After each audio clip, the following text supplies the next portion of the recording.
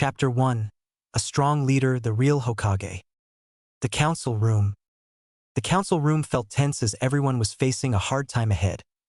Orochimaru's assault on Konoha did more damage than it should have. The death of Hiruzen Sarutobi, the Sandaime Hokage, being among that damage.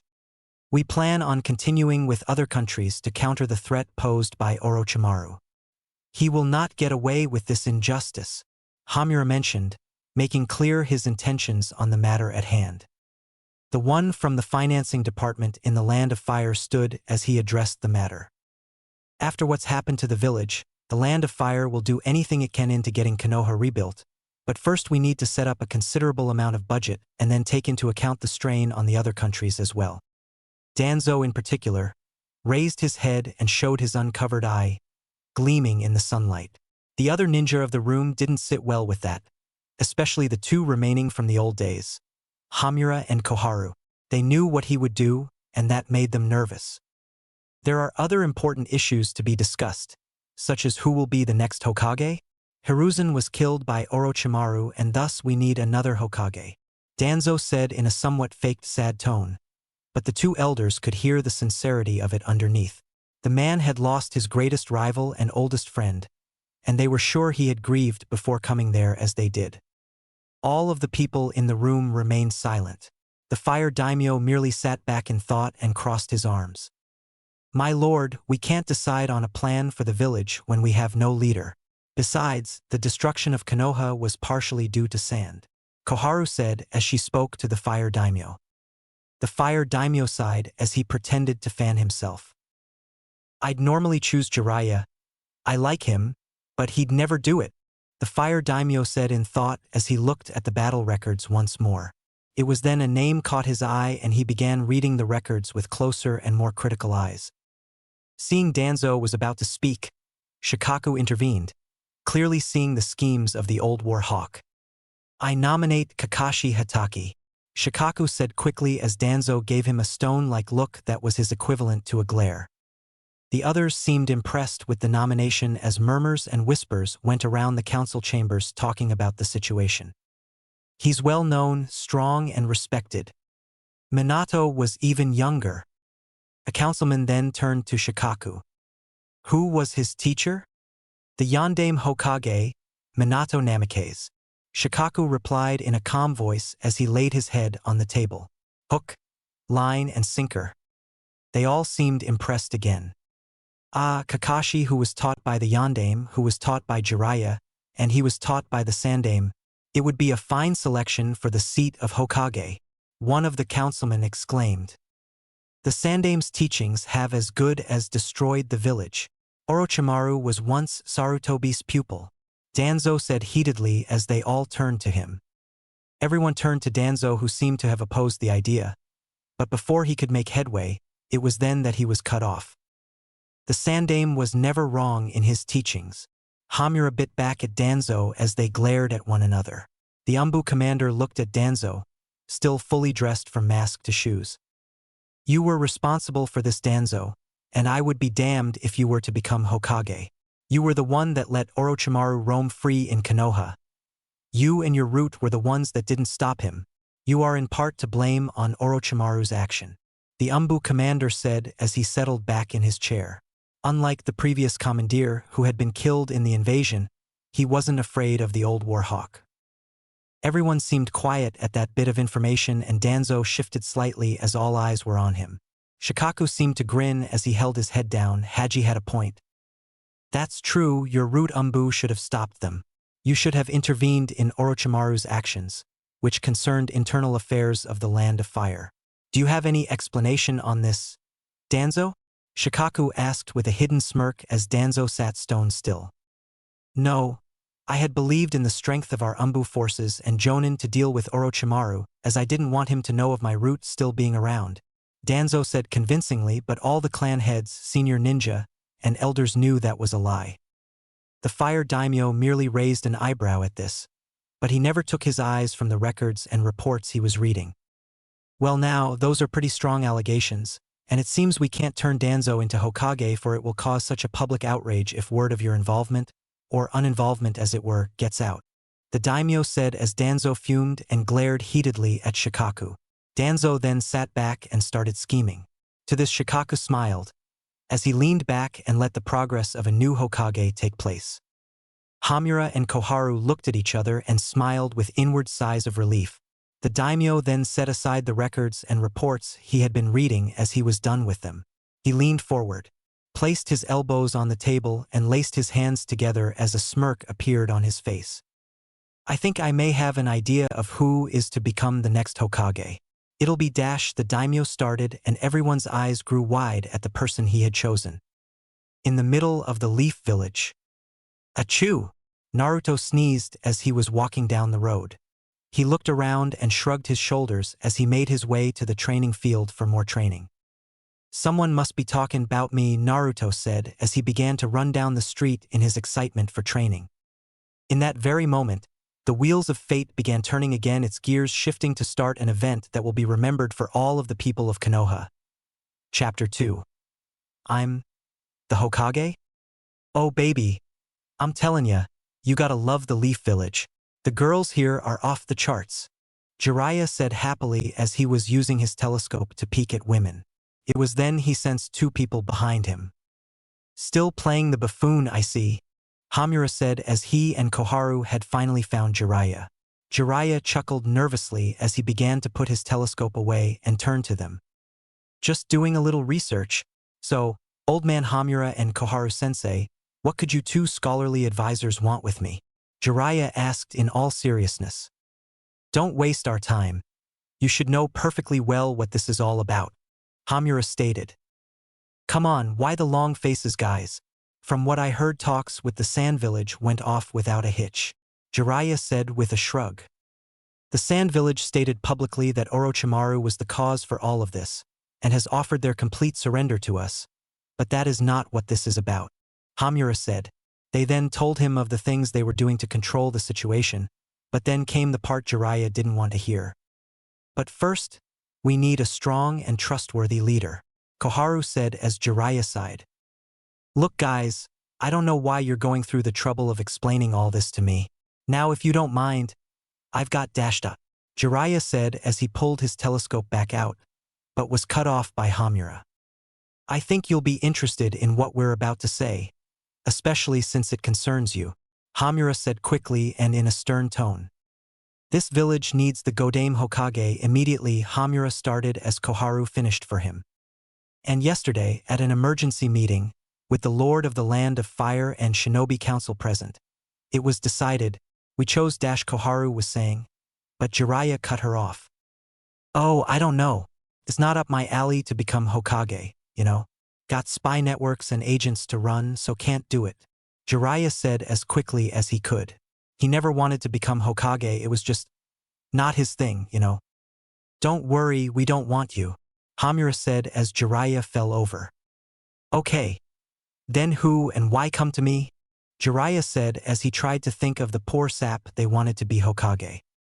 We came to you because you are close to the one the Fire Lord has chosen, and from the things we've heard, this person would like to hear this from a friendly voice rather than an umbu summoning them to the council chambers, Koharu said as Jeriah struck a thinking pose. Okay. Who's the poor sap? I mean lucky and honorable bastard, guy, Jeriah said as the two elders' sweat dropped at him. It is Naruto Uzumaki, Namikaze, Hamura said as Jeriah's eyes grew wide. His face then became stone serious at the mention of Naruto's true last name, while Hamura and Koharu were shocked Jeriah could look that serious. Naruto, why Naruto? Jeriah asked more seriously than he ever had in his life. He'd kill for that boy. True, during Naruto's early life he wasn't around. But when he came back he promised himself to be damn well sure to make up for it. He was just glad Naruto had turned out far better than what he would or could have been had he been around. If Jeriah was around with the things he heard civilians say back then, well, Konoha would have been a toad's footprint in the dust. The Fire Lord believes the boy to be the perfect choice as Hokage, and we agree. Young Naruto has the same personality as the Shodai and Naidame Hokages. He also has the same upbringing of Hashirama-sensei did when he was small. Our fathers used to tell us stories of that time, and we believe Naruto to be perfect for the Hokage title. Koharu said with a smile as Jeriah watched her and Hamura closely. If they had any evil plans for Naruto, then he'd deal with them himself. Also, Naruto is almost exactly like Hiruzen was at that age. He, like Hiruzen, is also a fervent believer in the will of fire, which all Hokages were in this respect. Naruto also has an unstoppable determination and drive which strongly impacts the lives around him. Even his enemies had been affected by his empathy, as even that Sangenin. Tamari has said to refer to the boy's amazing charisma as a unique power that allows him to change the worldly views of others. Hamura stated with a smile on his face as Jiraiya's face showed nothing but pure shock. Jeriah was absolutely and utterly floored. He had never really seen the two elders smile just from talking about a person's ANBU file information before, especially one younger than them. Hell, they used to frown or be stone-faced permanently when they talked to or even spoke of Minato. Damn, Naruto really could change people for the better. Even though many of the people we've spoken to so far have called Naruto hyperactive, impatient, impulsive, and inattentive, we have also heard that, however. When the situation calls for it or when someone is in trouble, Naruto can be very serious, intelligent, and will instantly try to come to their aid. Those are great qualities of a Hokage. He may be young and inexperienced, but we have a plan to remedy that. Koharu said as Jeriah sighed and nodded, knowing he would be part of the remedy. Fine, I'll help, but on one condition, Jeriah said as they began to talk more on the subject at hand. With Naruto, a few hours later, Naruto was stripping himself bare trying to find his ramen ticket as Tsuchi sighed. Come on Naruto, you can have this one on the house, but next time don't forget your ticket or money, Tsuchi said as Naruto gave him the biggest smile he could. He gave Naruto a fresh, steaming hot bowl of miso ramen. Thanks, old man Tsuchi, you're the greatest, Naruto exclaimed happily. Don't worry about it. Just be sure when you're Hokage, you make ramen the official dish of Konoha, Tsuchi said with a chuckle as Naruto chuckled as well. Sure thing. Everyone should know the greatness that is ramen, Naruto exclaimed as he began eating. After about 5 minutes he was about done when Jeriah came in and sat next to Naruto. Pervy Sage, I didn't know you liked ramen? Naruto said as he finished. Jeriah chuckled and ruffled Naruto's hair with a smile. I do, but not as much as you. In fact, I'll buy you another bowl, to celebrate, Jeriah said happily and with a laugh as Naruto was confused, but happy with more ramen. Jeriah paid Tsuchi for Naruto's last bowl and another for both of them. Celebrate what, pervy sage? Naruto asked, but Jeriah only chuckled and ruffled his hair again. That's a surprise for later, my young apprentice, Jeriah said as Naruto shrugged and began to eat the ramen Tsuchi had placed in front of him. You're just like Kushina and Minato. When ramen is around you don't care about anything else, Jeriah thought as he watched Naruto eat and then began his own bowl. Later. Come on you old pervert hermit, what's going on? Naruto yelled as Jeriah had brought him to the Hokage tower. Jeriah merely laughed some more as he walked in front of Naruto. As a wise sage once said, all things are revealed in time, Jeriah said as he could barely contain his excitement. Now it was 2 of his students who had become Hokage.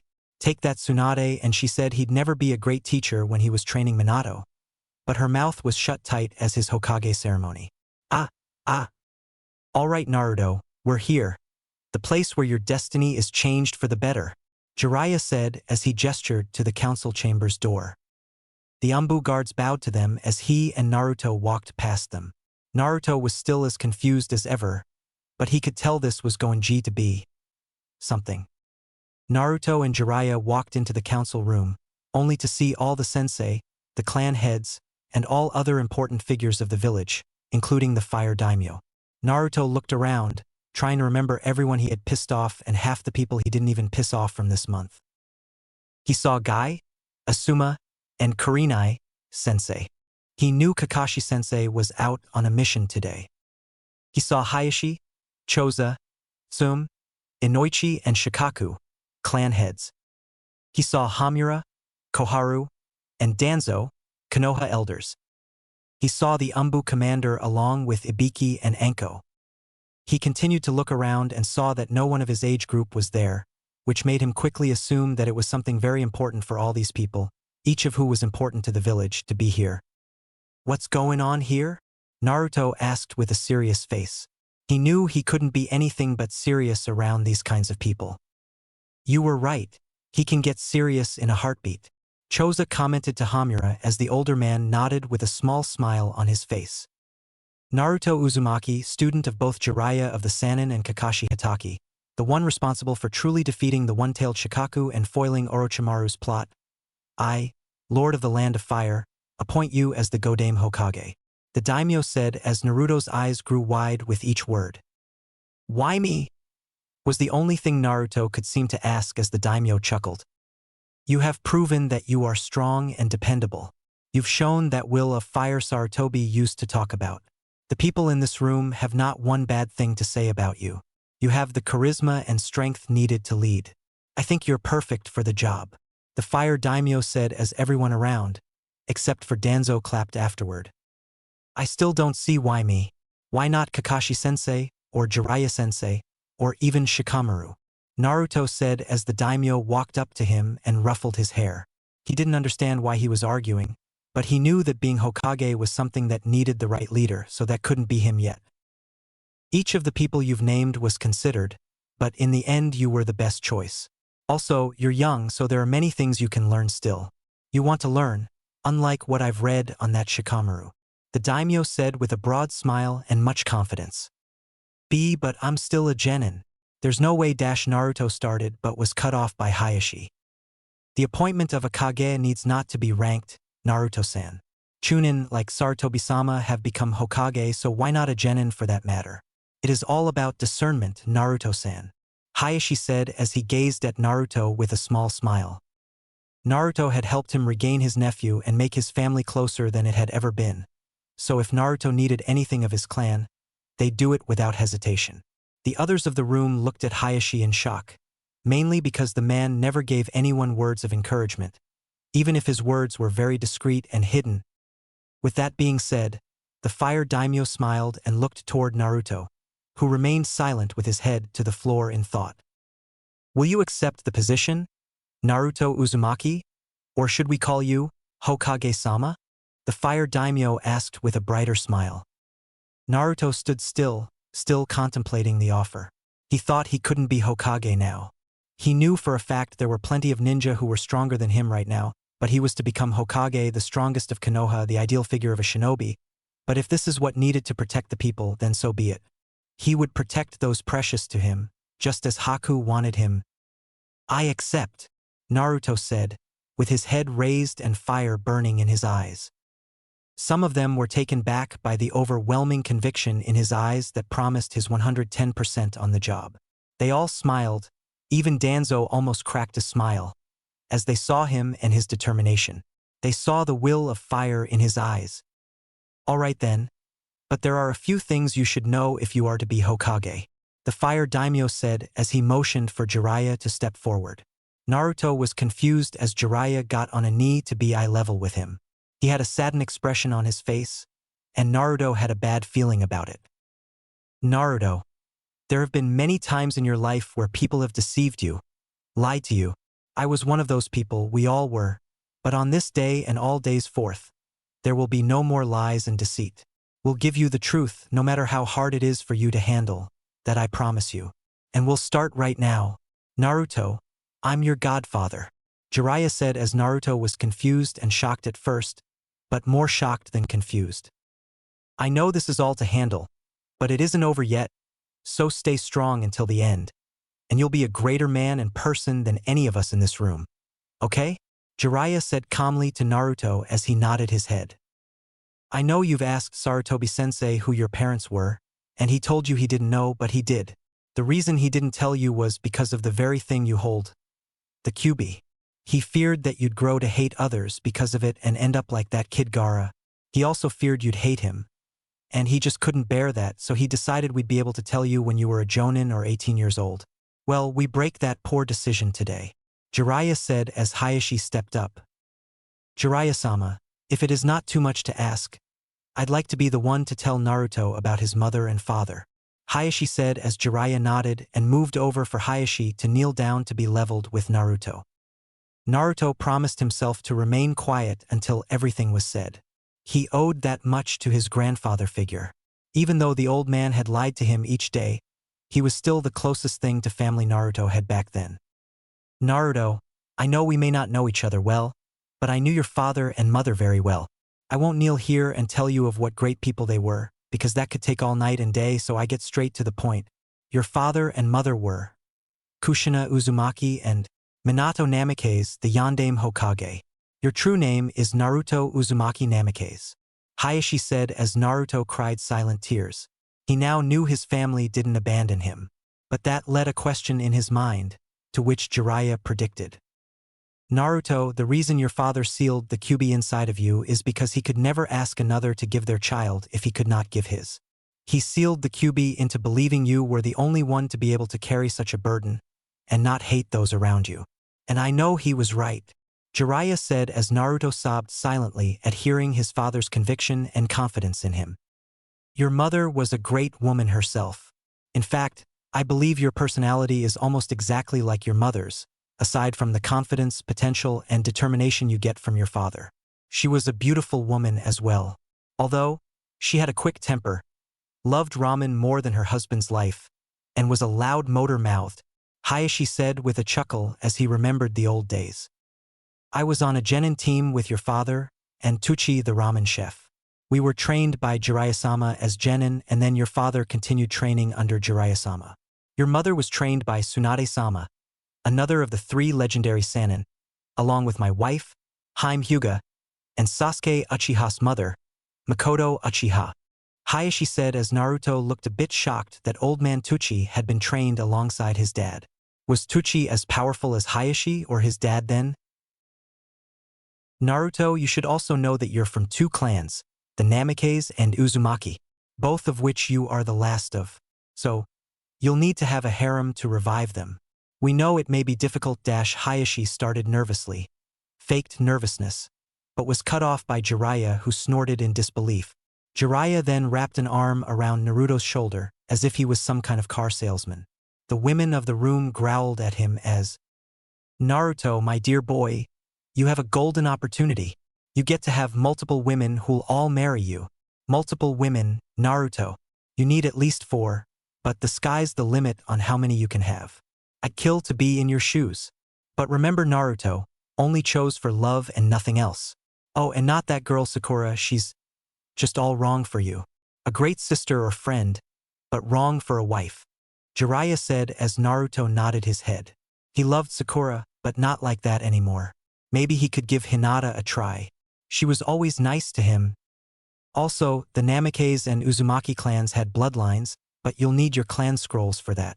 Other than that, I believe we've covered everything. So Naruto, do you have anything to say? The daimyo asked as Naruto dried his tears with his sleeves. When his eyes were dried, the others gasped as the burning fire in them was brighter than ever. They all smiled at him as he smirked back. Just one. Let's get started. Chapter 3. A Heart to Hawk. When Naruto headbutts with Danzo to show the old war hawk that he won't be pushed around. Naruto also has a nice chat with Hayashi. Guess who's in the village for Naruto?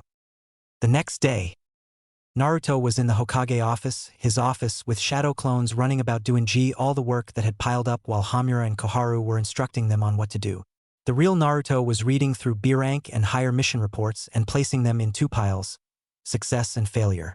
He was glad to see that only 3 of the 200 reports he had read were in the failure pile. It was then his secretary walked into the fray of clones and papers. Hokage-sama, Danzo-sama is here to see you. Should I send him in? She asked as she looked around. All the clones started organizing the papers better and put them away in a matter of seconds when Naruto nodded. The secretary left the room as Hamura and Koharu turned and walked toward Naruto. I don't know why you accepted to meet with him, Hokage-sama. He'll only try to play for power. Koharu said as she stood in front Naruto's Hokage desk while Hamura nodded beside her. I thought that as well, but there was a man like Danzo once.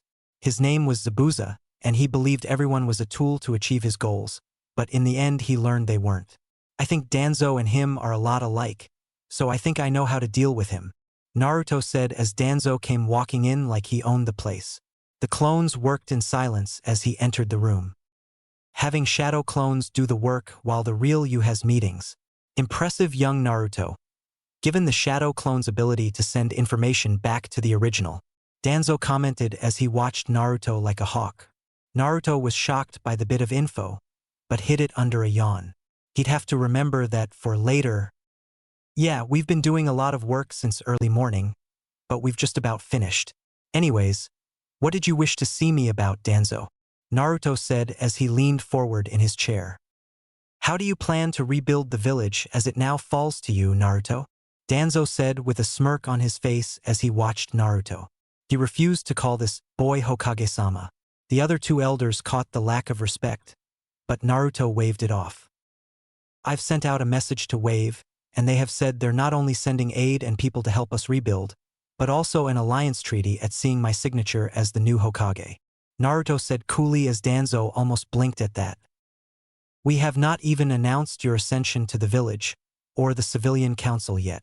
Also, what will you do about Orochimaru? Danzo said as Naruto was visible in thought over that. The two elders merely stood there, watching things unfold, as Danzo tested Naruto's ability to lead. There's not much we can do.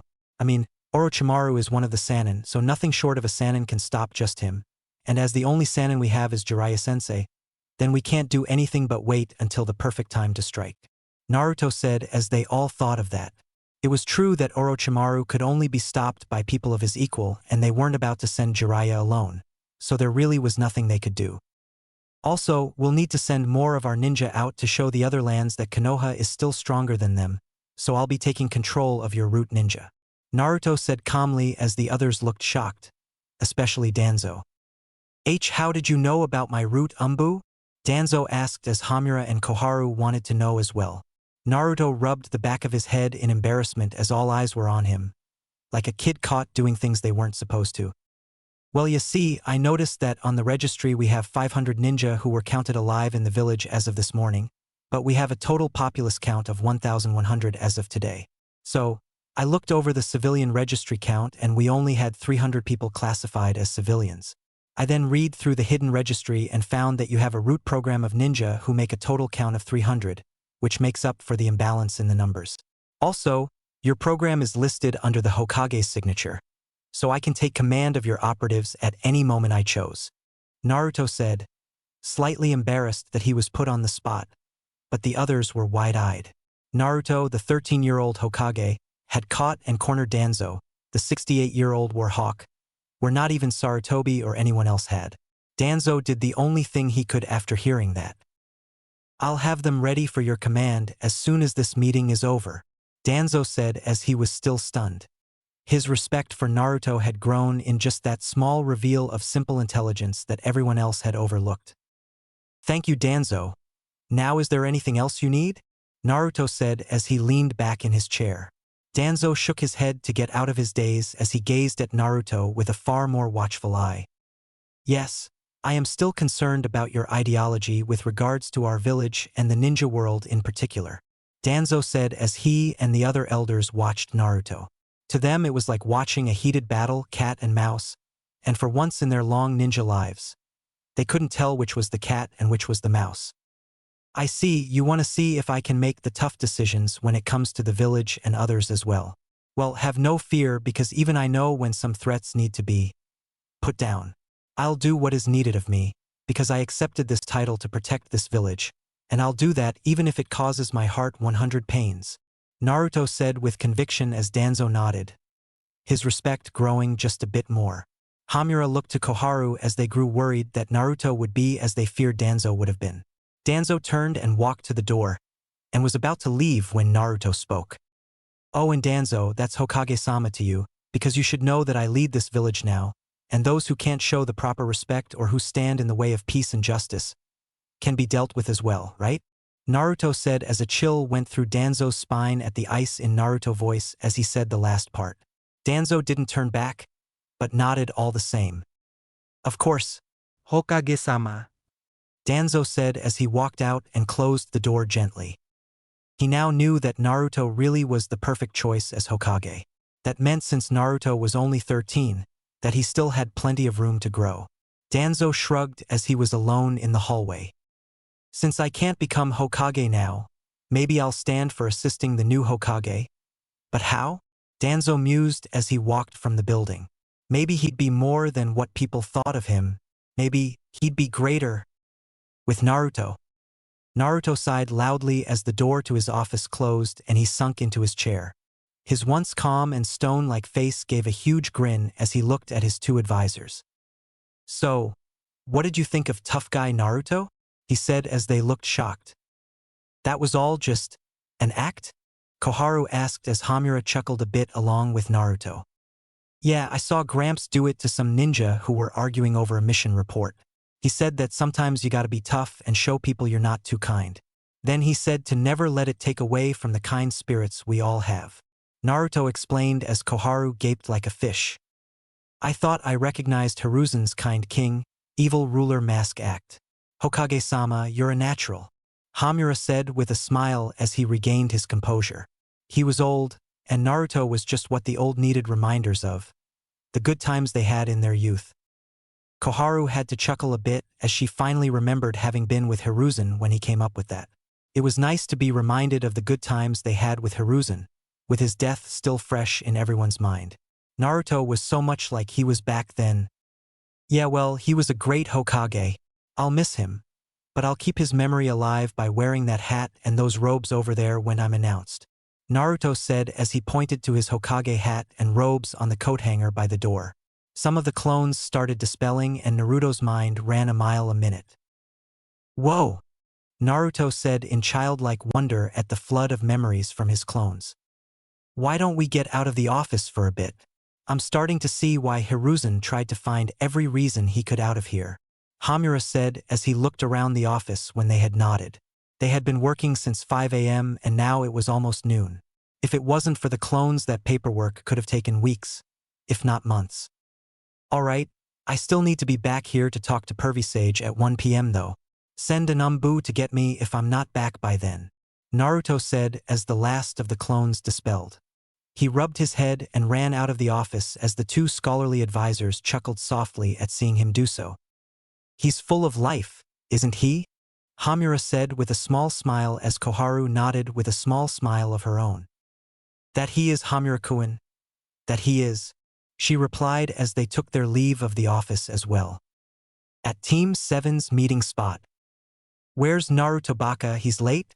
Sakura screeched as Sasuke covered his ears. I don't know. Just like I didn't know 5 minutes ago. Sasuke yelled back at her as she gave an embarrassed look and a mumbled apology. Sasuke merely grunted and returned to brooding. But then he saw someone. There's your dobe, Sasuke said as he pointed to the running Naruto coming their way. Naruto stopped skidding across the bridge and came to a stop. Naruto Baka, where have you been? Sakura yelled as she was about to hit him across the head. But Asuma had her hand in his grip as he and Kakashi flashed onto the scene. He gave her a stern look that she had never seen on him before. I don't think that's such a good idea, Sakura, Kakashi said with an eye smile as Asuma released her from his grip and she rubbed her wrist. He had a real tight grip on it, almost as if he was about to snap it. Naruto, shouldn't you be helping out the village? Like a Hokage would? Asuma asked in a sort of code as Naruto shook his head. I've got an hour before I have to meet the Pervy Sage, and then I can go back to helping. Naruto replied as he understood what Asuma was asking. Sasuke narrowed his eyes as he tried to understand what they were talking about, but he couldn't. Naruto Baka, we've got missions to do. The Shinobi Council has taken over until a new Hokage is appointed. You can talk to that old creep later, you idiot. Now come on, let's go, Sakura said as she moved to grab Naruto, but Asuma grabbed her wrist again and applied pressure. Like Kakashi said, Sakura, that's not such a good idea. Naruto, instead of meeting here with them, why don't you go help out around the village? The council has done such a good job of organizing today's missions that there's actually a shortage of them today. Asuma said as he and Naruto knew that it was really Naruto and his clones who had organized the missions for the day. Naruto nodded and ran back out into the village as Asuma had let Sakura's wrist go and blurred away. Kakashi sighed as he told Sakura and Sasuke that they could go today, but told Sasuke to meet him later while he disappeared like always. Sasuke watched as Naruto and Kakashi left. His eyes narrowed as he watched Sakura rubbing her wrist. Those two were up to something, but what? With Naruto.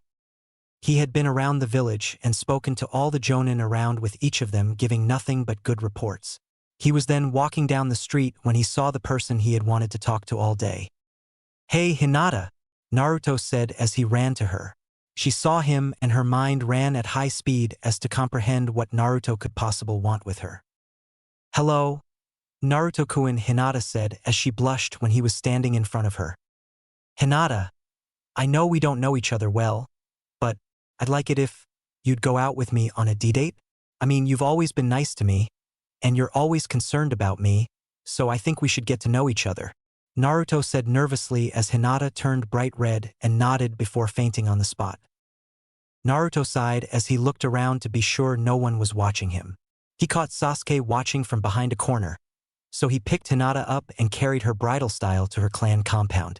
The guards stopped him at the gate and summoned Hayashi.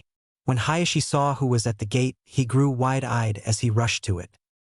"Let him in, you fools. It is Naruto Uzumaki, the one who helped our clan grow closer. I apologizes, Uzumaki-san, as they did not know who you were, or your newest statue," Hayashi said as he arrived at the gate. Naruto only smiled and waved it off as they bowed to him. Hayashi and Naruto caught Sasuke watching them, so they walked into the Hyuga compound so the boy couldn't follow. "No need for apologizes or formalities, Hayashi-sama. I'm still just Naruto," Naruto said as they walked into the compound. "Pleasant and humble. Those are good qualities in a leader, Naruto-sama," Hayashi said as Naruto sighed. "What did I just say?" Naruto asked tiredly as Hayashi chuckled and patted him roughly on the back. "In the immortal words of both your father and your mother, especially her, everything people tell me to do goes in one ear and out the other," Hayashi said with mirth as Naruto chuckled a bit. "That sounds like something I'd say," Naruto said as Hayashi nodded with an amused smile on his face. They finally reached Hinata's room and Naruto laid her down on her bed. He and Hayashi then went to the tea room and Hayashi closed the door as seals glowed slightly before fading away. He turned back to Naruto, who had a curious look on his face. "Sound and identity seals. Only Hinata or Hanabi could get in now," Hayashi replied to the unasked question on Naruto's face. Naruto nodded as he and Hayashi sat down. "So how goes the recovery?" Hayashi asked as he poured tea for Naruto and himself. Naruto took a sip of his tea before replying with a smile. "It goes well. The main areas that Orochimaru hit will be cleared of debris by tomorrow. It seems that Wave got their aid here on the double and had arrived this morning from the message I sent after our meeting yesterday. They sent an old friend from my first C-rank mission as the head carpenter. His name is Tazuna. Have you heard of him?" Naruto said as Hayashi nodded with a smirk. "Yes, I have, and I've heard of the Great Naruto Bridge as well," Hayashi says as Naruto coughed a bit from hearing that last part. "He named the bridge after me?" Naruto said with a raised eyebrow as Hayashi nodded. He had no clue that the people would name the bridge after him. That was just, wow. "Everyone knows of you as the savior of Wave. Well, at least all those who care of news from outside Konoha," Hayashi said as Naruto gave him a look. "You mean the clan heads, elite chunin and higher, but not the civilians or the civilian council?" Naruto asked as Hayashi nodded. "Yes, I fear the civilians and those on the civilian side of the council have gotten too comfy in their leisure to remember they are not above the rest of the world," Hayashi said as Naruto looked deep in thought. "Is that why they weren't at the meeting to appoint me yesterday?" Naruto asked as Hayashi twitched a bit, but nodded all the same. "Yes, we all know they would have outright opposed you as Hokage, but also because in times such as these only the Shinobi Council, the village elders, and we clan heads hold power of the village. You as Hokage lead us all, but remember Naruto, no matter what anyone else says. This village is a dictatorship, not a democracy. You rule the people, all of us, even me, so know that no one is above you, and if they cannot see reason, then they can just as easily be banished, if not worse." Hayashi said as Naruto looked visible in thought. Thanks, Hayashi-sama. I'll be sure to remember that, Naruto said as he was still in thought. Hayashi chuckled and gave Naruto a nudge. Don't be so formal with me. I'm sure the way Hinata stalks you, you'll be calling me father-in-law in no time, Hayashi said casually with a smirk as Naruto spit out his tea and turned to Hayashi with a shocked face. She stalks me? Naruto yelled in disbelief as Hayashi chuckled. Like your mother stalked Minato for those 5 months after he saved her.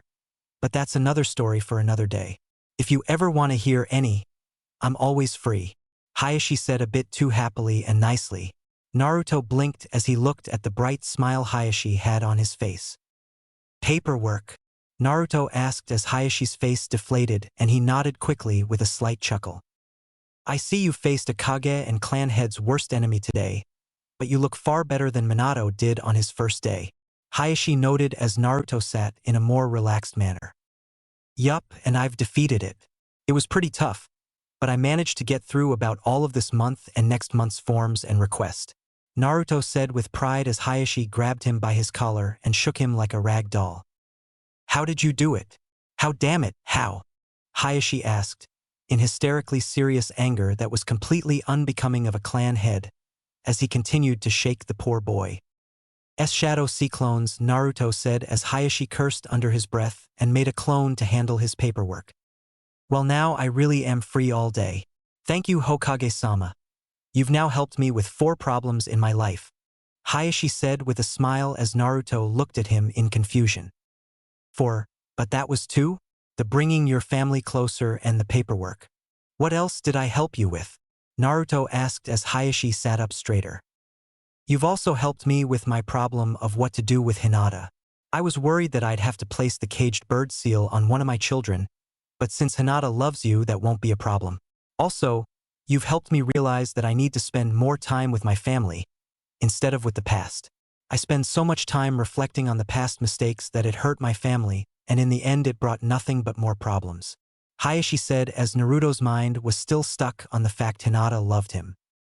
Naruto-sama, I have but one more favor to ask of you before anything else. I know you have helped me and my family much, but I feel I must ask this of you, Hayashi said, almost begged, as Naruto shook his head of his thoughts. Sure, Hayashi, anything, Naruto said, but got the strangest feeling those were the wrong words. Marry my daughter, Hayashi said as he bowed to Naruto, while the latter's eyes were wide with pure shock in them.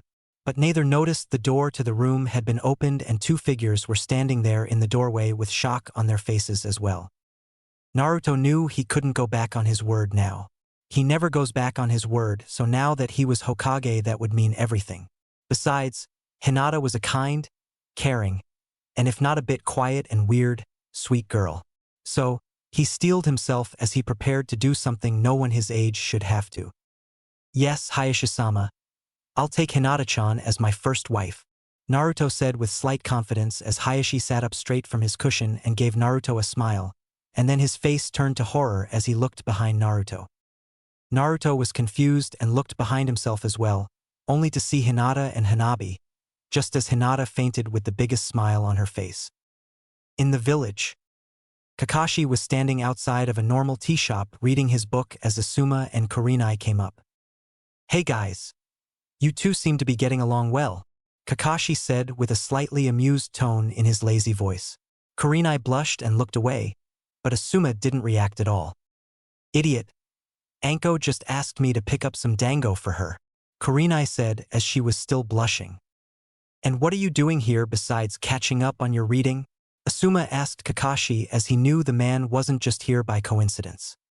He glanced up and down the street, but saw nothing out of the ordinary. I need to buy something to put on a grave, Kakashi said as they both caught on to the lie quickly. Asuma then knew something was seriously wrong for Kakashi to blatantly lie like that, so they all played it cool and followed with it. Plus, I'm meeting some body here, Kakashi said with a glance into the tea shop they were standing outside of. Asuma and Kurenai glanced in there as well, seeing 2 people with black cloaks with red cloud patterns and bamboo hats on. The 2 seemed a bit too relaxed, but even Kurenai could tell they were powerful. Just waiting on Sasuke, Kakashi said as one of the people gripped his cup harder and made his ring strap against it, causing a noticeable noise that made Kurenai jump slightly and Asuma tensed as they all continued to watch the two. The two suddenly vanished into thin air as Sasuke approached Kakashi. Kakashi, it's not like you to be earlier, Sasuke commented as he reached them. Kakashi and the others didn't even turn to him as they looked toward each other. Kakashi gave the two jonin a look, and Asuma and Kurenai nodded as they jumped into the air and blurred from sight. With Naruto, he and Hayashi had just been about to explain things. They were now dealing with a fainted Hinata and an angry Hanabi when an Umbu ninja appeared outside the door. Hokage-sama, urgent news from Umbu Patrol 5. The Umbu said from his knelt position. Hanabi would have seemed shocked if Hayashi hadn't struck a pressure point to the back of her neck, knocking her out as the Umbu appeared. Hayashi motioned the Umbu into the room as he and Naruto had serious looks on their faces. Hayashi closed the door and reactivated the seals as they began. Report, Naruto said as he was in full Hokage mode. He was starting to get used to it as Umbu had been appearing before him since 5 am. Umbu Patrol 5 was alerted by Might Guy, who has spotted Itachi Uchiha and Kisame Hashigaki by the river that runs through Konoha. What are your orders, sir? The Umbu aide as he lifted his head to show his bird mask. Bird. I want you and Boar's squad to assist any ninja which are trying to apprehend them. If Guy spotted those two taking a casual stroll through my village, then chances are some jonin like Kakashi-sensei have to. Naruto said as Bird nodded and Shunshined away. Naruto and Hayashi then got up and walked out toward the Hokage tower after making 2 clones to take the girls to their rooms. You're smarter and better at this than your reports and grades ever suggested, Hayashi said with a smirk while Naruto shrugged. What can I say? Grades and reports aren't everything, Naruto said with his own smirk. You know, you're the perfect example that our ninja need, Hayashi said proudly. Thanks, Naruto said quietly as they finally reached the tower, with Jeriah already outside.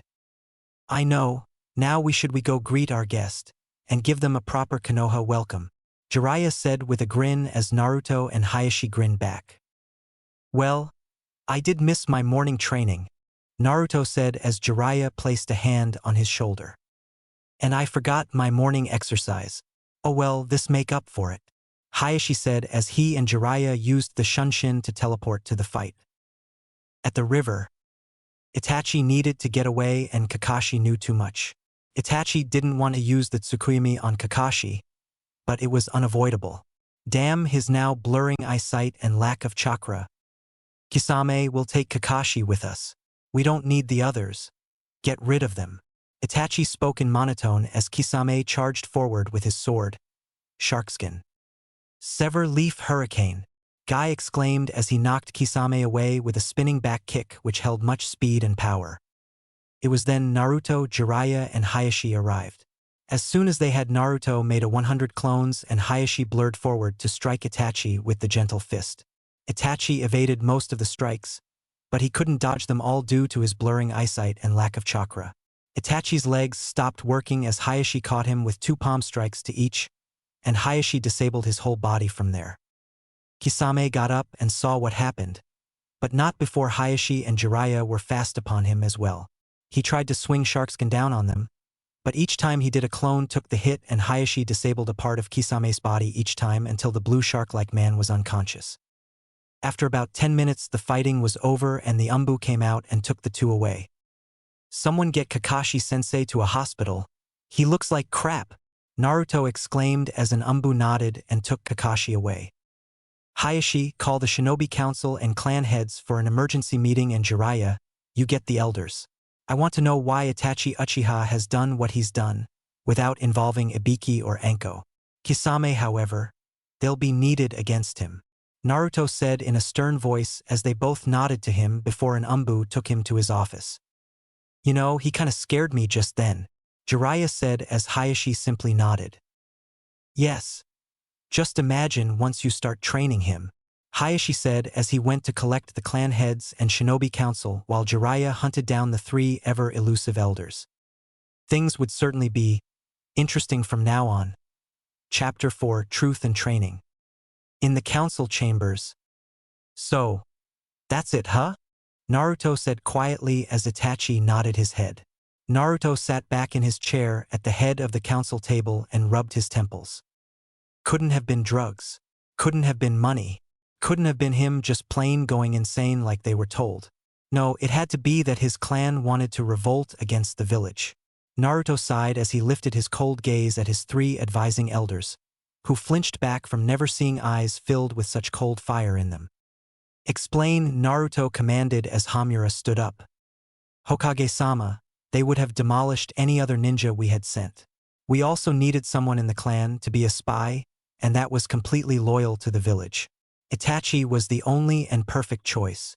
Hamura explained as his fellow 2 elders nodded. So you ruined the life of one good person because my predecessor, the 3rd Hokage, allowed the civilian council to control the academy? You ruined Itachi-san's life because he was willing to kill his family? Are you 3 morons? Naruto spoke as his anger rose with each question.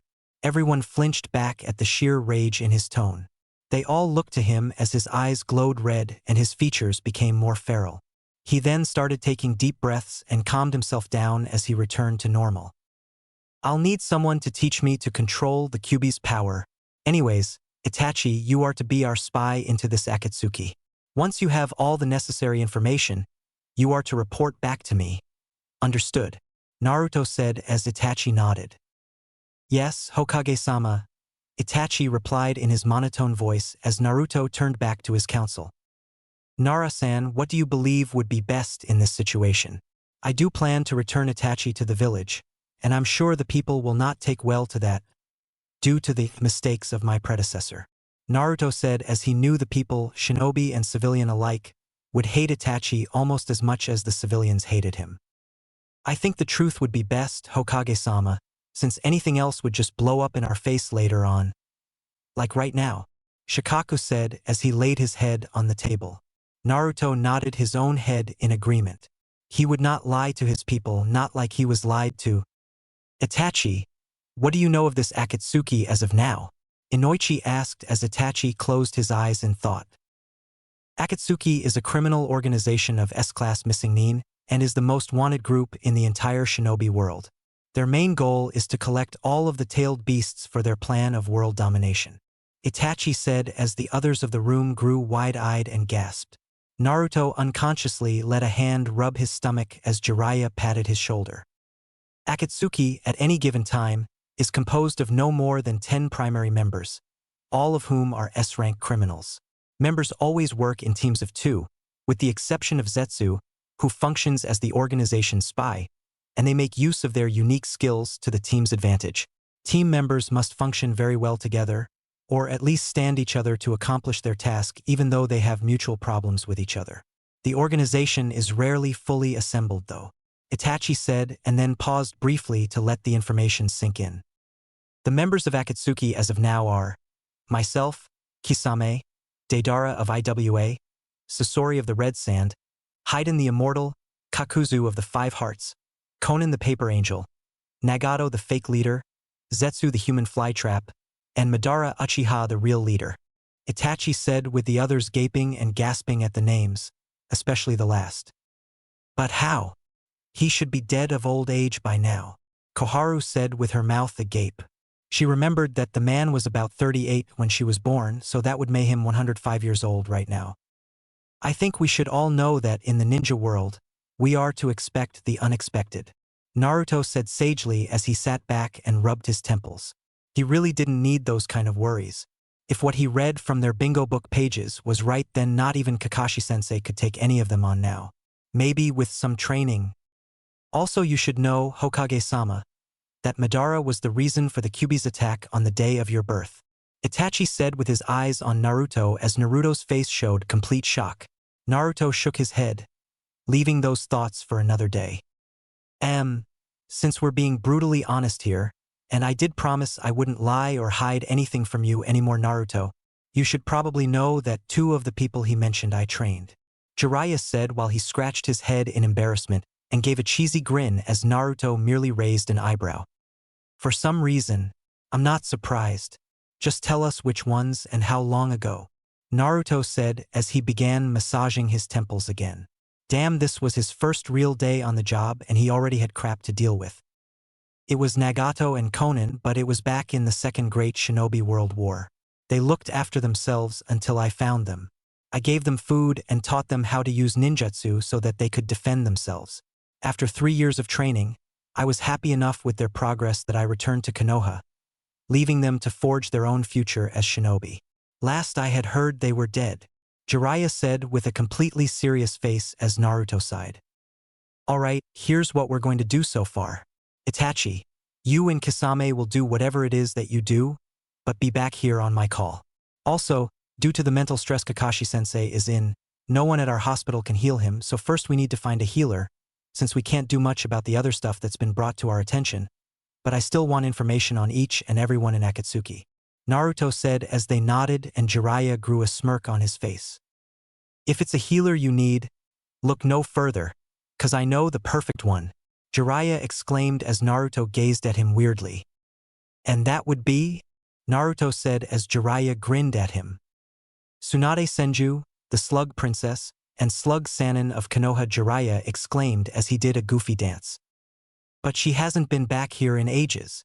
She said she'd never return to this village, Koharu said as Naruto looked at her. I don't give a damn if she has or hasn't, 'cause she will, Naruto said as he sat up in his chair.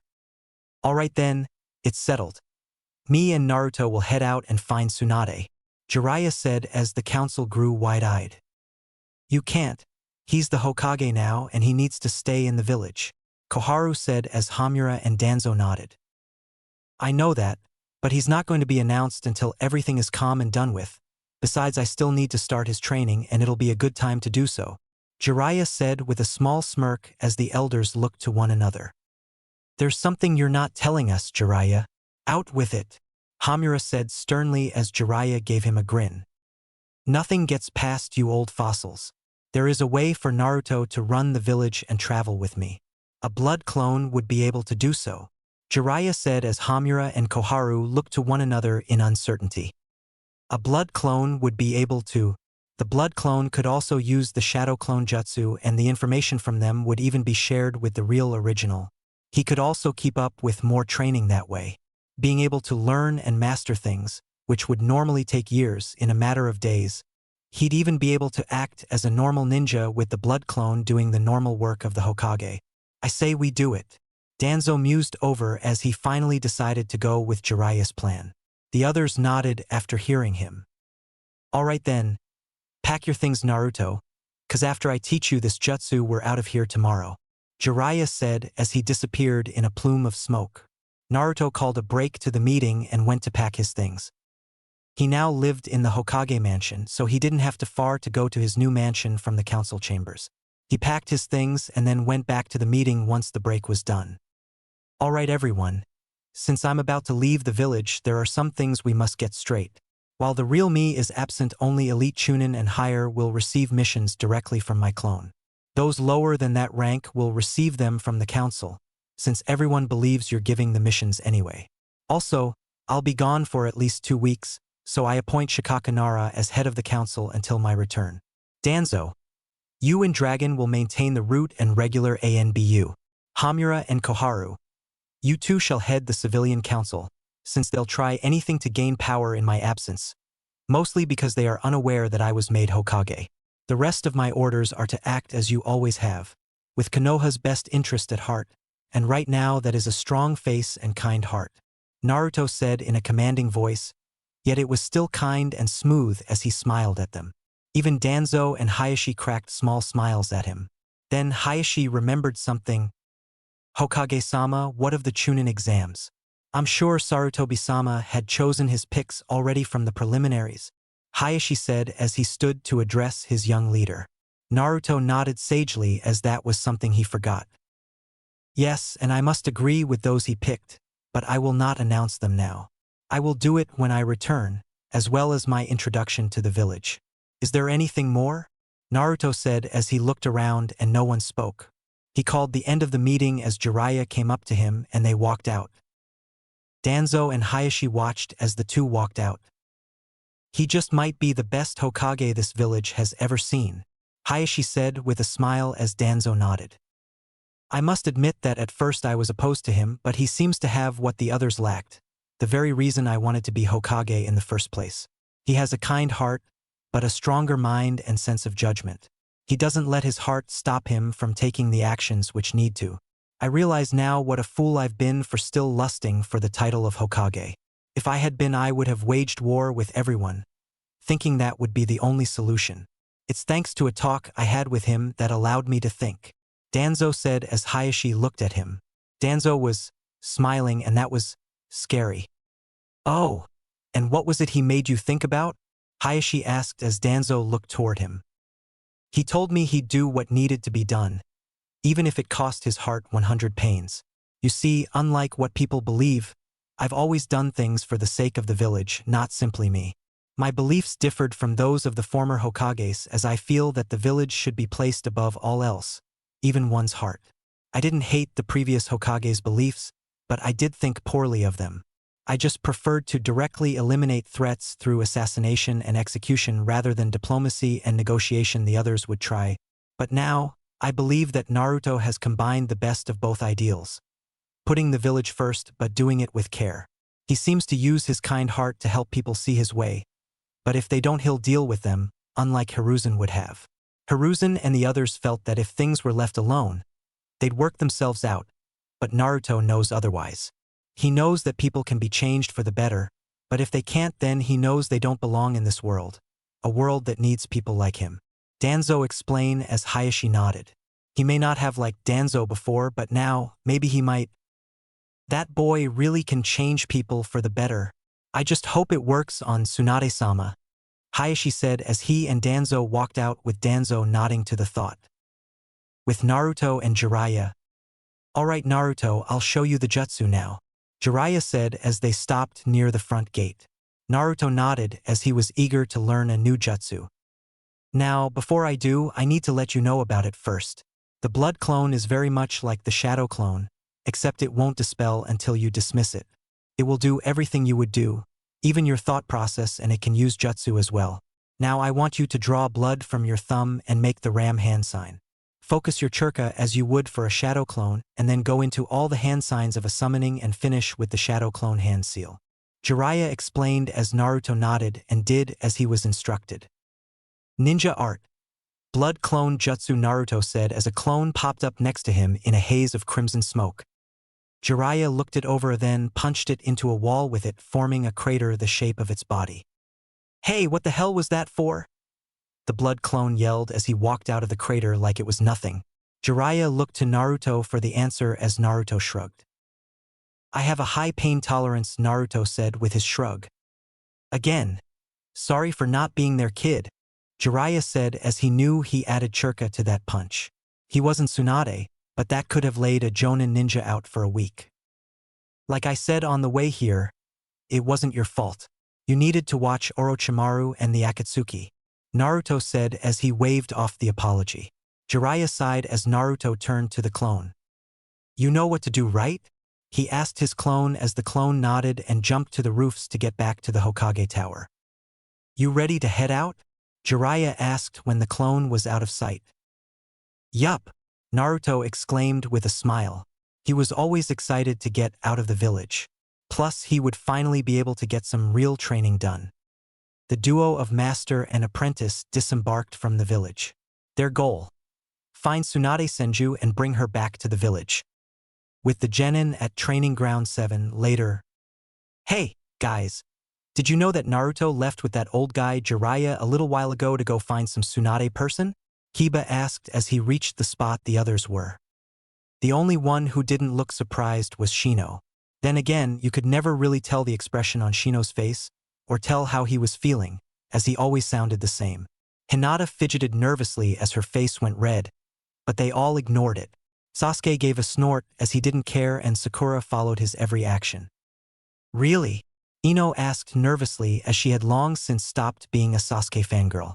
After she heard what Naruto had done to protect his friends, it opened her eyes to the truth about a lot of things. Yeah, I heard on the way here that they left a little while ago. It doesn't matter to me, but I thought his team might want to know. Kiba replied with a shrug as Sasuke snorted again. I don't care what he does, so long as he's not here to get in my way, Sasuke said as he leaned against a tree. Yeah, that idiot is probably going away because he tried to be cooler than Sasuke-kun when the sand and sound invaded. We all know Sasuke-kun was the one to beat that demon Gaara. No one gets in Sasuke-kun's way, Sakura exclaimed as Sasuke simply took the credit for the fight when people asked about it. No one would believe the dope would actually win a fight. Why not take some Umbu or Hyuga then too?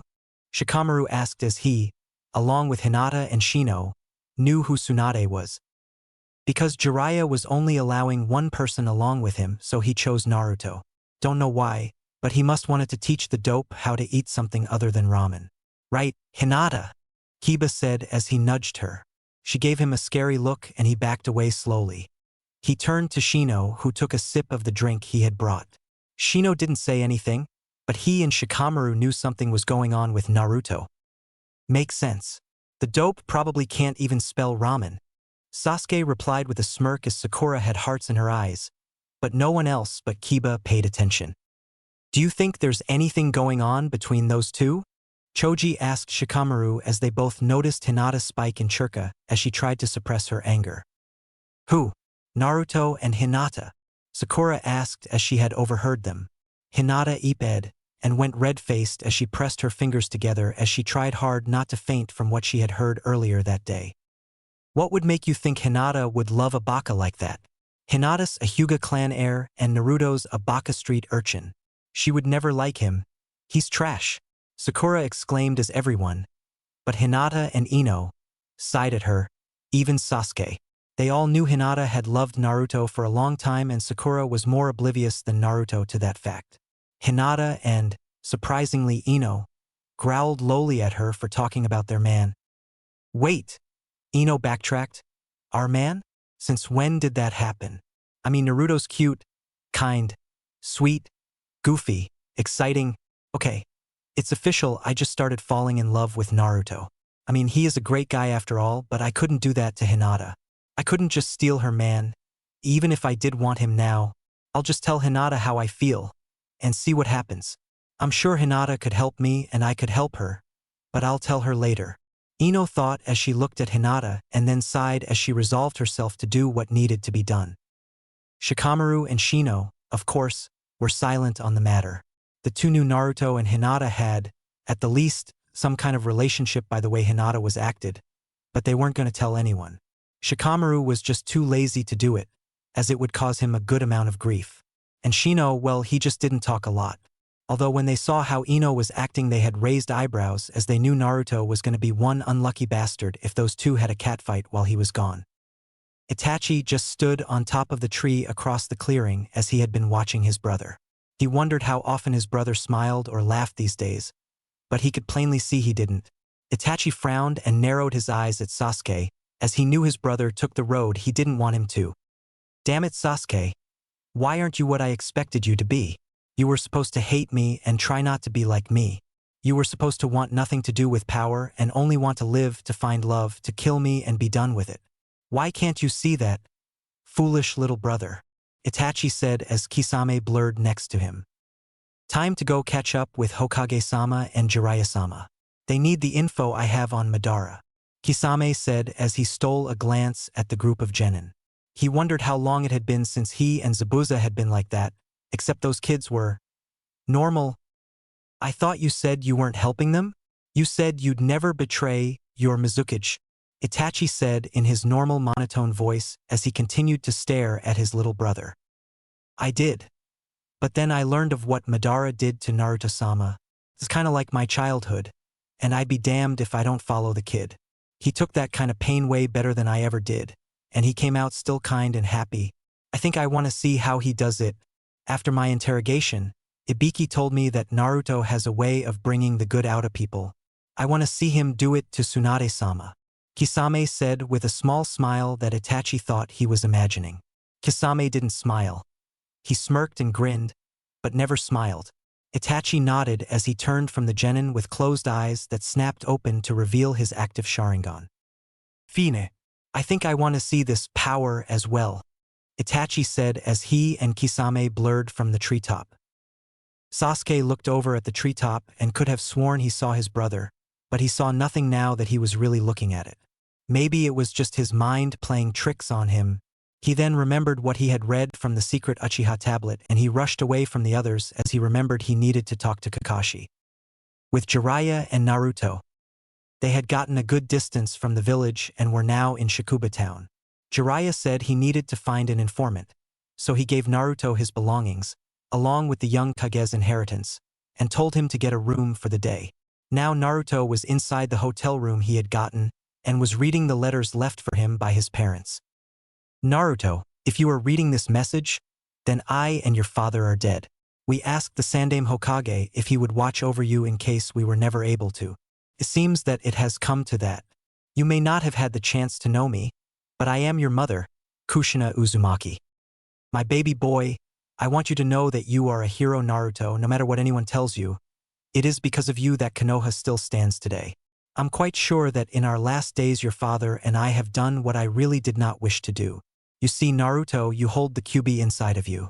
I'm sure if you're old enough that you know this by now, so I won't say too much on that. Just know that I probably disagreed with your father seal him inside of you, but I'm sure in the end, it was too late for any other choice. I would have probably also disagreed with the Sarutobi-sama when and if he said that you should never be told of the Kyuubi. I'm sure he didn't tell you, but I'm sure you know by now. I love you, Naruto, and so does your father. We know that you are not the demon and that you never will be. You're our greatest little angel. Now on to serious business, Naruto. Our people have a strong bloodline, one that will give you power that many have never seen, but you must learn to control it. It is the power to use all 5 of the elemental churkas, along with Yin-Yang churka.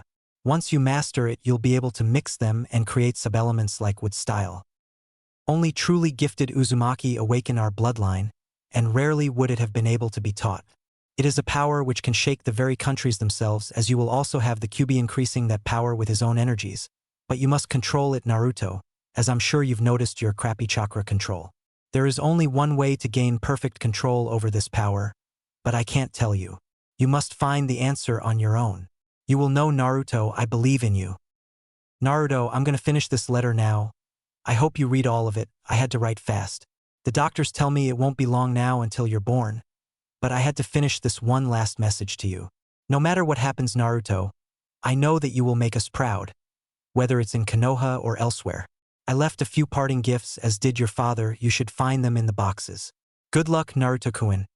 I know that you will become the greatest shinobi, and may Hokage if the village is as Minato has always said, even though I know that's not the case. Love, Kushina Uzumaki, your mother. Naruto cried as he read his mother's last letter. Now he knew he was always loved by them. Now he knew he wasn't what the villagers called him. He found an even greater source of determination now. He would make his mother proud. I did it, Mom. I'm Hokage, but the village is nothing like what Dad hoped it was. I'll make you proud, and that's a promise. Believe it, Naruto said as he returned to reading the last of the scroll, which was from his dad. Hiya, Naruto. Your mother told me we're making like a time capsule or something for you, so I put in my favorite jutsu so you can use them someday. In the scroll, it contains instructions for the Hiruzen and the Rasengan, 2 jutsu I'm very well known for. The Rasengan hasn't gotten completed yet, but I know you can finish it if I don't. The 3-pronged kunai are used in conjunction with the Hiruzen, but not necessary. You can read more from the scroll. Oh yeah. And whatever you do, Naruto, listen to your motor-mouth mother. Adaden. I'm sorry, but I had to. It was so funny in the manga and I loved it. Also, our clan had a bloodline, so you might inherit it, but I never did. It's called the Dyogen Great King Ai. My dad had it before he died, so you could have it too. If you don't, then you have the elemental star power of your mother's clan, the Uzumaki. The Dyogen comes at a price, so be sure to read more in the scrolls. See you later, Naruto. Love. Minato Namikaze, your father, Sandaime Hokage. Naruto cried harder as he realized his father didn't even know what would happen to them all. His mother must have been the only one to think ahead. He sighed as he wiped away his tears and opened the scroll for the Dyogen. The Dyogen is a jujitsu like no other. While many believed it was inferior to the three great Dojutsu, it was not. In fact, it is far more powerful than they could ever hope to be. This level of power, along with the Daiugen's true abilities, however, is only known within the clan, and so we have let others, including our own village, think less of us. What ours know of the Daiugen's abilities ID that is gives perfect sight, much like a great king sees all within his kingdom, but that is all others know of its power. To read the rest you must gain the Daiugen, and that requires a clear mind and the following hand signs. Naruto nodded as he knew exactly what a clear mind meant. He needed to knock himself out after performing the jutsu. He did the hand signs from the scroll and then focused his chakra to his center. He felt himself became sleepy and then he fell back to the ground with a thud. In Naruto's mindscape, Naruto awoke to find himself standing in suddenly a sewer he knew was inside of his mind. He followed the sewer down 2 long tunnels and around 2 corners, ending up in a huge room the size of his former apartment building. On the far wall was a cage door that went wall to wall, and from the floor to the ceiling, it was very intimidating. The only thing that was holding it closed shut was a seal with the kanji for seal on it. It was then 2 large blood-red eyes opened and stared at Naruto with kindness and sorrow. Okay, now he was floored. "Kyuubi," was all Naruto could say, as the puffball would be yelling at him or calling him a brat by now, but it looked ready to cry.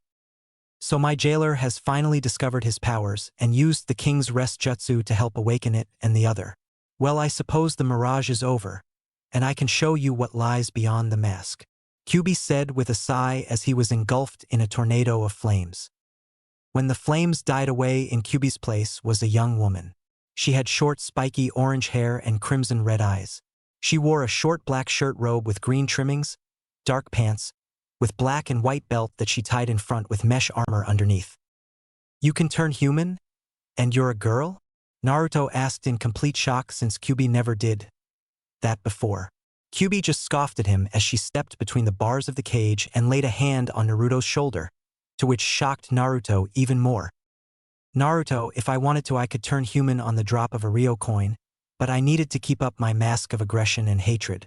Do you honestly think I've survived thousands of years being a giant beast of hate and anger? Hell no, I'm smarter than those humans could ever be. That's why as soon as I was sealed into I saw the same power that righteous man had at once. I saw the power of a king in you.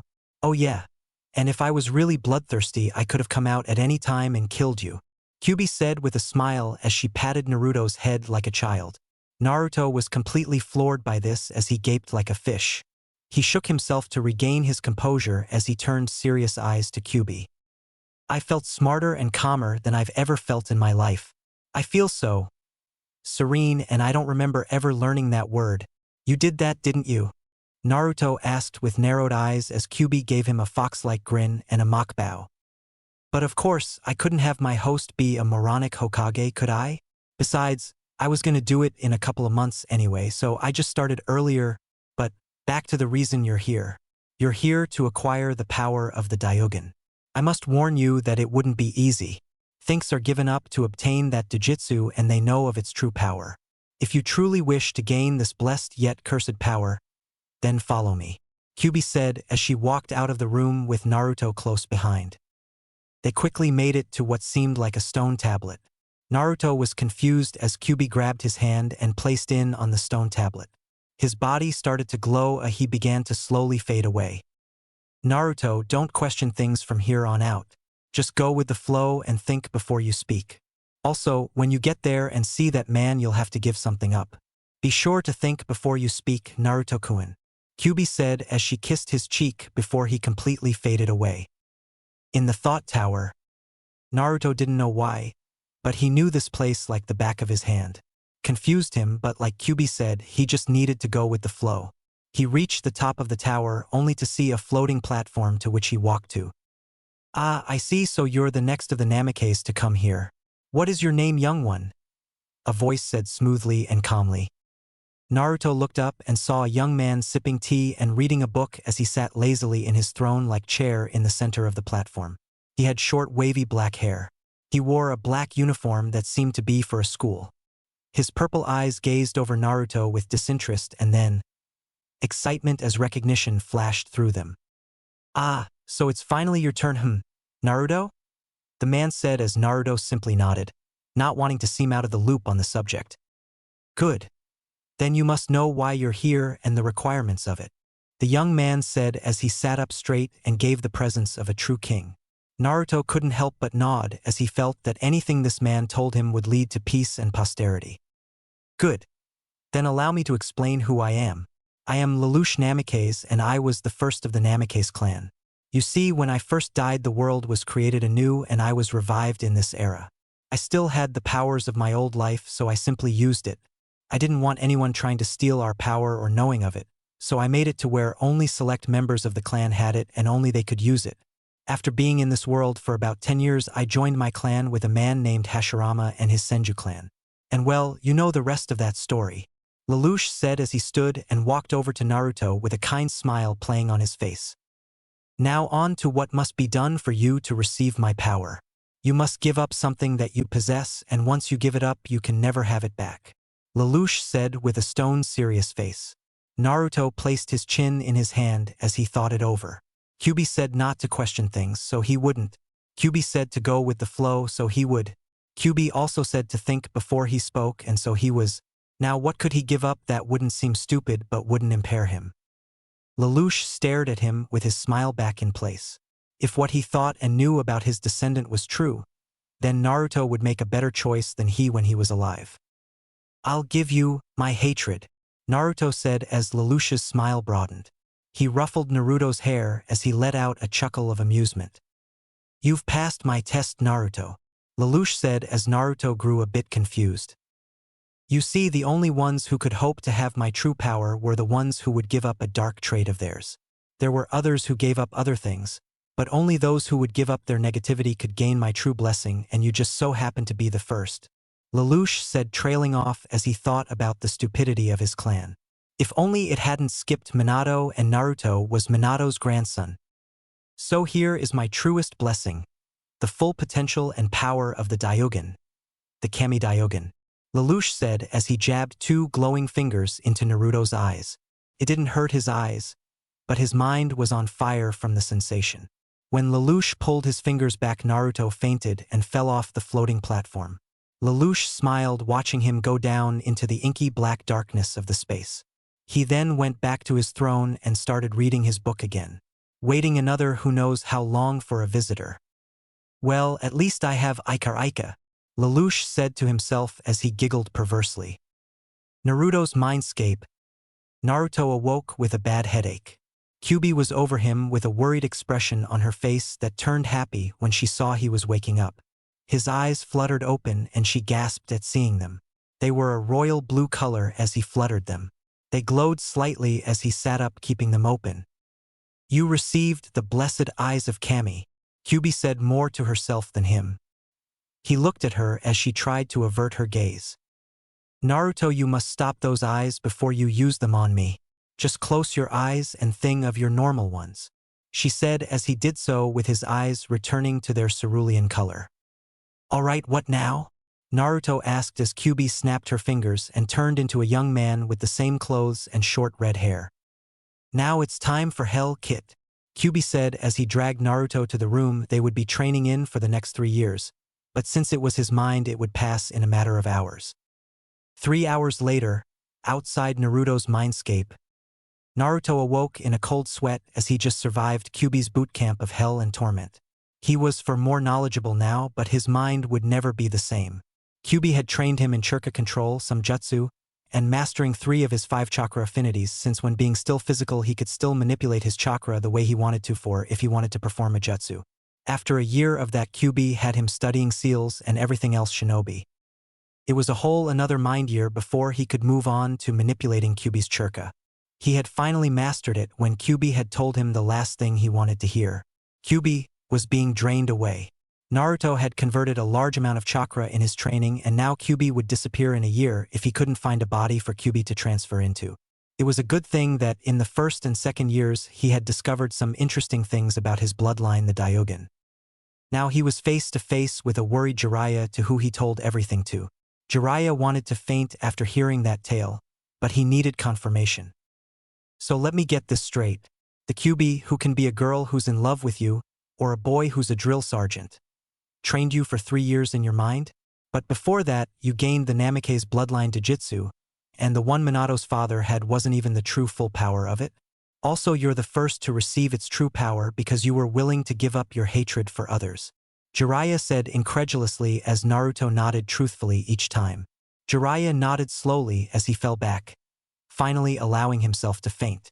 Naruto only looked at him, then shrugged as he got his Dyogen scroll and activated his eyes to read more on the powers his eyes had. Interesting, Naruto said with a fox-like grin as he read the scroll. Yup, tomorrow's training with Jeriah would be interesting indeed. The next day, Naruto and Jeriah had gotten up early to train and then moved to the next town in search of Tsunade. That was why they were in Haskin town. Jeriah said he and Naruto would be collecting some information there. The only problem was, why do I have to stay here? I'm the now, so why can't I go? Naruto whined as Jeriah sighed at his actions. I thought you said that you grew smarter? Jeriah asked as Naruto blinked. I did, but that doesn't mean I'm still not 13, pervy sage. Besides, Q-chan said she likes my childishness. Naruto said with a pout. Well, I don't care for it much.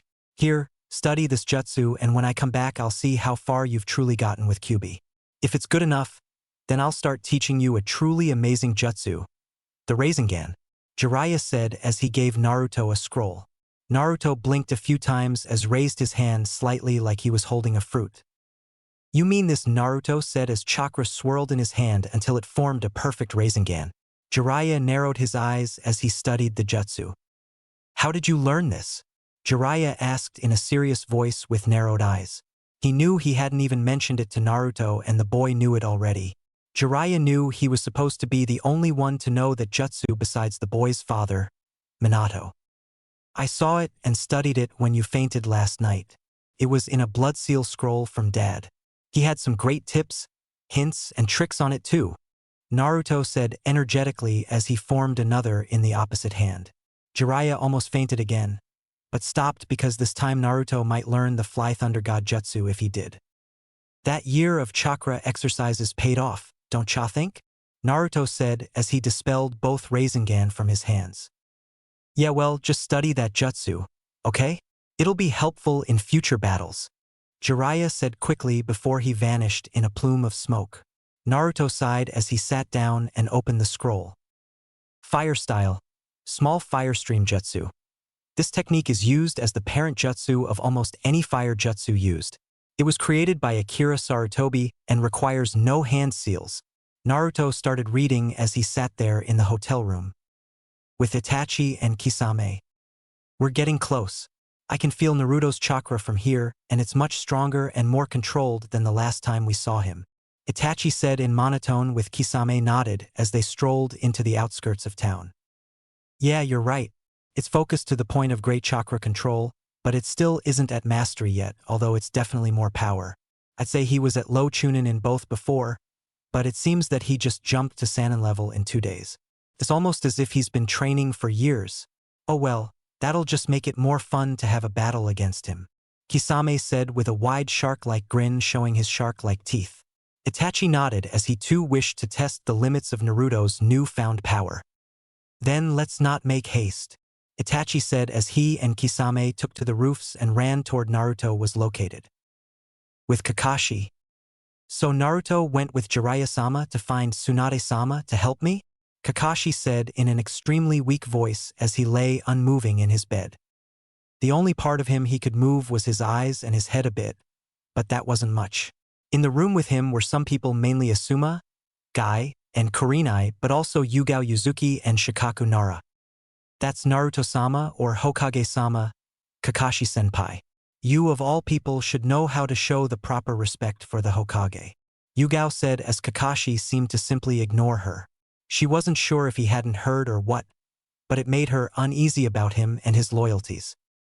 Anyways, that's everything from the meetings, and so now all of you are filled in. And Kakashi, show Naruto-sama the respect he deserves. After all, he could just have you killed if he wanted, Shikaku said lazily, but smirked as the little color Kakashi had faded. I'm very respectful of Naruto, but that doesn't mean we should let it go to our heads nor his. I mean, he is just a genin after all. He may be Hokage now, but he doesn't have any of the power to back up the title. I'll admit he may have a few good jutsu, but he lacks the intellect and power to be a proper Hokage. At first I was caught in all the hype that my student became Hokage, but he really can't do it. He's the weakest of my team. Now Sasuke, on the other hand, he defeated Gaara, the one-tailed Jinchuriki, Kakashi said as he stared at the ceiling. He was oblivious to the anger and shock of the others in the room. They were the ones who really knew of the battle, mainly because Yugao was the one to witness it. So, Kakashi had been fed that crap the civilian council had spread around. Kakashi, do you mind if I go for a smoke? Asuma asked as he nodded to the others that they would deal with it later. They nodded back as Shikaku and Yugao left in a plume of smoke. Asuma sighed as he sat back down. Kakashi finally, and painfully craned his neck over so he could look at them. I thought you were going for a smoke.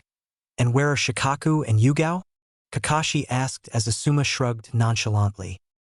I decided against it since my friend's hurt, and I think those two needed to get work done, so they left as fast as they could, Asuma said as Kakashi nodded at the lies. After talking more for a few minutes, Kakashi had fallen asleep and the others were talking amongst themselves. Shoo! Guy said as the door opened to reveal Sasuke. Sasuke took a quick glance around the room and frowned as he walked into it. Why is Kakashi asleep and why is this room full of jonin? Sasuke asked, or rather demanded, as if he was entitled to the answers. Guy had to suppress his anger a bit as he answered the boy. Not a much really, Guy said unconvincingly as Sasuke only became enraged at the obvious lie. What are you doing? What in the world is going on here?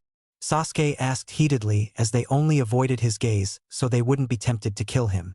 He was their new Hokage's friend and so they would kill him just yet. Just then the door burst open and a random special jonin came into the room. Hey, is it true that Itachi has returned? And that he's come here to get Naruto-sama? Sasuke had completely missed the sama part as he was stuck on the fact his brother had been in the village and not dead at his feet. The jonin looked about and his eyes laid on Sasuke. He froze at seeing the last Uchiha. Kurenai called him an idiot as Sasuke ran from the room and toward his brother. He'd kill Itachi this time, and that was a promise. Chapter 5. The True Training. And so this jutsu is to become intertwined and used to prepare for any fire-style jutsu that will be used in the future. Damn, that was long, Naruto said as he moved on to the next jutsu scroll. He read through a few of them and got a pretty good idea of how to do them, plus they were way shorter than that lame-ass fire scroll Jeriah had given him. Pervy Sage is probably out doing Kami knows what. Why'd he have to make me stay in the room? I still need help with advanced seals and formulas, Naruto said in annoyance at being treated like a child. He was Hokage now, which meant Jeriah was now his subordinate and had to do what he said. But then again he was the student and Jeriah was the master. Master of ditching kids to go peek on girls. Damn pervert, Naruto yelled to himself as he continued to read and work with his scrolls. He knew he couldn't act this way when he was around people or when being Hokage, but he was in a hotel room all alone and Jeriah had told that while on this search he was the student and Jeriah was the sensei. With Hayashi, in Konoha. So you see, that is why I asked Naruto to marry you, Hinata. I believe him to be the best male for you and so he is to be your husband when you turn 16 years old, the age of marriage. Besides, I don't want to give up my daughter to some pig for good clan alliances, and by marrying you to your true love I'm being both a good father and clan head. Hayashi said to Hinata and Hanabi as they had been pestering him about it, mainly Hanabi. Thank you, father, but what of Hanabi? The clan elders will marry her off as well once they see that I'm with Naruto-kun. Hinata said in worry for her younger sister. Do not worry, my daughters, for I have a plan for this as well. When Hanabi reaches of age, Niji will become clan head and she will marry Naruto as well. Since he has 2 clans to revive, he'll need all the help he can get. Besides, I'm sure he will come to love both of you as I had loved your mother when we were wedded. Hayashi said as his 2 daughters smiled and hugged him tightly. Then Hinata's eyes widened as she remembered what she and Ino had talked about earlier. Father, Ino Yamanaka wanted to be with Naruto-kun as well. If Naruto is truly from 2 clans as you say, then I think she and I can find more girls who I know will love Naruto-kun as much as I do. Do you think he'd mind us doing that, father? Hinata said as Hayashi thought about it for a moment. I'm sure Naruto wouldn't mind. He doesn't seem like that type of person, and from what he and I spoke about, I think he'd trust you and Ino-san's judgment on girls for potential wives. You and Hanabi better get going. There are a lot of girls I'm sure Naruto would be interested in, but only a few in the village which are right for him, Hayashi said with a chuckle as his daughters left. Ah, Naruto, you lucky bastard, Hayashi said as his clone came out of hiding and began doing paperwork again while he read Jeriah's newest book. With Jeriah peeking in a hot spring. The girls here are amazing. Achoo, Jeriah said quietly with a perverted giggle and then sneezed softly for the 4th time today. Must be some hot young lady remembering the love of Master Jeriah, Jeriah shouted on accident as a bath stone crashed into his face. Get that pervert! A sexy young woman yelled as she covered herself. She and the 20 other women then proceeded to beat Jeriah crapless as his screams were heard all over the town. With Naruto, in the hotel room. That perv just got his ass pounded worse than Orochimaru, Naruto said as he laughed from hearing the girlish scream of his sensei. There was a knock at the door and Naruto answered it only to come face to face with Itachi and Kisame. I thought I told you to stay in the village, and why is he here? Naruto said with a frown on his face as Itachi bowed to him. He has very important information on Madara, Naruto-sama, so I thought it'd be best if you heard it right away, Itachi said as Naruto sighed and ushered them in. Fine, what cha got, Kisame-san? Naruto said as he sat on the bed and they pulled up chairs. Well, Naruto-sama, Madara Uchiha is the main reason for your parents not being around. He caused the Kyuubi to escape and then placed it under an extremely powerful genjutsu to do his bidding. Your father, the Yondaime Hokage, defeated him and made him retreat, thus breaking the genjutsu.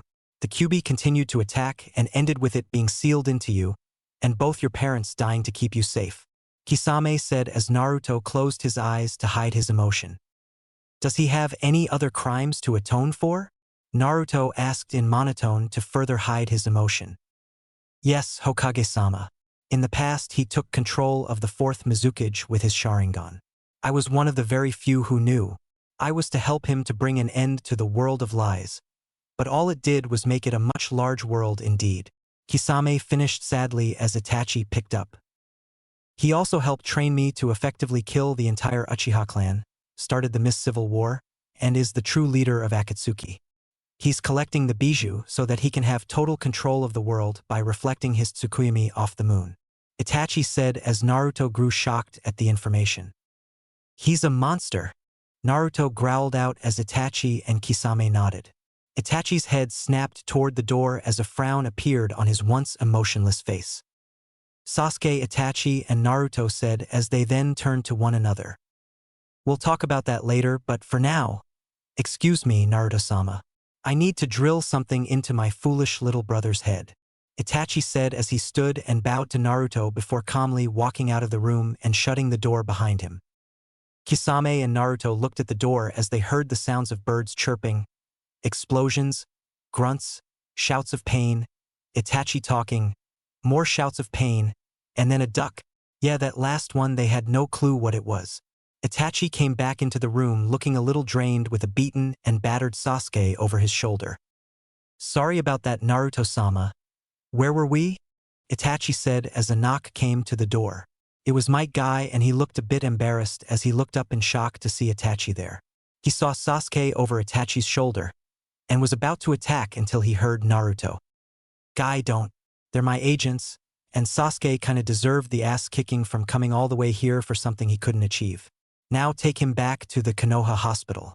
Be sure to get Kakashi there as well, Naruto said sternly as Guy came into the room and bowed to him. Speaking of Kakashi, Naruto-sama, there is something about him that concerns a few of us, mainly myself, Shikaku-san, Asuma, Kurenai-san, and Yugao-san. He seems to believe that you will do a poor job as Hokage and are not fit for the position. He has also stated that Sasuke-san will do a better job at it because he is more talented than you. He also seems to believe it was Sasuke-san who defeated Gar-san's Bijou, but the rest of us know it was you due to some of the ANBU who watched your battle. Guy said as Naruto looked a bit shocked. He had always thought Kakashi believed in him, if not just a little bit. Well, now he knew it always was about Sasuke. Thank you for that information, Guy. Now can you please do as I said before and repot this to the Shinobi Council? I'll be back as soon as I can, but I want them to use the route Umbu that Danzo selects for A-rank and S-rank missions. Tell them to redirect our ANBU to surveillance of the village. That is all, you may be on your way, Guy. Naruto said as Guy bowed once more and took Sasuke to the village. A great tactic. Use the real ANBU for a watchful eye on the village and use Danzo's route to complete hunter and information missions outside the village there for showing only half the strength of all the Umbu Corps. Ingenious, Naruto-sama. Itachi commented as Kisame nodded because Mist used to do the same tactic after the Civil War. Thank you, Itachi. Now what is the other reason you're here? I hardly believe that you'd waste time traveling here to tell me something that could have been said once I returned to the village. Naruto said as Itachi's eyebrow twitched for a second, showing his hidden surprise. Well, we did come here for that reason at first, but then, while at the edge of town, we noticed your increase in power, so we wanted to test it. Kisame said with a grin as Naruto smirked at him. Naruto stood up and they followed his lead. Well then, I'll show you the power of the Hokage. Naruto said as they exited the room. They quickly made their way to an empty grass plain. Itachi activated his Sharingan and Kisame took Sharkskin off his back as Naruto raised a brow. Starting things off serious, are we? Why? Naruto said as he had planned on them underestimating him and his abilities. We sensed you power increase and the control you have over it. We're not good sensor ninja, but even we can tell that if we don't take this battle seriously, it'll be our last for a while. Itachi said as Kisame nodded with a huge grin. Enough talk. Time to fight, Kisame said as he rushed Naruto. Naruto flipped back as he ran through hand signs. Lightning style. Lightning Dragon Jutsu. A huge dragon made of lightning streaked out of his open palm, utterly decimating the spot Kisame was before he leapt high into the air. Itachi raced through hand signs at a blinding speed before inhaling deeply. Fire style. Grand Fireball Jutsu. A giant fireball 5x the size the one Sasuke could make raced at Naruto as he barely dodged out of the way. The flames of the edge of the fireball caught his foot as he stumbled to the ground. He held his ankle and foot as he looked at Itachi, who pointed upward. Naruto cursed as he quickly bit his thumb and drew blood. He slammed his palm to the ground and a seal matrix appeared where he did. Summoning Jutsu. A large poof of smoke, large Kisame's sword slammed into the shield of Gamaken the Guardian Toad. Gamaken pushed Kisame off his shield and high into the air as Naruto leapt up into the air after him. Gamaken then impaled Itachi with his Susumida. Itachi merely stood stock-still and then busted into Crow, who flew after Naruto. Gamaken sighed as he dispelled from the battle. Where do you think you're going? Itachi said once the crows reformed into front of Naruto, who only smirked at seeing the 18-year-old Uchiha. Nowhere, because I was meant to hold you off, Naruto said as Itachi gave a raised brow.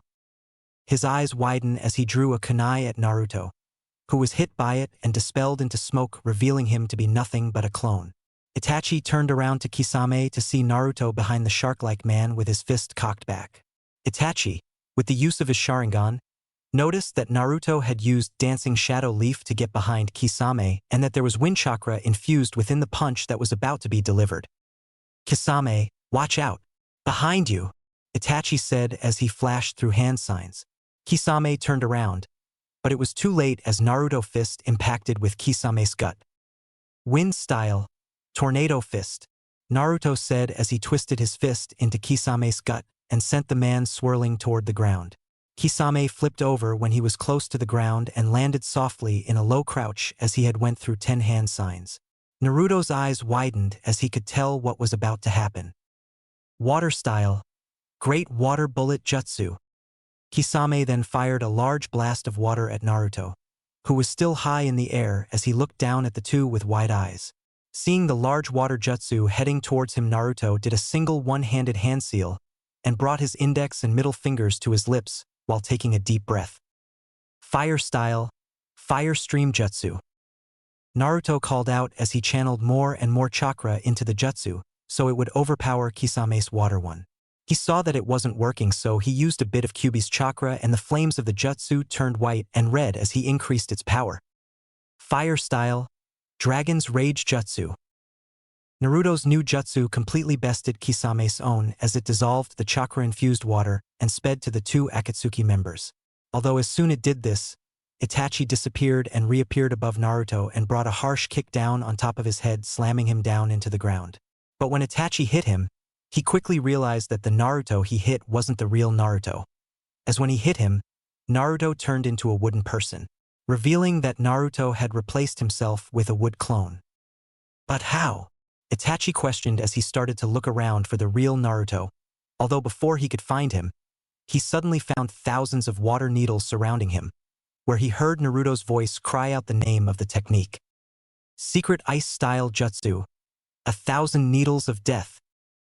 Upon which the thousands of ice needles surrounded him, all closed him on around him and impaled him, but as soon as they did, Itachi reverted into crows, revealing that he himself was a crow clone. When Itachi reappeared beside, he suddenly turned around to find Naruto behind them with his hands in a clapped position. Kisame turned back and they were both frozen to the spot as they saw Naruto form the one seal they only knew of one Kage ever doing. Water-style Water Shockwave. After which water came from the air and formed a vortex around Naruto that overflowed from his position in the form of a crescent wave. Luckily though, for Kisame and Itachi, they were able to jump up into the air in time and avoid being drowned by the waves. Earth-style Mud Wall, Itachi said as he spat up mud that formed a giant wall that he and Kisame rested upon. Itachi watched Naruto silently with his Sharingan spinning wildly as he gave the youth a small smile. Kisame, we must stop now. You know that only the Nidaime could use that jutsu and there is no telling how many more powerful jutsu he's learned since we've never truly fought him before. He was even able to use all 5 elements in powerful jutsu and increase their power with his own chakra and Kyuubi.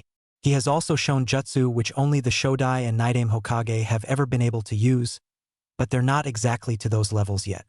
But I'm certain if we continue like this it'll come down to my Sharingan and your sword, which it shouldn't in a spar. Itachi said as he tried to memorize the jutsu with his Sharingan. But he noticed that he couldn't. He wondered why. Yeah, he's really a powerhouse, Itachi. He kept up with us at half power, and he may not be using all his power either.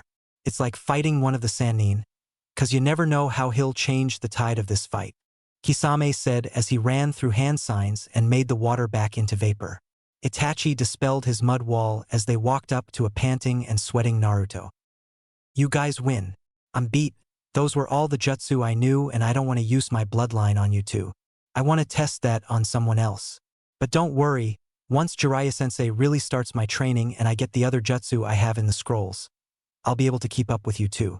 So how'd I do? Naruto said as he fell to the ground and sat there. Itachi smiled at him while Kisame gaped like a fish. What? You mean we were about to give up? But he's not even in his training yet? Worst of all, he's 13. That means he's stronger than you were at that age, Itachi. We fought him at half power and he's saying Jiraiya-sama hasn't even started his training yet. I can't wait until you're done with it. Kisame shouted in disbelief, but it quickly turned to excitement for the challenge of a powerful Naruto to battle with and against. Itachi only nodded his head as he too felt that surprise and excitement. He didn't like fighting for life or death, but sparring every now and then was relaxing and fun. Well then, I believe this will help you along the way, Itachi said as he reached into his robe and pulled out a small scroll. It read Genjutsu on it and he handed it to Naruto. Thanks Itachi, it means a lot, Naruto said as he smiled up at Itachi. Kisame looked in thought and snapped his fingers as he pulled out a scroll and unrolled it. I was saving this in case I ever had an apprentice, but I'm sure you'll do me proud by wielding it instead, Hokage-sama, Kisame said as he placed his hand over the seal inside the scroll. A poof of smoke later revealed a regular katana with a simple crossguard, which is a simple open frame much like a 4-pane window. It has a white-colored hilt and white sheath. I took this off a grass Anbu I killed once. I was never able to use it properly, but I feel as though you would. The ninja said it was called Senbenzakura, and that it had a mysterious power that let it rival our blades of the seven swordsmen of the hidden mist. That was all he told me before he died. But I'm sure you'll learn along the way, Hokage-sama. Kisame said as he handed the katana to Naruto, who was shocked. Thank Kisame. I use it and Itachi's jutsu with reserve and pride. Naruto said with a small bow of respect for the two. We must leave now, Hokage-sama. Pain is calling for all Akatsuki members, but we'll return as soon as we can. Come, Kisame. Itachi said in monotone as he and Kisame disappeared into blurs. Naruto simply shrugged and went back to the hotel room. He studied and tested more jutsu before going to sleep. When Jeriah got there, he saw that Naruto was already asleep, so he simply shrugged and went to sleep as well. He'd start Naruto true training tomorrow. A week later, a lake outside of Tenzaku town. Naruto grunted as he was kicked in the torso and sent flying backwards. He flipped himself mid-air and landed on his feet while skidding across the water. In burst of speed, Naruto shot off towards Jeriah, one hand going to his kunai/shuriken pouch, and the other began a series of one-handed seals. He threw several shuriken at Jeriah before thrusting out his palm. Wind style. Southern gust jutsu. The shuriken, which had already been going forward at high speed, soon became a nothing more than streaks of silver as they head for Jeriah. The toad Sanin jumped out of the way, however Naruto knew his sensei would.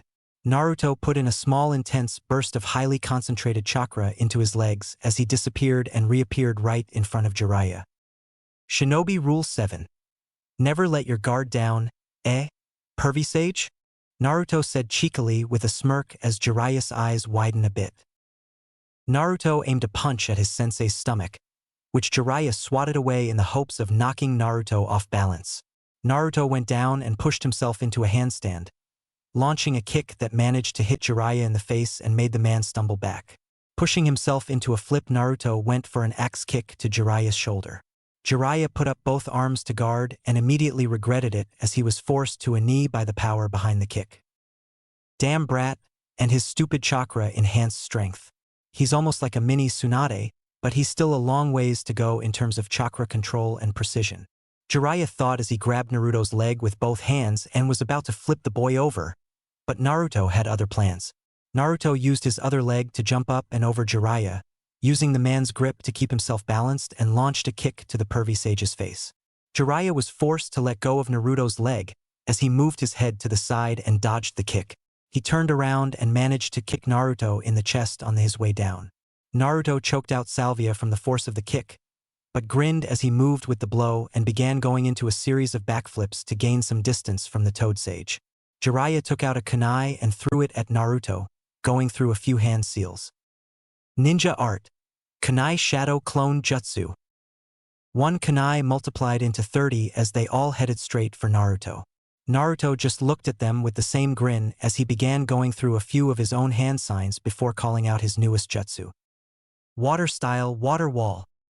A large wall of water formed around Naruto, blocking the kunai, and once Naruto was sure the last of them hit his shield, he went through more hand signs and called out the name of another jutsu had learned earlier that day. Water style, water dragon jutsu. The wall of water began to swirl around Naruto at high speed before taking the shape of an enormous water dragon with glowing yellow eyes. As soon as it did, Naruto created a shadow clone. The clone clapped its hands together as the water dragon launched itself towards Jeriah. Wind style, gale palm. The clone opened its hand toward Jeriah as the man's eyes widened a bit while wind shot a large blast of compressed wind out of its hands.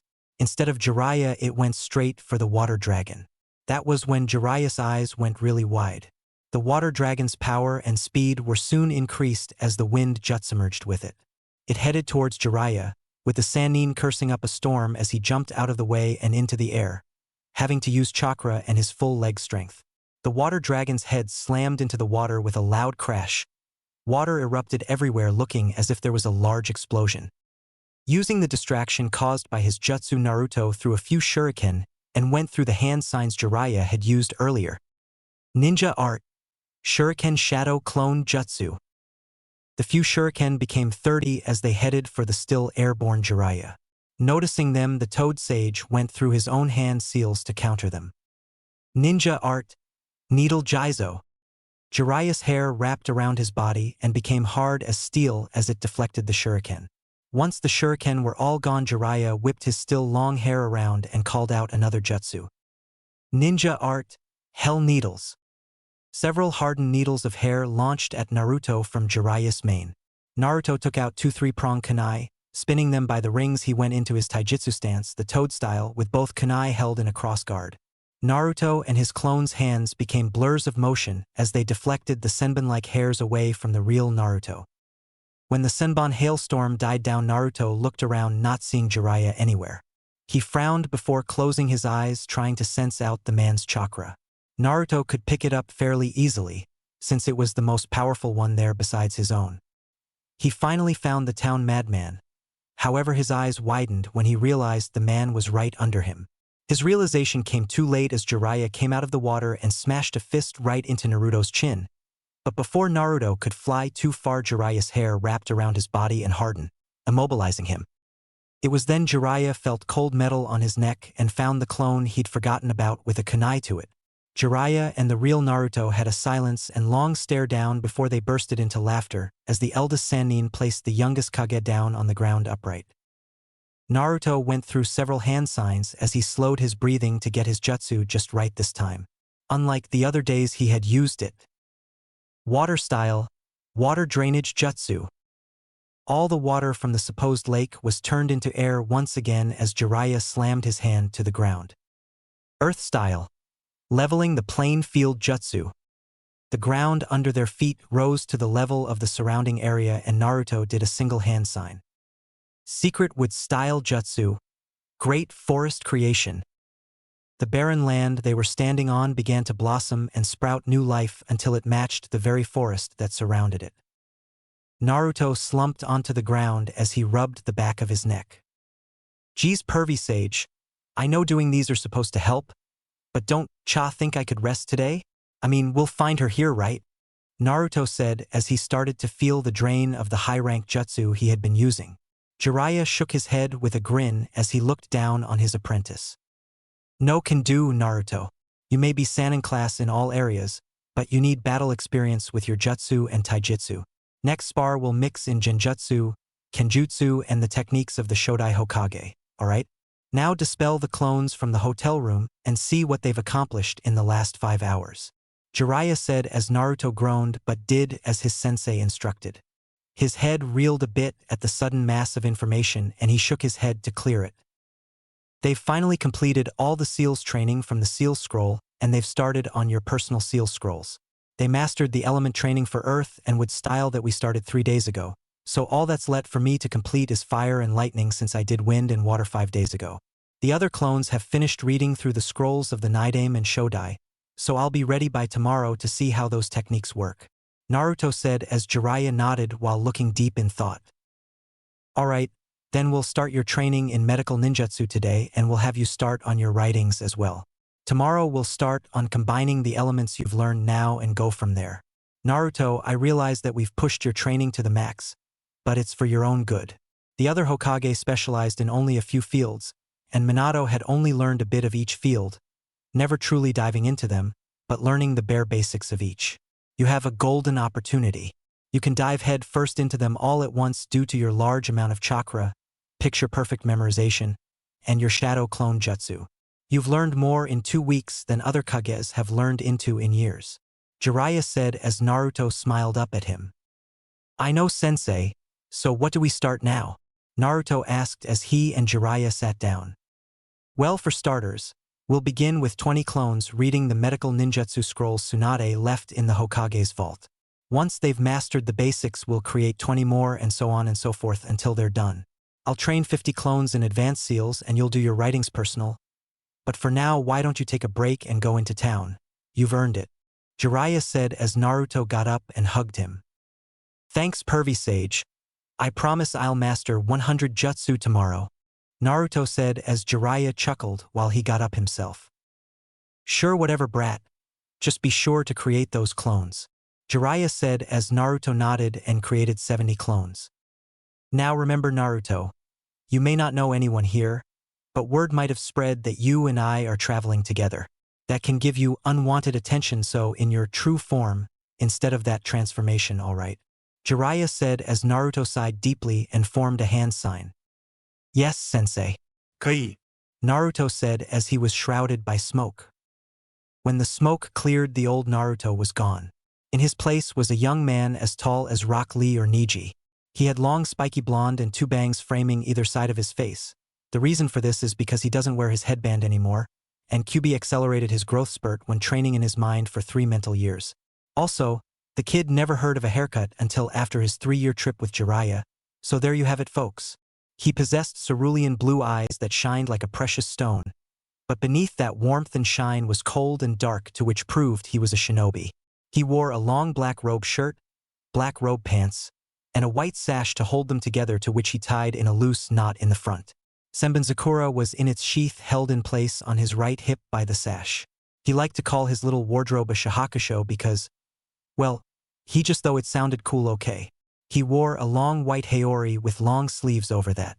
He also wore a white scarf around his neck to use as a makeshift mask. Just image Naruto as a really cool and really ungirly byakuya with spiky blonde hair and blue eyes. That bad part about the scarf was that it was last second and the only one they could find cost a fortune and then some. In fact, Konoha should be getting the bill for that right about now. He did charge it to the village after all, since it concerned the village. With the council. And so that ends the briefing of events, so now on to the village finances. Hamura said as the entire village council had been gathered for the first time since Naruto became Hokage. Yet the civilian half of the council didn't know that. Hamura and the others of the shinobi half of the council were very happy at the moment. Naruto's blood clone had Shadow's clones working in the sealed office, and the village was working better than it had when the Yondaime was still alive and Hokage. The civilian council tried for grabs at power, but they were shut down when the ANBU commandeer told them he would kill them himself if they tried usurping power from the Hokage title. The council had many arguments about that, but Danzo had enough of the headaches from Sayuri Haruno and said he'd do it now if they didn't stop. Hamura, Koharu, Danzo, Shikaku, and Dragon the ANBU commandeer were the only ones permitted to enter the Hokage office to do work, when in actuality they were merely advising Naruto or reporting to him. All B-ranked or higher missions were given from Naruto, while the lower-ranked missions were given from Irika and Shikaku. Everything else was handled by the Shinobi Council, until a proper Hokage was appointed to lead in these dire times of instability, as put by Danzo and Shikaku. Hamura sipped his morning coffee as he was handed the village financial report of the week. Alright, let's have a look here. We have 25 new ninja signups to the Roost, so that's $250 to us. We issued the help of Wave and they're still repairing our village, so that'll be $200,000 each week they're here. We have more blacksmiths, metals, and other materials from Wave as well. Oh, look at what we have here. It seems that someone bought a cute little scarf on their search for Tsunade, and it only cost, what the hell? Hamura read, then shouted out as spit out his coffee when he came across a scarf which was the purchase of Naruto. How could one little scarf for a 13-year-old Hokage cost so much? What is it? Holy crap, look at all those zeros. Can the village even afford that? Koharu asked as she looked over the paper as well. They passed it down the shinobi side of the council, with each of them having a comment about the outrageous price. Hot damn, Dragon said as he passed it to Shikaku. Troublesome. What the fuck? Shikaku mumbled before he took a good look at the paper while passing it to Hayashi. Impossible. Even the Hyuga clan can't see that price on any scarf, Hayashi said while passing the paper to Choza and Inoichi. Wow, and I thought my clan's food bill was high, Choza said. How can this be? Inoichi asked quietly as he passed it to Asuma. I need to quit smoking to help pay for this, don't I? Asuma asked as the two elders nodded while he passed the paper to Tsum Inuzuka, who looked over it with Shibi Aburame. Holy shit, we're just gonna kill the person who created that scarf, right? I mean, we can't pay this, Tsum said as the elders shook their heads. Shibi stayed quiet as he fell back. Fainted. We can't. Don't you see the signature of the artisan who created the scarf? It was made by the master weaver, Suharuto Karami III. The scarf is made from the silver white, windflower light silk, and should be handed down from generation to generation as a family heirloom. The scarf alone is worth enough to buy 10 mansions anywhere in the world, and then some. If we kill that man, then there will be hell to pay from his loyal and extremely rich clients. Danzo said as he looked at the paper and handed it back to Hamura. Hey! How come we didn't get to see the paper? Sayuri Haruno screeched as the others recoiled from her voice. Because that paper directly concerns the shinobi half of the village, unless you civilians want to pay for it with your funds and paychecks. Hayashi said as Danzo gave the civilians a stone stare. They quickly shook their heads and moved on to other business. But Sayuri had a question that bugged her, and she, like the civilian fool she was in a ninja world, voiced her thoughts. Why is it only you 5 are permitted to enter the Hokage office? We're just as important as you, so why can't we? There is no Hokage, so we should be able to take the office as a command station for the village, or give it to Uchiha-sama so he can become the next Hokage. Sayuri said as the shinobi scoffed at her. Hayashi decided to answer her ridiculous questions so they could move on to more important things. 1. They are the village elders, the Jonin Commandeer, Shikaku, and the ANBU Commandeer, Dragon. They have the purview to be in that office, and no one else except clan heads of ninja clans can do the same. 2. You're a fool to believe that they would be in that office unattended. He's talking about Naruto's clone. 3. It is the command station of the Hokage and no one else. 4. The Uchiha, as I've been told by my clansmen, is a spoiled brat who broods all day or lusts after power and would never make it to Jonin, let alone Hokage, so long as we clans have a say in that. Hayashi said with a glare as the civilians shrunk back, but Sayuri was unfazed by it. Look, White-Eye, I don't know who you think dash. You should be quiet, Haruno-san, as insulting a clan head is an offense punishable by that clan head, and I'm sure Hyuga-sama would gladly chose dead for you, Shibi said as Hayashi smirked. You were saying Haruno-san? Hayashi said as Sayuri paled and stayed quiet. With Naruto, he walked through the streets of Tanzaku town.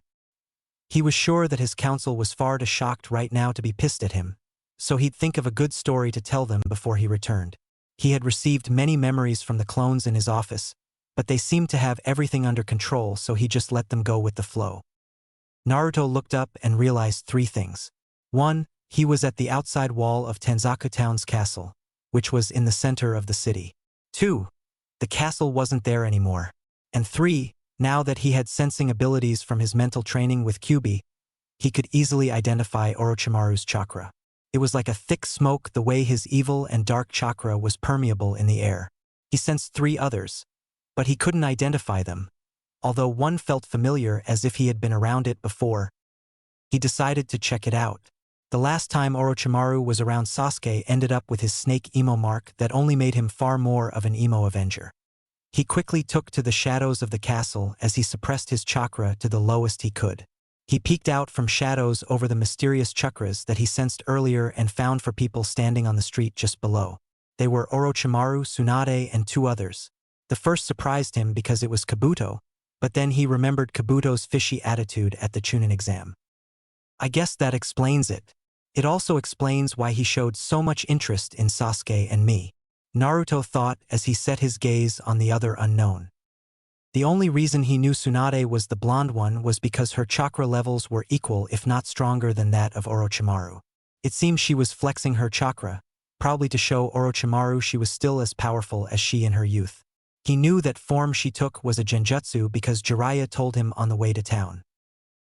So that must be the assistant Shizune that pervy sage was talking about. She really does have a great pair of pure thoughts. Pure thoughts. The world doesn't need another pervert, Naruto thought as he looked at Shizune and shook his head of his thoughts quickly. It's been quite a long time, hasn't it, Orochimaru? Tsunade said in a somewhat civil tone. Orochimaru chuckled as he looked at his former teammate. Naruto sighed at him getting there at the beginning. Yes, it has. I've actually come to ask you for a favor. My arms? Would you cure them for me? He asked as he lifted his useless arms to show her the bandages on them. Naruto gazed at the bandaged arms in deep thought, but kept his ears open to their talk since his senses were increased by Kyuubi's training. He wondered what the old man had done to the snake. All he knew was that the old man really fucked Orochimaru up, But with what kind of jutsu? It must have been the old man's undoing. What kind of mess have you gotten yourself into now, Orochimaru? Tsunade asked as she narrowed her vision on his arms. Nothing too big. Just out killing the third Hokage and fourth Kazekage. Orochimaru commented nonchalantly with a shrug as the two medics' eyes widened. But Tsunade's soon narrowed again. So you killed Sarutobi-sensei, and all it cost you was your arms? I would have thought, even in his decrepit old age, he'd have detached your head from those shoulders of yours ages ago. Tsunade said nonchalantly with a slight shrug as Orochimaru's face flashed anger, but was quickly replaced with his mask of kindness and friendship. So, will you do it? Kabuto asked as he could tell she was trying to change the subject while analyzing them. Tsunade shrugged again as Shizune narrowed her eyes to them. Naruto almost couldn't suppress the urge to kill Orochimaru, but he knew even Shizune and Kabuto could beat him as of now, even with his training. He just needed some more sparring experience with Jeriah before he could take on Kabuto. Then he could use that power and the first step in his plan could begin. Let's go, Kabuto, Orochimaru said with a dark chuckle as he and Kabuto left in a blur. Damn it. He missed most of their conversation when he was thinking of his plan. Oh well, he knew enough to tell Jeriah. Lady Tsunade, Shizune said as she came to the aid of her sensei. Let's just go get a drink, Shizune, Tsunade said as they walked off. Naruto jumped down from his position in the castle shadows and watched them go. When he was sure they were gone, he blurred from vision, intent on telling Jeriah everything he knew so they could make a plan. /N. Yeah, I know. I'm speeding things up to be done with this arc and on to the next one, which will be the Kage's mission arc. Remember that. With Hinata, she, Ino, and her younger sister Hanabi could only find one other girl in the village Hinata's age that they knew could love Naruto the way Hinata did, so they were right in front of her right now. So let me get this straight. Naruto is from 2 clans and needs girls who will love him for him so he can revive them? Tenten said as they were seated on a bench outside the dango stand. Hinata, Hanabi and Ino nodded as Tenten looked in thought over it. On one side, she'd have to give up her independent woman life and marry a guy with at least 3 other girls. On the other side, she'd gain the love of someone she knew wouldn't stand for anything less than the best for her and the other girls. After all, Naruto did beat the crap out of Neji just over what her teammate had said about Hinata, and the extra ass-kicking was a taste of what he did to Hinata.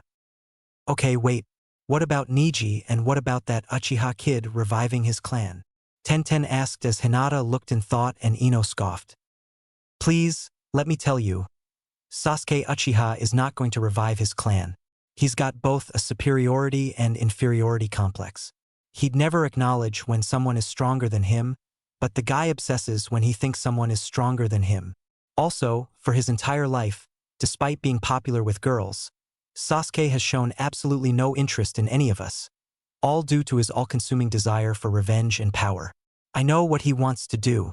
He wants to kill his brother, because his brother went psychotic and murdered his entire clan. He should thank Kami-sama that the crazy decided to spare him. Trust me, the guy's gonna die before he even hears what sex is. As for your Neji, give up on him. He seems like the type that if he was interested he'd have shown it to you in all his previous arrogance. Ino said brashly, but nonetheless they knew she was right. It was then Hanabi had a question. What sex? Hanabi asked as the other 3 girls had their own reactions to the question. Hinata's face went red and she fainted as she thought of her and her Naruto-kun doing those types of activities. Tenten blushed and started stuttering out nonsense to which no one understood.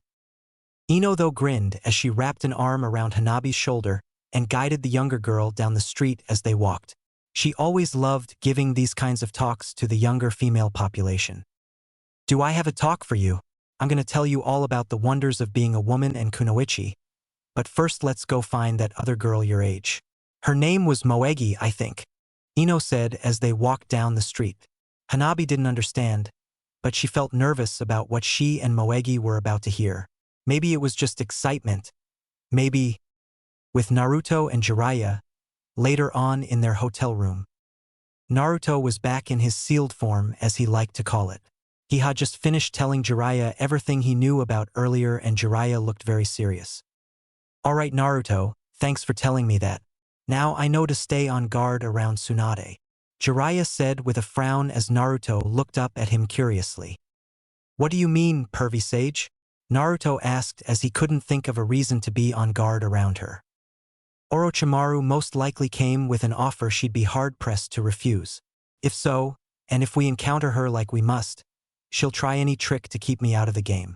Knowing Orochimaru like I do, he probably promised to bring Dan and Nawaki back to life with the use of that jutsu the Night created. I'm just not sure what she'll do in the end, but I'll be on guard at all times. Jeriah said as Naruto started going through scrolls. Naruto eventually found a scroll which had the kanji for second on it. He started reading through them until he got to one of the only ones he hadn't practiced yet. Jutsu name, Summoning Jutsu, Reanimation. Rank, S rank. Class, Supplementary. This jutsu is used to revive the dead to serve in battle as the jutsucaster sees fit. To perform this technique, the user must first acquire some of the DNA of the person they intend to revive. Side note, this basically amounts to grave robbing, although bloodstains or organs salvaged after the target's death also work. The soul of the intended revived must also reside in the pure world. Those whose soul has been consumed by the death god, for example, cannot be resurrected. Next, a living sacrifice is required for the soul of the resurrected to use as a vessel. Once all prerequisites for the technique have been met, the physical remains acquired are smeared on a special scroll, and once the scroll is activated, the remains spread out in the form of a special symbol with the living sacrifice in the center of the symbol. Then dust and ash encases the sacrifice's body, giving them the same appearance that the revived had at the time of their death. The chosen person is then revived, and the end product is usually stored in a casket until summoned by the user. Side note, the user can theoretically revive a limitless number of people in this way, so long as they have enough sacrifices, chakra and DNA to perform the technique. Although it goes against morals to do this to the dead, it is needed to show the strength of Konoha. To those who have been brought back by this technique, may you find peace in your return to Kami's places. Hand seals. Tiger, snake, dog, dragon, clap hands. The sequence of hand seals for canceling the technique are dog, horse, tiger, and saying kai, or release. Side notes countering measures. 1. The revived individual is affected in some emotional way that gives them closure. 2. Sealing away the souls. 3.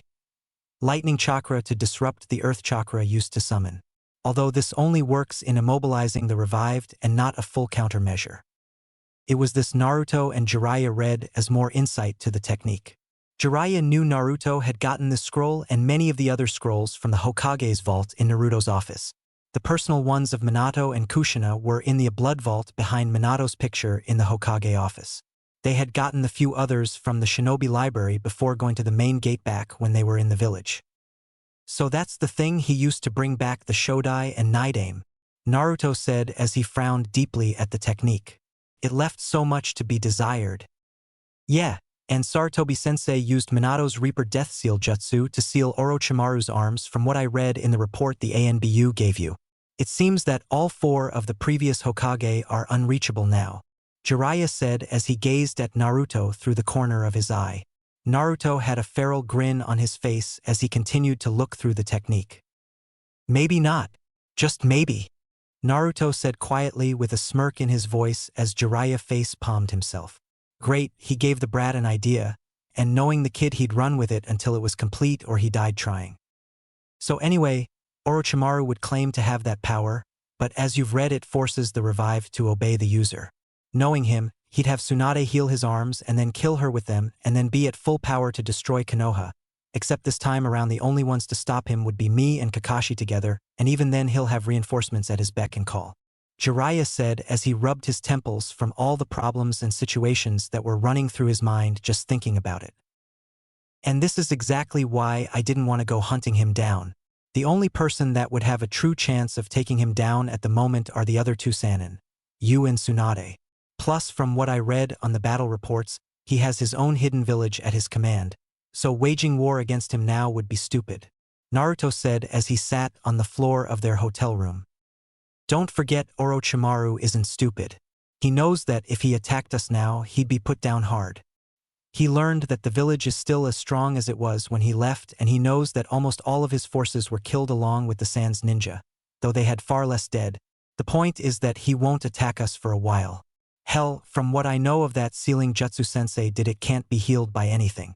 Unless he perfected that jutsu, Jeriah said in a serious tone without any worry in his voice, yet muttered the last part to himself. Naruto heard him anyway, but decided to leave it alone. For now. Okay. So what do we do now, pervy sage? Naruto asked as Jeriah shrugged. You said Tsunade was heading for a drink, right? Well then I know just where to find her. Jeriah replied as Naruto nodded, created clones, and started studying the Hokage scrolls more so than before. He and Jeriah both knew that this won't be over without a fight. They just hoped they'd be the ones to come out on top. With Sasuke, in his mind, Sasuke was mad, depressed, and a bit happy all at once. He was mad because no matter what he did he felt that Naruto was passing him by. He was depressed because his brother Itachi had made him relive that night just as he did before. Although he was still happy to be away from fangirls and Sakura. He wasn't mad at her or anything, but the girl was depressed to cheer him up for some reason. He didn't need cheering up, he needed his friends to just be that. His friends. If Naruto was around he'd understand that, but yet Naruto wasn't around. Ever since that day when Asuma showed up with Kakashi he hadn't seen Naruto at all really. Yes, he tried to follow Naruto, but that ended with Hayashi taking Naruto inside. He was so angry right now that his friends weren't there for what he needed. A person to tell him that he wasn't alone. Naruto had done that, Sakura at least tried, but what he really wanted was someone who would believe in him no matter what, and for just that. That why, deep in a part of him that no one knew existed, he was jealous of Naruto. Naruto had everything he wanted. Irika, the old guy at the ramen shop, and those 3 kids, they all believed in him simply because he was determined and a hard worker. He had all that, but people only believed in him because of his name, so the civilians thought he was supposed to be naturally strong. They praised him like he was a god or something, but all he wanted was someone to believe in him simply because he'd fight for what he believed in. He wanted people like the 3rd Hokage had been for him. He wanted people he could love like family. Maybe someday he'd get that. Chapter 6, Tavern Hazard. So, she's in there? Naruto asked as they had came out into town at night and walked to the best tavern in town. Jeriah nodded as he walked in, but soon saw that Naruto wasn't following.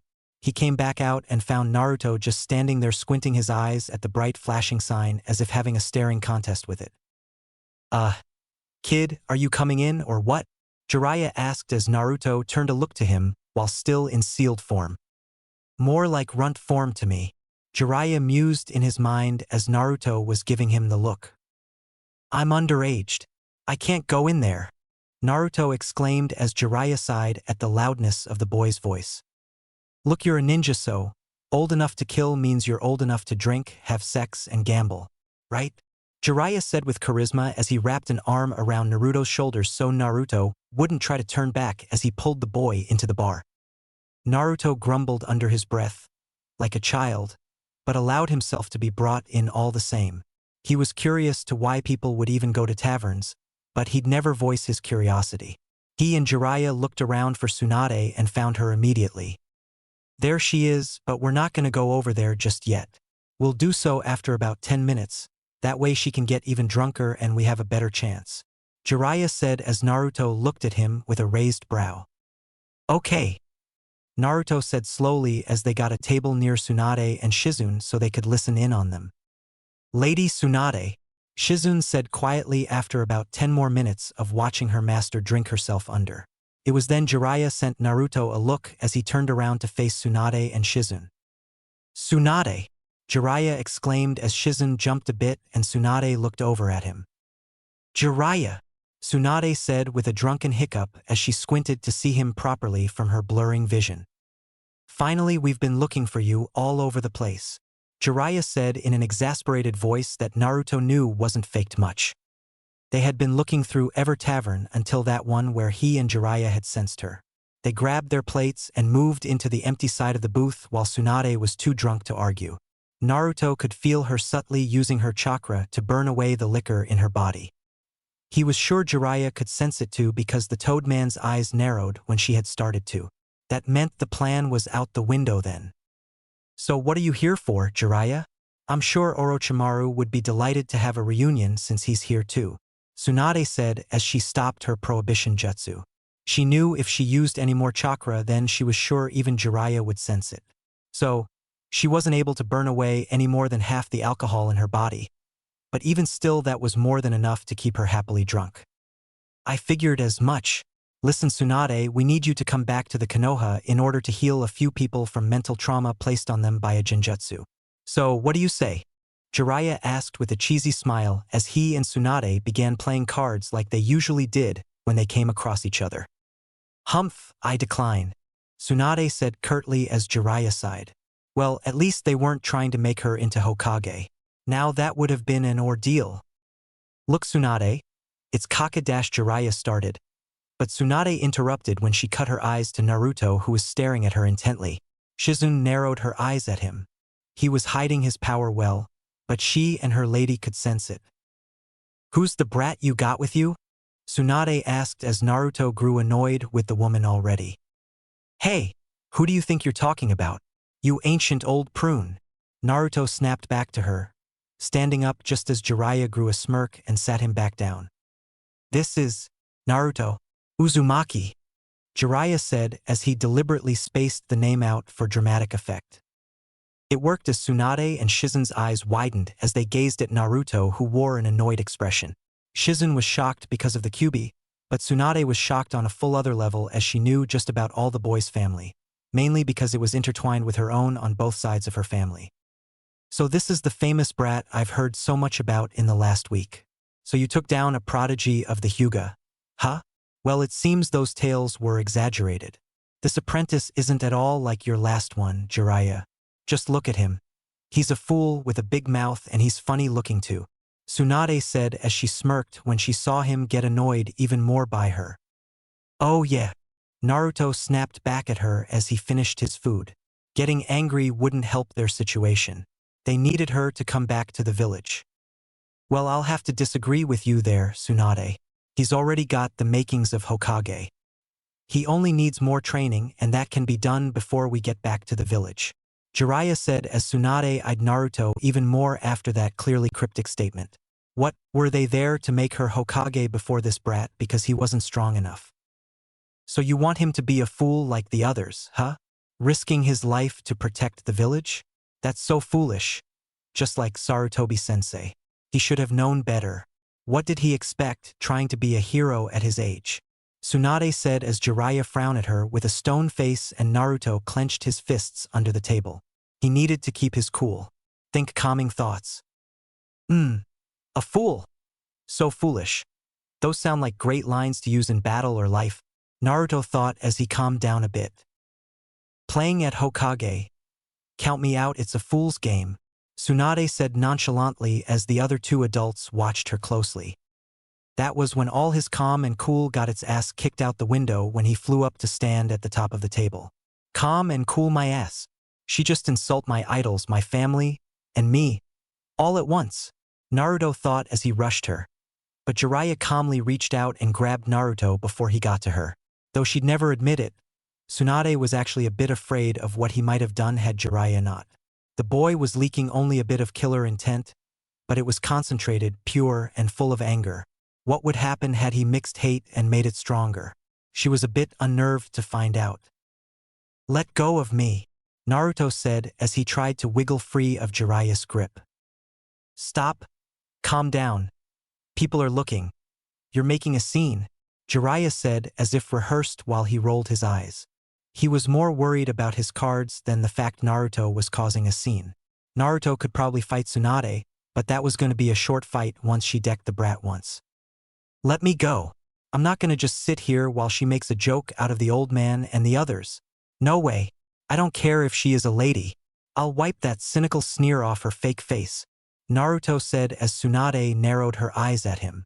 She could practically feel the chakra building inside of him.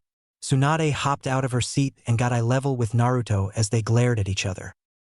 Are you challenging me? Brat, you've got balls if nothing else. Let's take this outside then. Tsunade said as Hiruzen groaned and protested against it. Naruto only growled at her. She was going down. Hard. Tsunade, you may want to rethink that. He's not your average brat. He's the Jeriah started but was cut off again by Tsunade. She never listened to any of his good advice. Quiet, Jeriah. I'll show this brat why I'm one of the Sanin, she said as she and Naruto walked outside. Jeriah only sighed as he followed after her with Hiruzen and Tonton close behind. Me, one of the legendary Sanin, taking on a lowly snot-nosed genin? I should be ashamed of myself, Tsunade said as Naruto looked confused for a bit and then remembered what form he was in.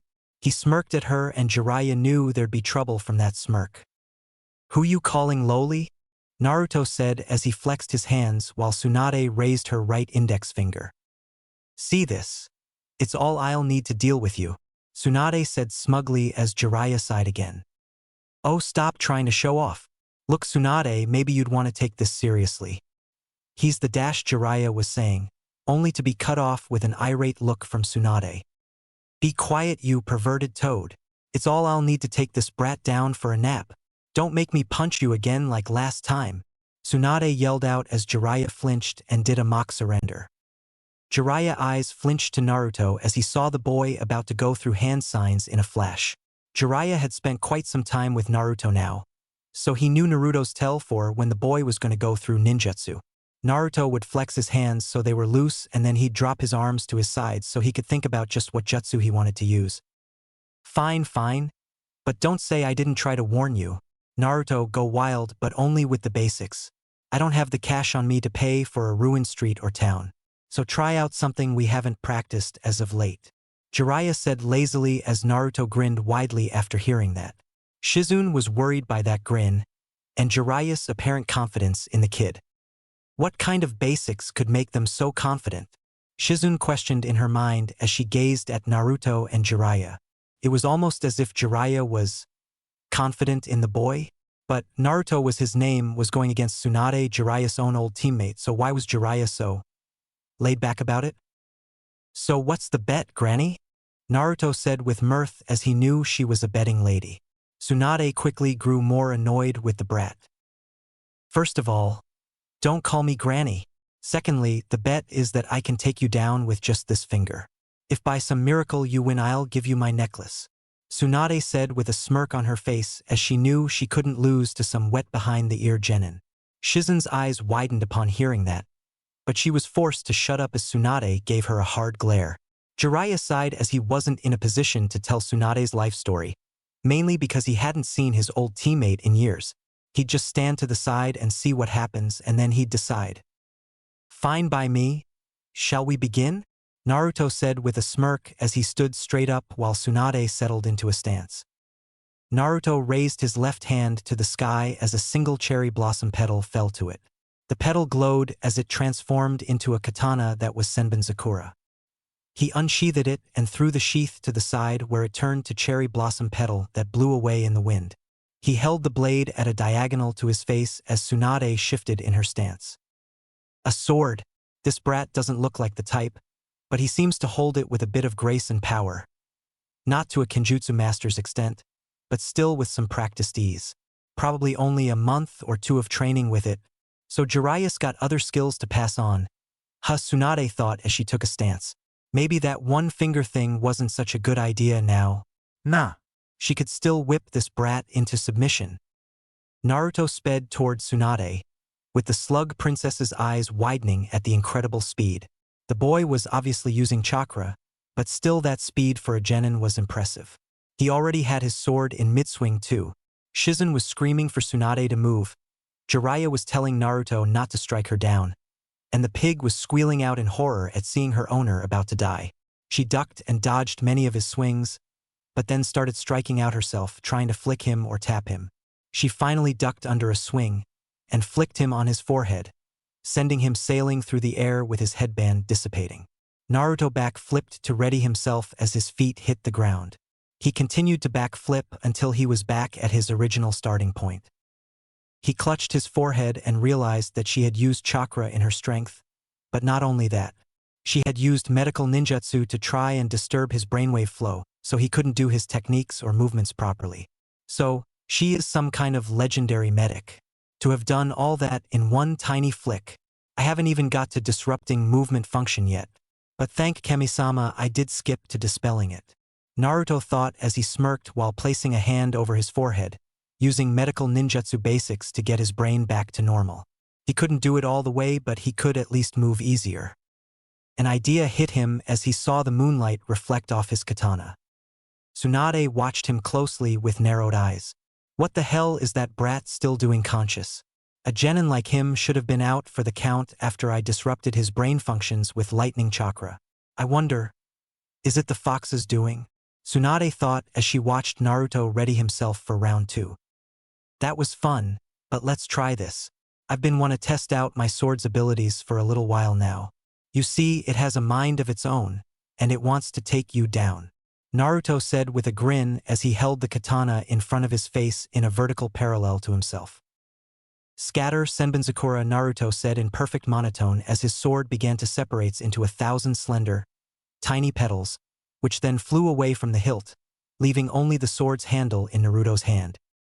Tsunade watched as the petals flew around her or dropped from the sky, glowing in the moonlight like a beautiful romance scene. Jeriah had taken out his notebook and was hastily writing the scene down to use in his next novel. Tsunade was about to laugh out loud at the stupidity of the technique, but then a petal grazed her cheek. She brushed it off, but looked down at her hand in shock and horror as she used her other hand to hold her cheek. She saw one think in her hand as she dropped to her knees and began to hyperventilate. Blood!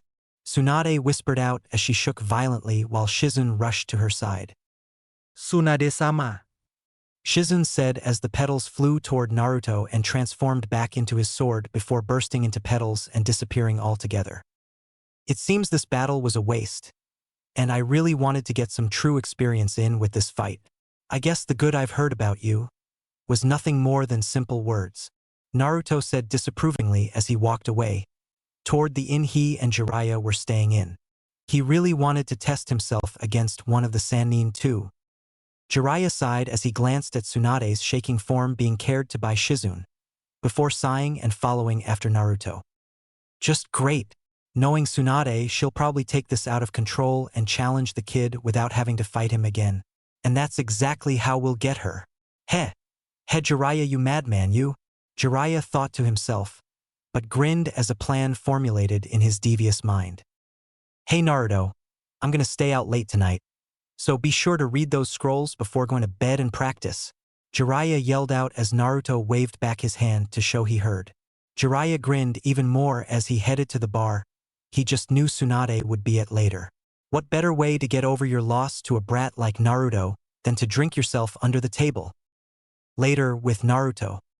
He and his clones had finally finished reading and memorizing the scrolls of the first and second Hokages.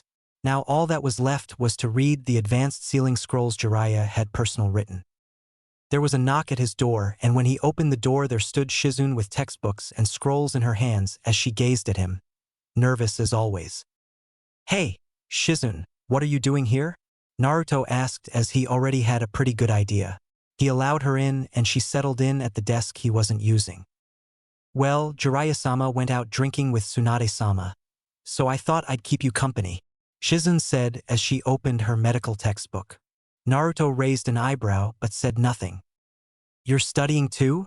Naruto asked as he went back to his spot, where his clones had dispelled right before he went to answer the door, and began reading the sealing scroll again. Shizun nodded as she looked at him with a genuine smile. Yeah, even when you're in higher ranks it never hurts to know more. There are some things about the human body that I have yet to learn, especially in regards with how to heal it. Tsunade-sama has taught me all she can, but I still want to go farther than that, Shizun said in confidence as Naruto smiled back at her and set aside his sealing scroll. Well, let's help each other out a bit. You help me with medical ninjutsu, and maybe I can help you find new healing techniques, because I've been thinking of creating other techniques that aren't like any jutsu in the world, Naruto said to Shizun, but the last part to himself as he was still thinking on it. Shizun smiled and nodded happily at the fact she now had her own informal student to pass her knowledge on to. She could just die of excitement at the thought of being called Shizen-sensei.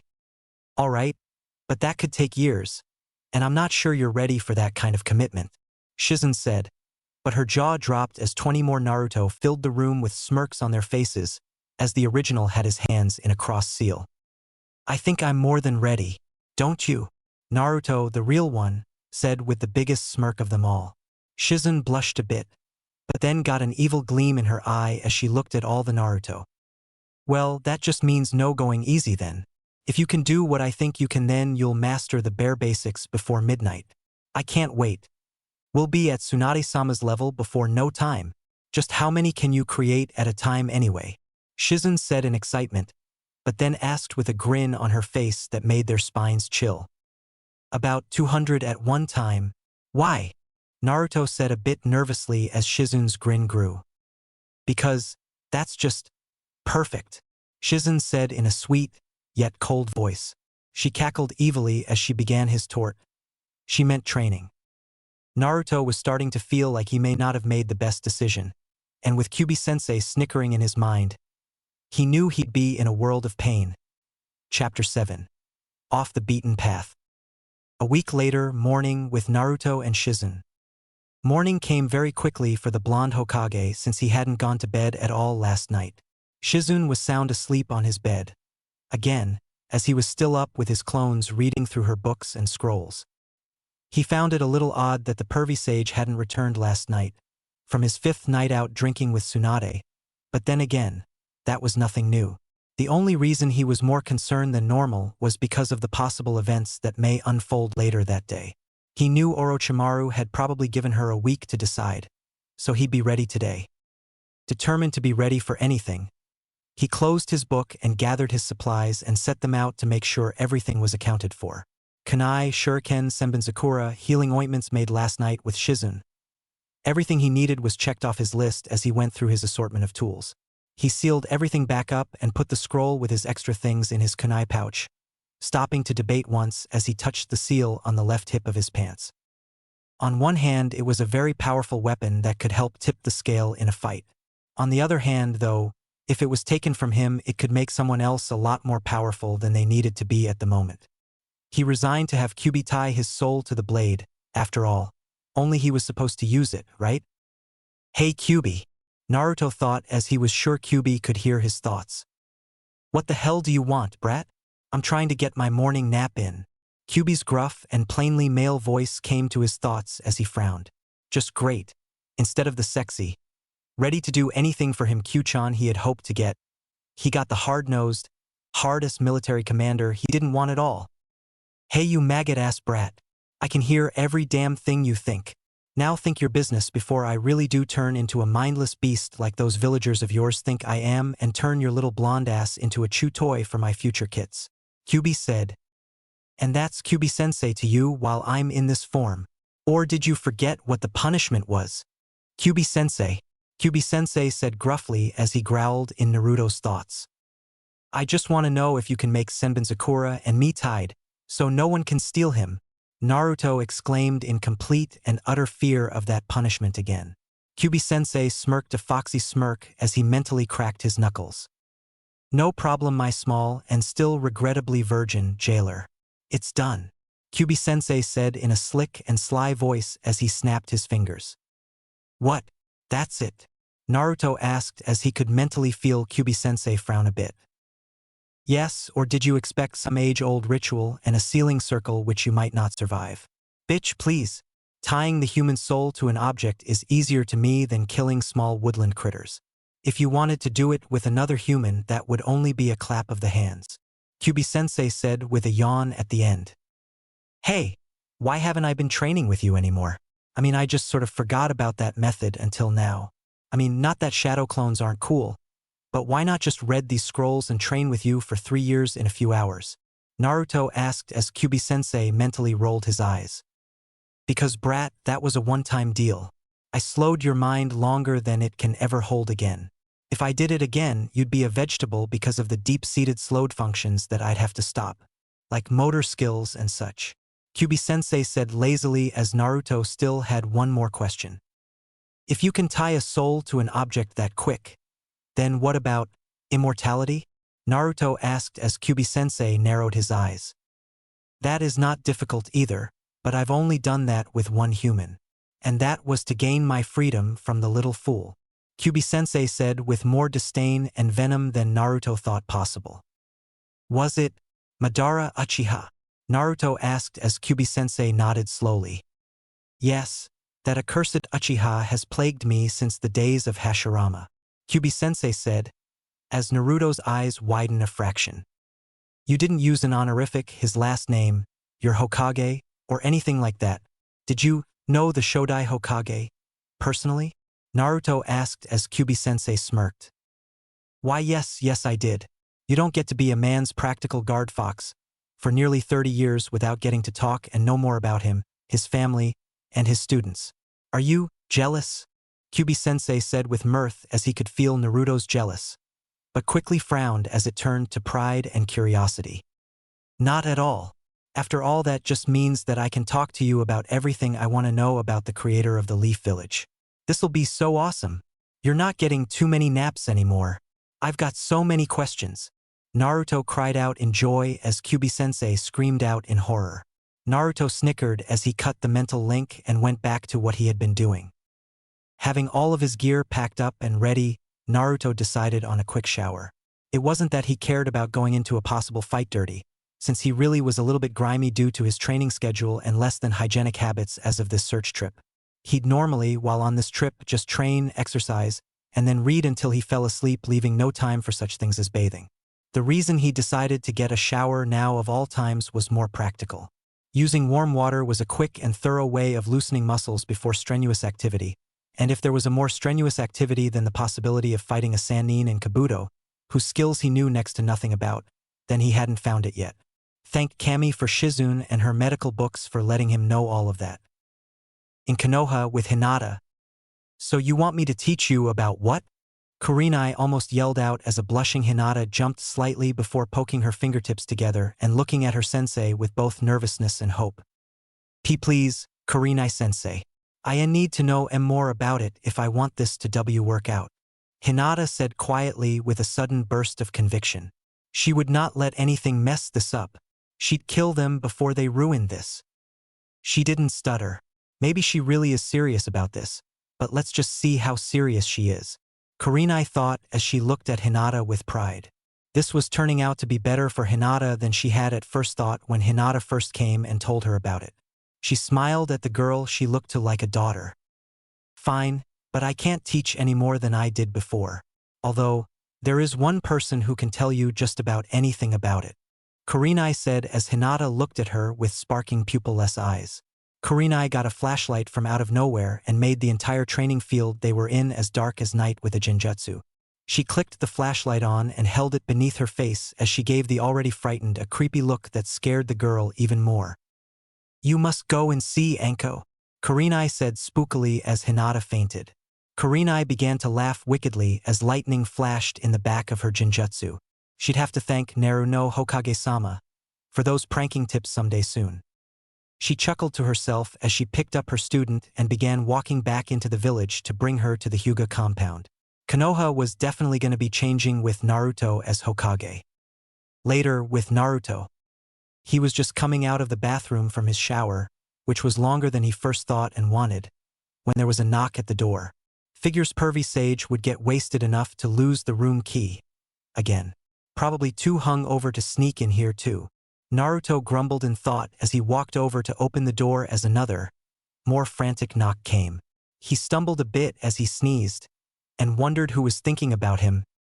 Hang on, I'm coming, he said as he opened the door to find Shizune there, breathing heavily. She was dressed and had some ninja tools in her right hand. She was holding her stomach with her left, as if she was hit in it. He guessed she went to her own room to get the tools while he was in the shower, but her room wasn't that far away. Jiraiya-sama? Is Jeriah-sama in yet? Shizune said in a rushed manner. Naruto could clearly see she was distraught as she tried to look over him and into the room she was in just this morning. From her limited viewpoint, she couldn't see anyone else there, so she turned her attention back to the boy in front of her. Finally noticing his state of dress, or lack thereof. Blushing heavily, she turned around and apologized. Sorry and Naruto-kun, I didn't mean to come at a bad time. I just really need to see Jiraiya-sama, Shizune said with a red face and stutter. It's about Tsunade, isn't it? She went to meet Orochimaru, Naruto said, not caring to put up pretenses anymore. Shizune spun on her heel, not caring about his unclothed state anymore as she gripped his shoulders tightly. You knew? But how? Shizune asked frantically as Naruto gave her a blank stare, while he gently removed her hands from his shoulders. Naruto checked the hall before pulling her inside and shutting the door, causing her to squeak a little in surprise as her face went red again. Is the world filled with a lot of Hinata-chans? Wait, Hinata-chan. When did that? Oh yeah, she loves me marrying her, and she stalked me. I almost forgot about that. We're having a serious talk about that when I get back to the village, Naruto thought as Shizune sat on his hotel bed. When we got here, I wandered over to where the castle was and found Orochimaru's chakra in the air. It wasn't hard to find it and him, so I discovered your little meeting with him. I didn't know for sure, but I and Pervy Sage had a good idea of what was going on. Pervy Sage wasn't going to go to stop her, but I'm betting she tried something to keep him away last night. I haven't seen him since yesterday, Naruto said as he put his hand on the seam of his towel before looking at the medic and arching an eyebrow.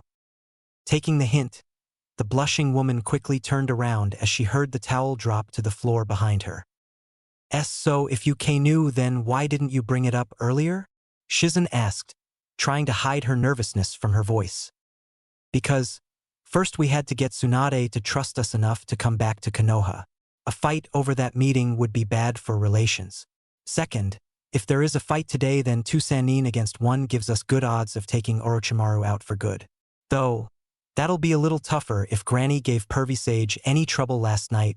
For all we know, he could be tied up in a cellar somewhere in town, being fondled by some really fat G. I'm finished, Naruto said as Shizune turned around to see him in his true form for the first time.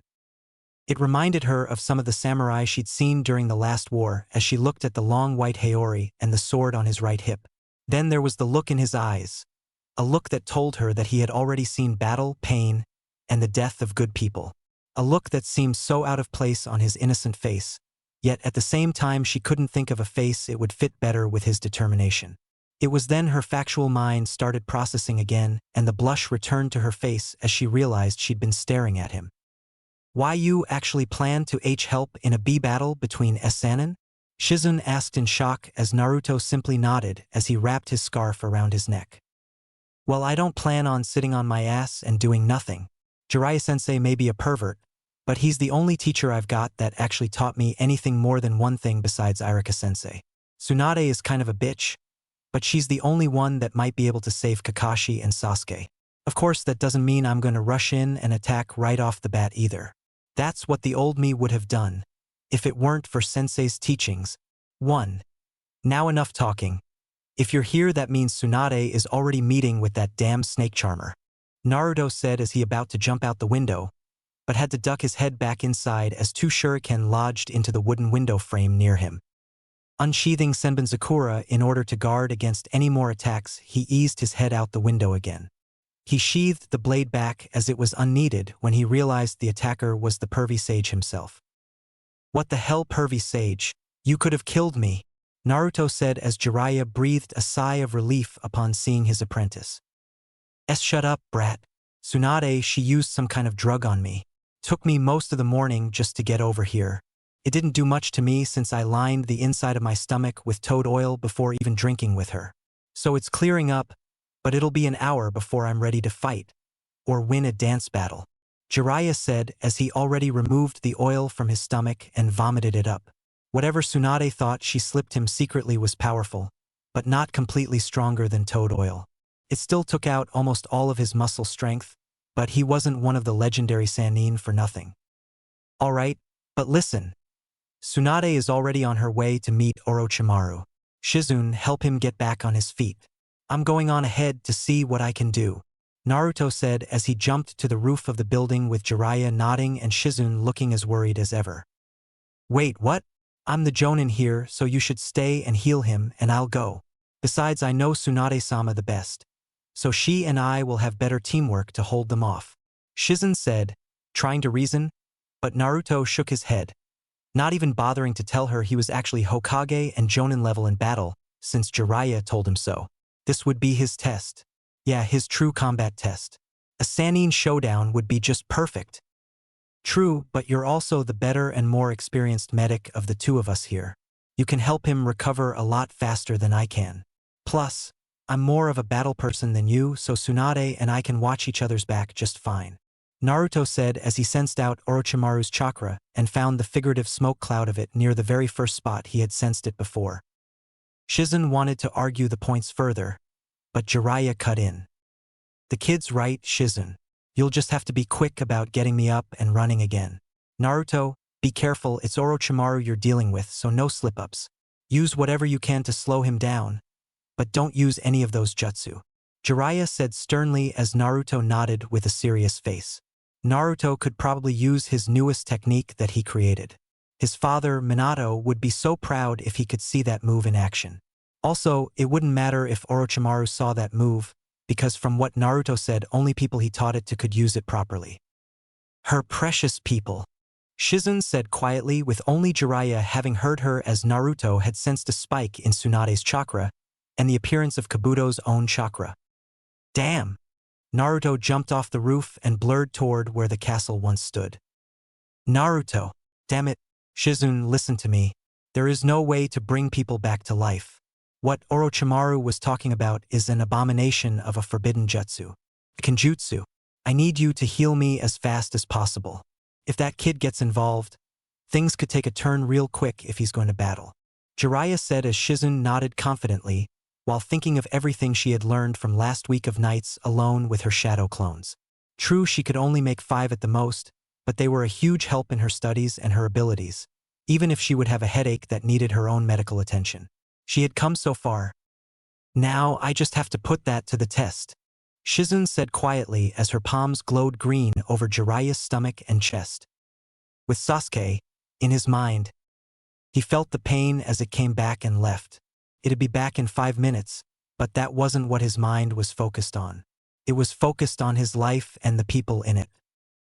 Kakashi, his teacher, his mentor, but the man's constant indifference to everything annoyed him to no end. Sure, the guy would protect his team and village with his own life, but what was that if your student couldn't come to you with their problems? He had, at one time, tried to talk with Kakashi about Itachi, but the man had been dodging Naruto's asking for help and then suddenly pushed Chidori training on him. It wasn't that he was complaining, but when he brought it up to the man, he simply ignored it. Although he did start keeping a closer eye on him.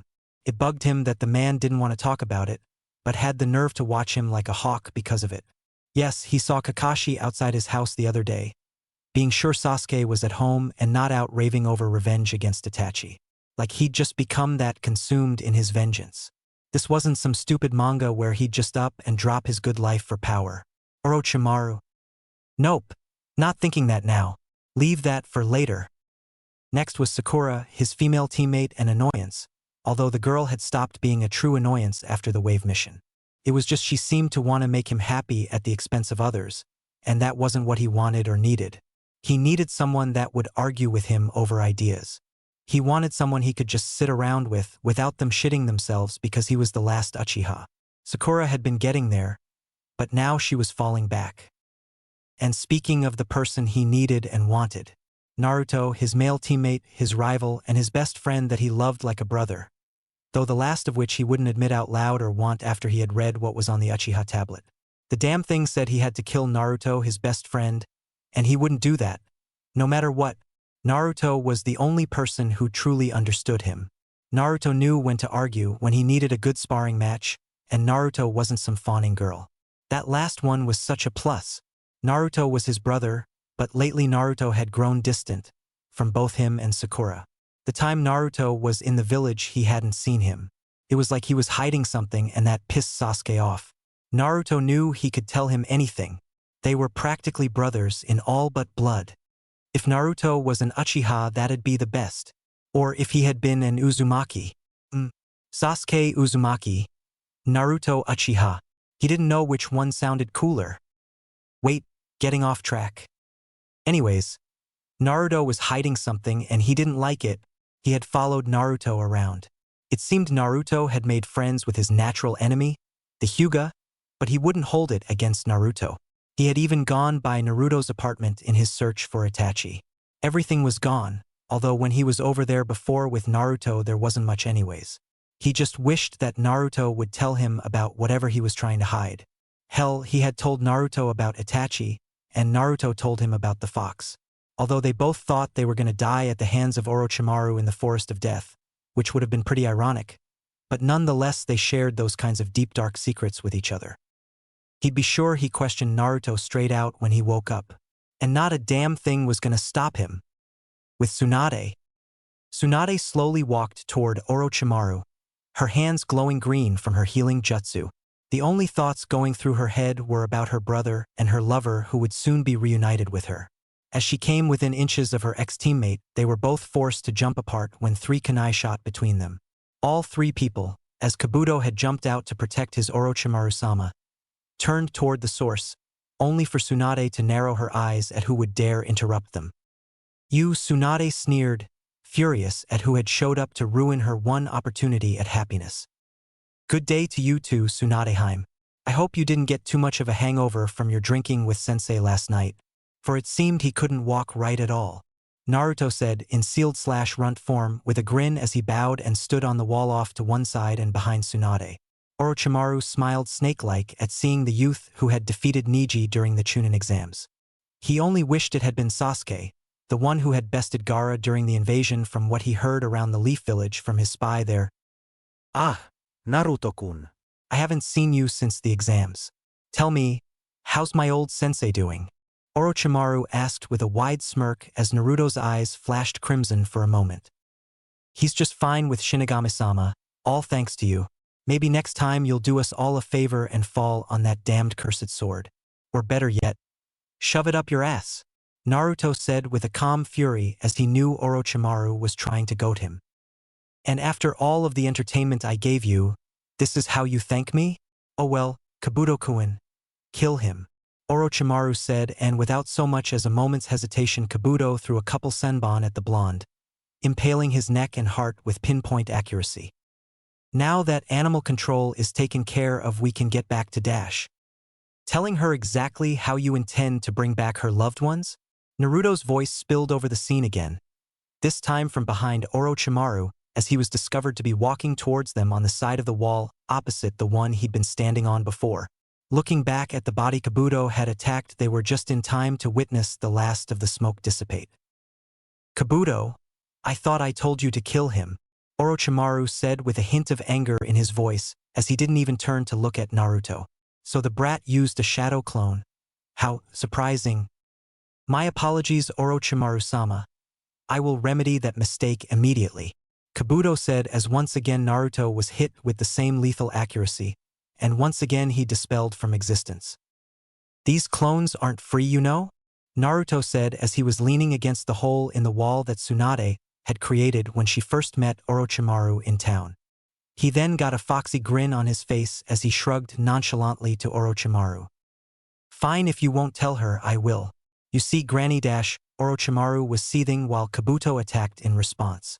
Again the clone popped, and again another showed up elsewhere. He plans to use a jutsu called Dash. Summoning Jutsu, reanimation, created by the Nidaime Hokage, your very granduncle. It's true that it brings back the dead, but Dash. It brings them back as nothing more than puppet, most of the time as little more emotionless zombies. I know Dash. There's more to the trick, but I know Dash. It won't bring them back completely. As it is, they would be completely Dash. Under his control. Oh yeah, and let's not forget the only cost are human sacrifices. Naruto finished as Kabuto struck that clone as well. Orochimaru wanted to roar out in pure anger that his trickery was explained by some snot-nosed genin. His anger rose each and every time Kabuto would kill a clone only to have another continue where the last left off. I knew I should have killed you when I had the chance, you brat. Orochimaru sneered as this time Naruto appeared behind Tsunade, more or less using her to shield himself from attack. Naruto completely ignored Orochimaru as he smirked from the practice he got in with his newest prank and technique. So, Granny, is that what you want? A couple of undead puppets in exchange for releasing their puppeteer on the world again? Which most likely he'd use them to kill you and Shizune as soon as you healed him. Naruto said as Tsunade looked deep in thought. She didn't want to believe the brat, but she couldn't ignore his knowledge of the technique Orochimaru planned to use. She knew all about her ex-teammates' sick experiments, yet it all left her with a question. How do you know so much about this jutsu? She asked Naruto as it was her last hope to discover if Orochimaru truly was lying, even though Orochimaru's actions against the kid pretty much proved his guilt. Because it was the same one he used against the old man when he brought the Shodai and Nidaime Hokages back using it. He tried to bring back the Yondaime too, but that one didn't succeed, right, Orochi-chan? Naruto said cheekily as he gave the snake Sanin a fox-like grin over Tsunade's shoulders. Is that true, Orochimaru? Tsunade said while lowering her head, her voice coming out in a growl. Not only had the snake offered to give her loved ones back to her with such a despicable kenjutsu, but he'd also already brought back both of the previous Kage, her blood relatives, to fight against the village they founded. Oh, he was dying today. Cool. You really are the annoying prankster, aren't you, Naruto-kun? You just can't leave things that don't concern you alone. Well, since it seems I won't be getting healed the nice way, I'll just have to make sure you can't heal anyone else either, Tsunade. There are other ways for me to get the use of my arms back, Orochimaru said with an amused smile on his pale face. Yet despite his threat, he and Kabuto were forced to jump to a wall, then tree in order to get away from Tsunade's Herculean attacks. Get back here, you bastards, she called out to them as she crashed through the wall they had jumped behind. You know, leaping over that would have taken less chakra, Naruto said, but then shut his mouth tight as the enraged slug Sanin gave him a hard glare. I won't thank you for this, brat, so shut up. Just be glad I'll be coming back and healing whoever when this is over with. Hell, I might even take up the Hokage seat just to put you in your place. Legally, Tsunade said as she thought they came to make her Hokage as well without telling her. That was always the way to do things. Sneakily. Naruto almost laughed out loud, but he didn't, although he couldn't help but smile at himself as he followed the woman after the two traders of Konoha. Progress is progress, I suppose. I just hope Pervy Sage, Boss, and Shizune can find us, he thought as he watched Tsunade continuously cratered the ground with her attacks. Okay, well that shouldn't be a problem then. Guess I'll just hope they get here before she runs out of chakra. Hitting nothing is definitely not working wonders for her chakra, I'm sure, Naruto thought as he sighed at her actions. He dispelled himself after following behind, though far behind enough to know where they would be heading. With the real Naruto in his true form. Well, I guess I better go after them then. It was a good idea to send a clone and have it practice that technique for me instead of myself. Well, let the true battle begin. Right, Pervy Sage? Naruto said as he got up from his spot on a nearby roof and changed form just as Jeriah and Shizune dropped down behind him. As sneaky as he was with those jutsu, Naruto? Jeriah said as he smirked from figuring out his student's plan. Yes, but I've created a technique that bests his jutsu by a long shot, Jiraiya-sensei. Naruto said with his own smirk as he disappeared in a single blur. Jeriah and Shizune's eyes widened as they realized they couldn't follow his speed or know where he was. What was that, Jiraiya-sama? Shizune asked in the hopes the man had some idea of the technique Naruto had used. That was a technique he created to surpass the Yondaime's flying thunder god jutsu. And he did it all right. Not a seal to be had in that technique, Jeriah said as he knew Naruto wasn't relying on anything but speed and some form of energy, yet it wasn't chakra.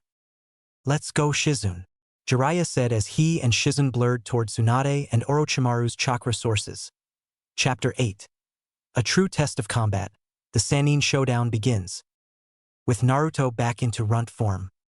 He watched as Tsunade continuously cratered the ground with her attacks in an effort to hit Orochimaru or Kabuto. She's really wasting chakra if she thinks she could hit them. She's so slow, even when she's falling. Another great line to use. Naruto though as Orochimaru jumped on top a boulder and Kabuto dodged away still on the ground. Huff! Huff! Stop running, you bastards. I'm gonna turn you into stains on the ground. Now take your deaths like men. Tsunade yelled out in rage as she shook her fist at them. Yeah, that'll keep em in one spot, Granny, Naruto thought as he rolled his eyes from his spot on a large boulder not too far behind her. Why, Tsunade, you seem tired. Is old age finally starting to creep up on you? The snake Sanin said snidely, but then was forced to dodge again as a chakra-powered fist was brought down where he once stood atop the now demolished boulder. If one of those even scrapes me, it'll be painful as hell, if not fatal, the white snake thought before Tsunade was after him again. Naruto watched as Tsunade and Kabuto fought for a bit. They seemed to be well versed in medical jutsu as they fought one around, seemingly tapping each other well, cutting muscles and ligaments. Oh wait, Tsunade just said something about lightning chakra and disturbing the central nervous system or something about the brain. He was more of an action guy than rather listening intently to dialogue. Anyways, she was pouncing on Kabuto like a tiger in the forest of death. This time it was Kabuto who reacted as he took out a kunai and sliced his own hand right in front of Tsunade's face. As soon as the crimson liquid entered the woman's sight, she collapsed in a heap. What the hell? This is just like last night. Crap. She's afraid of blood. Didn't expect that from some hotshot, cranky-ass, legendary medic like Granny's supposed to be. Naruto thought as he hadn't seen any actual attack, so that was the logical conclusion. Damn. He sounded like Shino just then. He continued to watch as Kabuto simply punted the slug princess away from the pair. Ticked him off, but he knew that a spar with Jeriah was far different than a battle against Kabuto.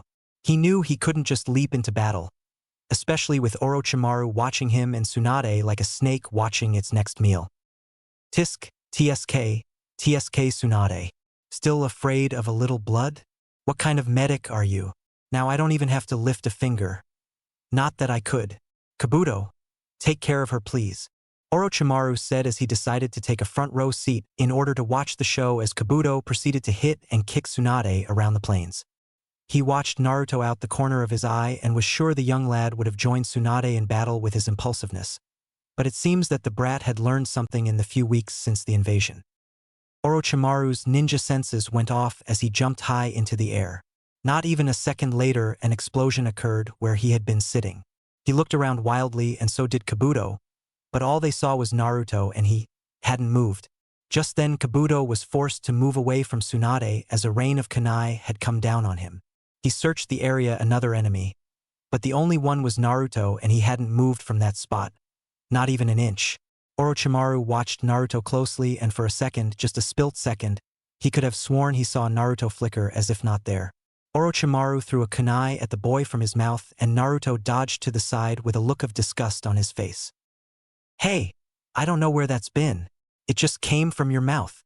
If I touched that I would have to medicine for years to make me clean again, Naruto said with a disgusted look at Orochimaru. Orochimaru eyed him suspiciously as he leaned over to Kabuto. Kabuto, deal with them, and then I'll kill Naruto-kun myself. Ku, just you wait, Orochimaru said with an evil gleam in his snake-like eyes as Naruto narrowed his own. Both over them knew Naruto could hear everything that was said, even if it was in whispers. Kabuto smirked as he headed for Naruto after kicking Tsunade away. Naruto went through a few hand signs and tossed 3 shuriken at Kabuto, who started at high speed upon seeing the blonde go through hand seals. Ninja art. Shuriken Shadow Clone Jutsu. Kabuto dodged and weaved through the hail of steel as he made his way towards Naruto. He quickly made a chakra scalpel as he neared the blonde, but was denied his target when said blonde through a new wave of shuriken came at him.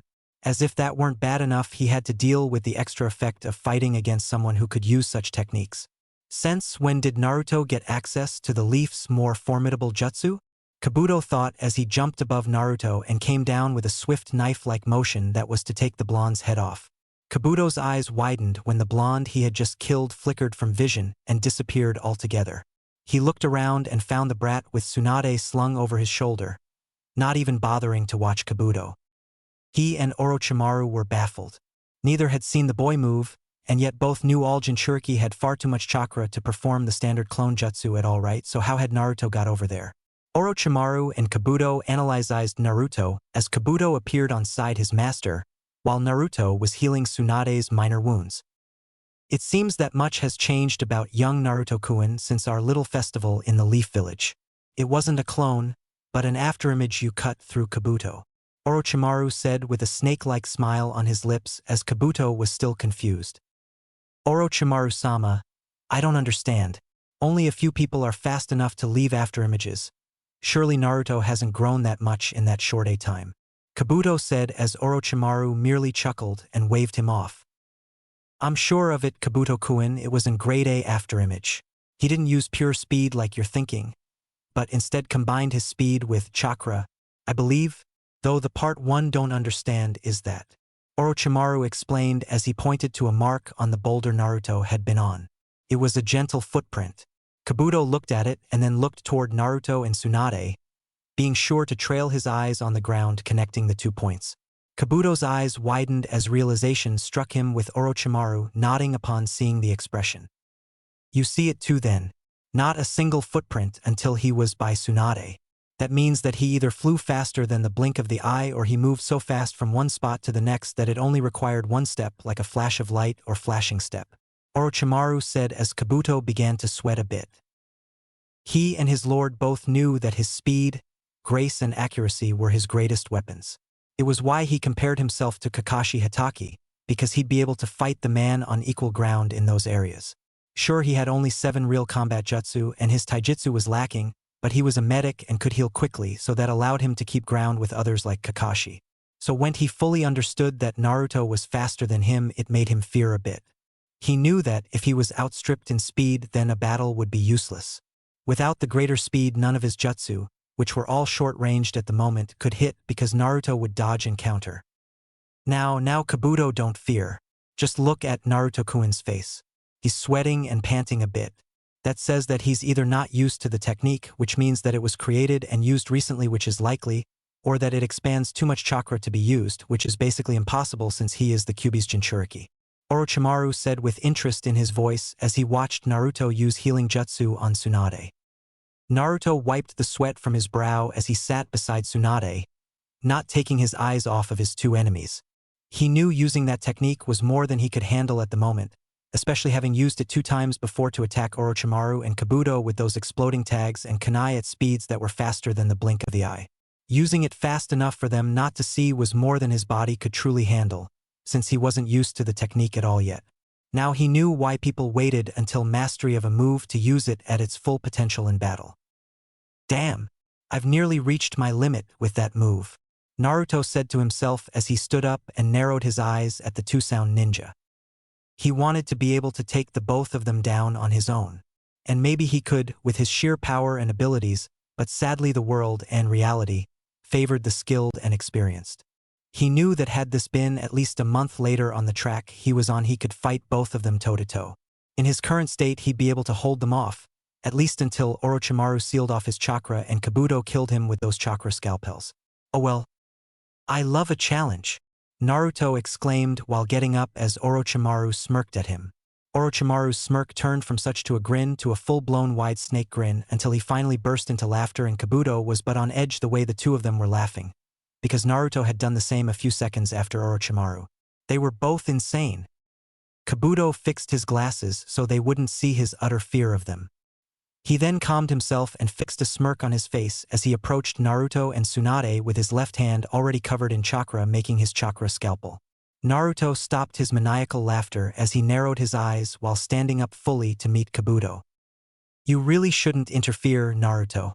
You aren't even close to being on my level, Kabuto taunted as he rushed to attack Naruto. He knew if Naruto used that speed to slice his head off, then it'd be all over. Naruto flipped over a low swipe and got a kunai from the hidden seal under his wrist. It was a good thing he had thought of it beforehand. He dodged the blows from Kabuto as best he could while still recovering, but he was still caught on the wrist by one of Kabuto's slashes. Naruto found that he had lost all feeling in his hand and he dropped his kunai. His momentary distracted state was all the opening Kabuto needed to kick him in the chest. Stay down, Naruto. You are impressive, I'll give you that, but you're not that special. If you fight against those stronger than you, you'll eventually die, Kabuto said as he turned towards Tsunade, his chakra scalpel at the ready for the lady, who was still paralyzed in fear of the blood on his hand. Naruto sprang up to his feet and was able to get between Kabuto and Tsunade as he blocked Kabuto's slash on his injured arm and felt the sharp pain head go through his limb. Do you like my attack, Naruto? It's called the chakra scalpel and can slice apart your insides without causing the tiniest scratch on your skin. You can't win, so stand aside and I may allow you to watch what I do to Tsunade. She will heal my master, Kabuto said with a dark and twisted smile as he attempted to strike Tsunade. He was shocked when he felt himself being restricted from behind. He felt that his arms were bound by some form of energy. It wasn't chakra and yet he could tell it was close. What is this? Kabuto questioned as he turned to look behind him. Naruto had 2 fingers out stretched toward him as he lay on the ground breathing heavily. It was that damn smirk on his face that infuriated Kabuto so much. Bakudo risuaita yksi, sai. It is the first of many I will create, and you should feel honored to be its very first sea captive, Naruto said through ragged breath as he stood up shakily. Kyuubi was already healing the damage, and if Kabuto somehow broke free of it, then Naruto would be long since healed by that time. Kabuto focused his chakra as he stood up, even that been somehow a difficult challenge. Naruto walked toward him holding up his hand as if there were a small ball in it. Now's as good a time as any, Naruto thought as he held up his arm that hadn't been disabled. Naruto began to form the Rasengan in his hand as Kabuto's eyes widened at seeing such a powerful flow of pure chakra. He saw Kabuto struggling against his Bakudo and knew he had only a few more seconds before the traitor was free. I can't lose here. I won't let this traitor hurt her. I won't. She might be crabby, but she's nice deep down. If she could raise a person to be as sweet as Shizen-chan, then she's bound to be good herself. I'm the Hokage and I'll protect her with my life, Naruto thought as his resolve hardened and he fully formed the Rasengan. What he didn't notice was it was somewhat bigger than a normal one. Never threaten anyone while I'm around. Rasengan, Naruto yelled as he thrust his attack into Kabuto's chest. Naruto fell to his knees as he watched Kabuto's body be blown back from the deadly attack. He turned to look at Tsunade and began to slowly walk over to her. He began to try and wake her up out of her stupor. He kept shouting things at her. Her life, Shizune, hell, he even mentioned Jeriah. However, Naruto didn't see the blow coming behind him, and he was thrown away from it by a hand. It was then a plume of smoke erupted in between Tsunade and Kabuto, forcing the latter to jump back to Orochimaru's side with a frown on his face. Naruto looked at him with narrowed eyes as he watched the area he struck Kabuto in heel right in front of him. Is it some form of bloodline? Or some kind of medical ninjutsu? Naruto thought as Jeriah and Shizune were now standing beside him and in front of Tsunade. Nice attack, Naruto-chan. If I had used up more chakra earlier, then I wouldn't have been able to heal the damage you did. Even as it is, your attack did cause me some major damage, but I don't think that you are in any position to take advantage, Kabuto said as Naruto fell to his knee, panting at the more draining effect on his chakra. Though he quickly got over it, much to Kabuto's shock and annoyance. What a great party you've got here, Orochimaru. You don't mind if we crash it, do you? Jeriah asked with a smirk on his face as Orochimaru chuckled. Not at all, Jeriah. Just be sure to drop dead by the end of it, Orochimaru said as Kabuto stood at the ready. Only if you do first, Jeriah said in a serious tone as his smirk fell from his now serious face while he dropped into a stance. Let's take our party out of the way. Let the kids here have some fun, Jeriah said as he looked at Naruto and the others from the corner of his eyes. He saw that Naruto still slightly panting and had probably already used that new speed technique more than he should have. Fine by me. Kabuto, be sure to end their lives, Orochimaru said as Kabuto took a deep breath and went through hand signs. Jiraiya's eyes widened as he noticed which ones and he bit his thumb as he flashed through the same. Kabuto pricked Orochimaru's thumb with a kunai and both cried out the same thing. Summoning Jutsu. In 2 bursts of smoke, 2 snake heads and a toad tongue cut through the smoke. The toad's tongue wrapped around the snake's body as the snake flipped its boneless body over and slammed its tail into the toad's head, causing it to be sent back to its world. Jeriah cursed as he was forced to dodge the snake lunge. The snake caused a large amount of earth to be thrown into the air along with creating a dust cloud as Naruto and Shizune, who was carrying Tsunade, jumped from rock to rock. A snake head shot out of the dust cloud and went straight for the three ninja. Damn it, move, Naruto said as he shoved Shizune and Tsunade out of the way as the snake opened its mouth, with him having no way to dodge or avoid being eaten. Why is it always snakes? Naruto yelled out as the snake closed its large jaws with him in them. In Konoha with Ino. Ino was having a talk with her dad, and the man had found that it was good to be drinking coffee and read the Konoha Times newspaper when Ino wanted to talk about her newest crush. What did you say, my little Ino-chan? Inoichi said as he turned creakily toward his daughter. I said that I like Naruto now, Dad. Seriously, I can't believe I didn't see it earlier. Naruto's nice, if not a complete goofball and immature, but still nice and kind. He's good-looking, loyal, not a pervert, and plus, he's from 2 clans. 2, Dad. That means he's bound to be rich and probably famous someday.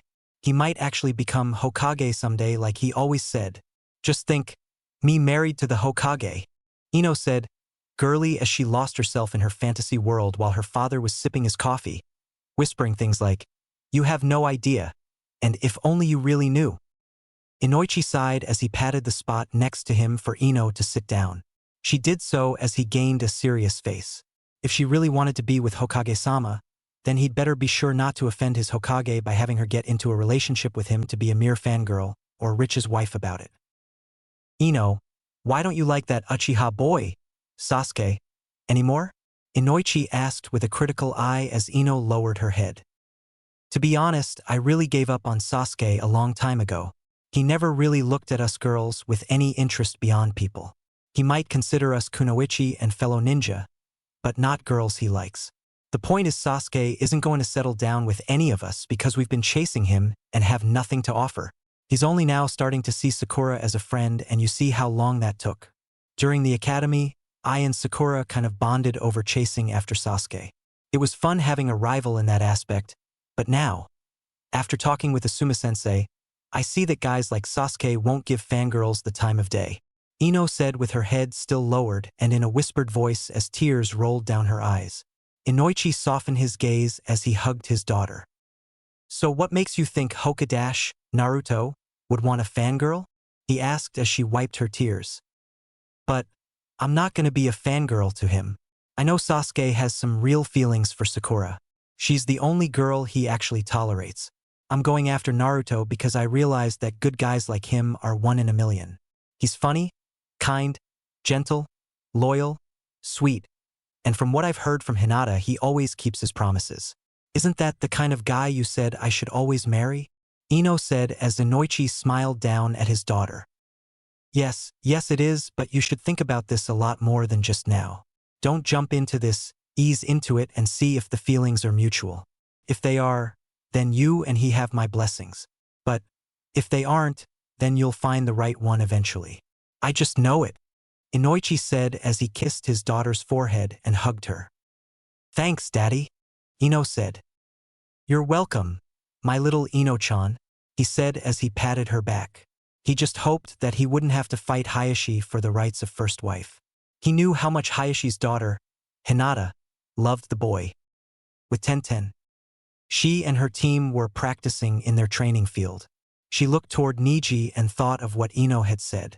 Was it true? Hey Niji, can I ask you something? Tenten said quietly, as Niji wiped the sweat from his brow. Yes, Tenten, what is it? Niji replied. It was then she noticed that he wasn't as cold or as harsh as he used to be. He had actually responded back with curiosity in his voice, and his voice was kinder than it used to be. Did you ever have a feeling for Emmy? Tenten asked with a noticeable blush and stutter. Niji raised a brow at it, as did Lee and Guy, but those two stayed out of the conversation, although they were listening.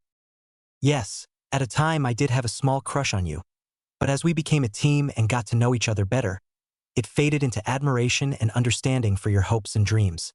I'm sorry if you hold feeling for me, but I have none for you other than pure and platonic friendship, Niji said, without the slightest bit of hesitation or remorse for his words. Even Lee's eyes widened at just how blunt he was at telling her he didn't like her. It seems some things never changed. Damn it, Ino was right. That arrogant stick-up-your-ass wouldn't have stopped you from asking me out. "Oh Kami-sama, why didn't I see it before?" Tenten exclaimed as all her male teammates' face faulted into the ground, with Niji's eyebrow twitching up a storm. It seemed that Ino Yamanaka had just made his list. The battle with Jeriah and Orochimaru. Earth style, dark swamp, Jeriah shouted out as he and Orochimaru appeared on the back of the two-headed snake. Orochimaru laughed a bit with a smirk as he looked out at the swamp his creature was trapped in. "What's wrong, Jeriah? I knew you were always weak, but even you, as one of the Sanin like myself, was always able to do better than this. Even you, a failure as you are, should have been able to sink my snake. What's wrong, Tsunade get to you?" "Cool, cool, cool," Orochimaru said as Jeriah smirked back at him. "Wasn't trying to sink it, Oroki-chan. I was waiting a bit before we start the real battle atop this beast," Jeriah said in a mocking tone as Orochimaru narrowed his eyes at his white-haired ex-comrade. He hated to admit it, but a full-strength Jeriah was far more powerful than he was at the moment. And even at his own full strength he wouldn't be able to kill Jeriah, because he knew Jeriah had more power than he did. It was then both of the Sanin cut their eyes to the mouth of the snake as it exploded and Naruto jumped out of it. As soon as they saw his escape, Jeriah was forced to dodge the legendary blade, Kusanagi, which Orochimaru was currently wielding with his mouth. It seemed that even without arms, Orochimaru could use his treasured Kusanagi. Oh, how Jeriah wished Orochimaru had been killed by that damnable blade sometimes. "You seem determined to run away, Jeriah. Where is that will of fire that the old fool I called sensei continued to speak of? You know, right up until his death at my hands." Orochimaru taunted as he knew Jeriah would get angry over the jab. Jeriah's eyes hardened and in a surprising burst of speed, he grabbed the blade with his chakra-coated hands and threw it away. Orochimaru's eyes widened as he didn't have time to dodge when Jeriah followed up with a savage punch to Orochimaru's face, sending the white snake rolling along the snake's skin until he was near his sword. "Don't you dare speak of sensei like that, Orochimaru. You know far better than that," Jeriah said loudly, in a tone that gave the snake Sanin pause and some level of fear. Orochimaru had rarely seen Jeriah as serious as he was currently, and had a bad suspicion that the fight with his old teammate would go south, rather than as he had expected. He shook himself out of his thoughts when Jeriah was attacked again. His strikes were more swift and powerful, and if not for Orochimaru's natural snake-like agility and flexibility, Jeriah would have pounded the snake Sanin into the ground, or snake as it was. Orochimaru launched his tongue and wrapped it around Jeriah's leg, hurling the larger man into the air. He attempted to kick him, only for Jeriah to be prepared for his strike. "Needle Jizo," Jeriah said as his long hair wrapped around him and extended out into spikes. Orochimaru hissed in pain as his leg was skewered by the hair. Jeriah released his technique and grabbed Orochimaru's leg only to hurl the paler Sanin into the ground away from the snake. Jeriah landed in front of him with a complete Rasengan in his hand. Orochimaru could just feel the pain already. "Rasengan," Jeriah yelled as he thrust the orb of chakra towards Orochimaru's head. Jeriah wasn't surprised when Orochimaru's body dissolved into mud, although he was when he felt a sharp pain and saw that the Kusanagi had just nicked him through his side. "You really shouldn't let your guard down," Orochimaru said, teasing as he mentally called his blade back to him. Jeriah fell to the ground in a grunt of pain. He could already feel the poison beginning to spread and knew he had to finish this fight quickly before it killed him. That was if Orochimaru didn't do it first. "It seems we both have a handicap now," Jeriah said as he shakily stood to his feet. "Maybe, but I was always more talented than you, Baka," Orochimaru said with a smile as he and Jeriah attacked one another again, but this disappearing into blurs of speed. Naruto sailed through the air as he had finally escaped that damn snake's mouth. "Okay, that is never happening again," Naruto exclaimed as he looked around. He saw Shizen being kicked away by Kabuto, only for her to breathe out some weird purple cloud. That was when his eyes widened a bit, finally realizing that it was poison. He watched as Kabuto sunk into the ground almost instantly. He needed to warn Shizune and fast. "Shizune, watch out. He's underground," Naruto shouted out as Shizune looked up at him and her eyes widened as she jumped into the air, as soon as Kabuto's hand broke ground. She wasn't fast enough as Kabuto had tapped each of her ankles, effectively cutting her tendons. He pulled himself out of the ground just as Shizun landed and crumbed to the ground, not able to stand on her own feet due to her severed ankle tendons. Well, it seems that warning was for naught, huh, Naruto? Kabuto said with a smug smile as he kicked Shizun back over to Tsunade. Naruto narrowed his eyes as he stared at Kabuto. As soon as his feet touched the ground, he was gone in a blur. Kabuto panicked as he saw the boy disappear, but panic soon turned to pain as he found Naruto's fist lodged into his gut. So, you want to know what's for naught, huh? Well, look into my eyes and you tell me, what's for naught? Naruto said heatedly as Kabuto's smug smile came back. All he needed to do was play along while he healed from the crushing chakra-enhanced punch Naruto had just delivered, and then he could redirect his chakra back to his chakra scalpels and cut Naruto's windpipe in half. It was the perfect plan. Or so he thought. What could possibly be so interesting about your eyes? Kabuto said, but fell silent as he stared into the now purple eyes of Naruto Uzumaki. Kabuto's eyes lost all form of life in them as he gazed into the glowing purple eyes that held his attention in them. From Naruto's eyes to Kabuto's flew a purple eagle insignia. It was the symbol of the great king. Kabuto then instantly felt as if anything Naruto said he would obey without fail. He felt as if the person he was, before he looked into the eyes of his new and only king, was being destroyed and a greater person was being born. A person who would serve his Narutodano well. How he loved the person he was becoming, but the old part of him hated it with all its might.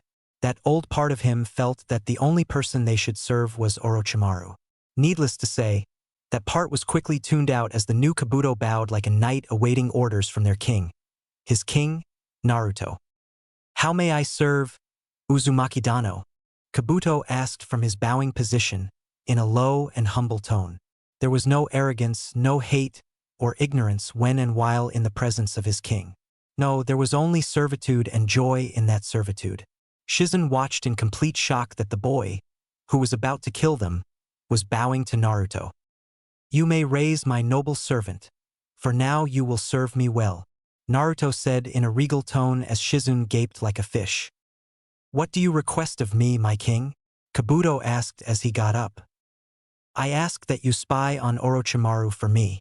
When around me and not Orochimaru, you will be my servant as you are now. When in both our presence, you will act as you once did, as his servant and not mine. While him and not I, you will act as you once did. Is that understood? Naruto said as commandingly and kindly as he could. Even though Kabuto was his enemy, he didn't need to treat the guy badly. He was pretty nice during the Chunin exams, even if it was all just an act. Kabuto nodded as he bowed once again. It is understood. As you wish, my lord. So you have commanded. So let it be done, Uzumaki Dano, my king. Kabuto said as Naruto sighed in exasperation. The scroll said nothing about them acting as mindless loyal puppets. You may act yourself, Kabuto, and called me Naruto. As you wish, Naruto-sama. Kabuto said as he once again stood and adorned a smile. Naruto, how did you do that? Shizun voiced as Naruto and Kabuto had just remembered she was there. She shifted nervously as they stared at her with surprise. Oh yeah, that. Well, it's part of my bloodline. The Dyugan, or in my case, the Kemi Dyugan. It allows me to take control of a person and turn them into, basically, a knight in service to me as their king. I can make them do whatever I want so long as they looked into my eyes once while my bloodline was activated. The problems with that part of my Jujutsu are that I must have eye contact, and that I can only take control of 5 people every 3 years. Once I take control of those 5, I have to wait 3 years before I can use that ability again at all. It's called knighting or geas. Naruto explained while Shizun walked over to them, after healing her tendons, as she held her stomach where Kabuto had kicked her. Kabuto at least had the decency to look apologetic at the sight. You said a part of this. Kami Dyugan? What else is there? She asked, unsure if she was allowed to question him about his bloodline. She remembered that most clans and bloodline users were very shush about their bloodlines and jutsu around others. Oh, well, it has only one other use that I know of. It allows me to see a great distance. Up to 1 full kilometer of clear and accurate vision. Sort like a hawk's eye view, huh? Other than that, the scroll containing information was pretty vague on anything else, saying things like, "A great king must look to the past and future in certain instances, as to better prepare and extend his reign." It sounded like a lot of boring crap to me, but Sensei thought it might have been a hint at another power of my Jujutsu. Naruto finished with a shrug as Shizune tried to make heads or tails of the quote. It sounded as if his Jujutsu would give him the power to see the past and future, but that couldn't be right. No one had the power to know what would happen, right? "I believe it is time we got Tsunade-sama to her right self, my master. She has been in that state for far too long," Kabuto said as he looked toward the frozen slug princess. Her gaze held nothing but fear, and Naruto frowned as he didn't like that. It was too much like what the villagers would look like when he used to go shopping. Oh yeah, the villagers. He'd have to find a way to deal with them after he got back to his village. Not the time to think about that, he'd have to deal with one problem at a time. "I've got the perfect plan to snap her out of it," Naruto said as a grin appeared on his face. Oh, it would be dicey, but he always did enjoy life on the edge of a kunai. He and Kabuto began fighting once more, but this time with a dangerous plan. With Kakashi, in Konoha Hospital. Kakashi sighed for what seemed like the millionth time today. He was waiting for his friends to visit him, but it seemed as if they had other things to do. Now that he thought about it, they all stopped coming around after he said that stuff about Naruto being Hokage. He really hoped they didn't take it the wrong way. It was just a misunderstanding if they thought he was being disloyal or unfaithful. He would follow the Hokage no matter who it was, even Naruto. Wait, that came out wrong. He meant to say that he believed that those who picked the Hokage would always pick the best for the job, and that person was Naruto, it seemed. Truth be told, he loved his students, especially Naruto. The kid was just so full of life. It was astonishing how, dare he say it, why youthful. Kami-sama, that was hard to get out. Anyways, Naruto was just so why youthful and always ready to take on a challenge. The boy also had a gift for bringing out the best in people. He did it to Zabuza and Haku as well as Gaara, it seemed, so there was no telling who'd be next. Now back to what he was saying. Kakashi believed in Naruto. He just didn't think the kid was ready to be Hokage. As of now, the Hokage is the leader of the entire Leaf Village. He just thought Naruto should wait a few years before taking the position. Now, what exactly did he say? Oh yes, he said that Naruto didn't have any of the power to back up his title. Well, it was true as far as he knew. Besides shadow clones and Kyuubi, he didn't know of any other abilities Naruto had. But that didn't mean Naruto couldn't be trained. He wanted to tell them that Jiraiya-sama was going to train Naruto further, so he would have the power and skills to back up the title. But he didn't know if Jiraiya-sama wanted people to know of his training Naruto. It was training to combat the Akatsuki at first, but now it would be pushed 10 times harder and faster now that the boy was Hokage. He also said Naruto lacked the intelligence to be Hokage. Well, that one was kind of true. The Naruto he knew was hyperactive, impatient, and clueless to just about everything. The boy had plenty of intelligence in the midst of battle, but as Hokage, a position which required political and mental acuteness, he was fairly sure Naruto would be eaten alive by just the civilian council and their tricky ways. Although, he still thought Naruto could be taught and that if that didn't work, the boy could always prank the crap out of them. The point was Naruto was still a kid, and to place a kid in charge of sharks like the civilian council was asking for him to be eaten alive. But still, he had faith in Naruto. He said Naruto was the weakest of his team. Now that must have come from the meds he had been on at the time, because he was very sure that Sakura was the weakest of his team. Naruto was arguably the strongest. The reason he says arguably is because some would say Sasuke's natural genius would be a fair match against Naruto's hard-working genius.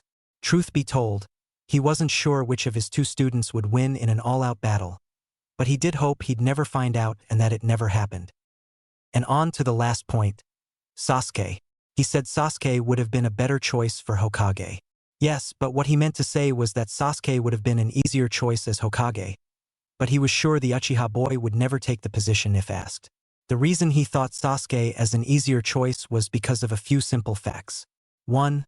Sasuke already had the support of the villagers, whereas Naruto would have to fight tooth and nail for their liking. Sasuke was already calm, quiet, and reserved, while Naruto would have to be trained by the Hyuga to get like that. Sasuke had the Sharingan, which meant that if Sasuke was trained by, say, someone like Orochimaru, and please perish the thought, then he'd have been at least S-ranked in 3 years, especially with Orochimaru's love of jutsu. And then there was the battle during the invasion. He wanted the reports from Pakin, his ninja dog, but the little guy was blown away and dispelled before he saw too much. The last thing the lead ninja dog saw was Sasuke lunging at Gaara with a Chidori. He didn't hear any more about it until he was walking down the street days later, to which he heard 2 civilian women talking about the battle. He just assumed they overheard some ninja, who had seen or glimpsed the battle, talking about it. He wanted to question his students about it, but he thought it wouldn't do to have their egos inflated at their sensei asking about the battle against one of the 9 demon lords and its Jinchuriki. He had, however, overheard Sakura thanking Sasuke for saving her when Naruto was pestering him about Chidori training. He didn't get to catch Sasuke's reply to her thanks because he was focused on Naruto, but he was sure it would be a curt grunt, nod, and walking away into the setting sun, as if the boy was just that cool. Yeah, right? Only he was that cool. Oh well, he'd just have to question Naruto as soon as the boy was back in the village with Tsunade and he was healed. Sigh. He had such a thoughtful student, but Naruto always was the nicest of them and the most, as well as least, tolerable. The boy really was just nice, while he, Kakashi Hatake, was sick and couldn't move a part of his body without incredible metal pain shooting through it. What did Naruto do? Go and get the greatest medical ninja ever to heal him. And apparently Sasuke. Yeah, he'd have to talk to Sasuke about that later, but first he'd question Naruto on what really happened during the invasion.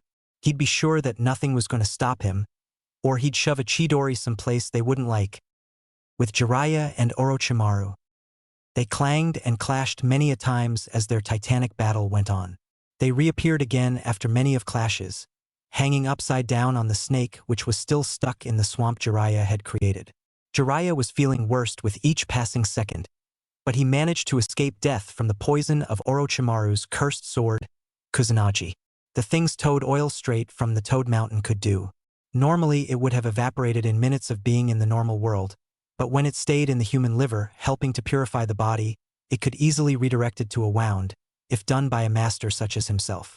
That gave him the power to use Sage Mode on just that one spot and clear away most of the poison.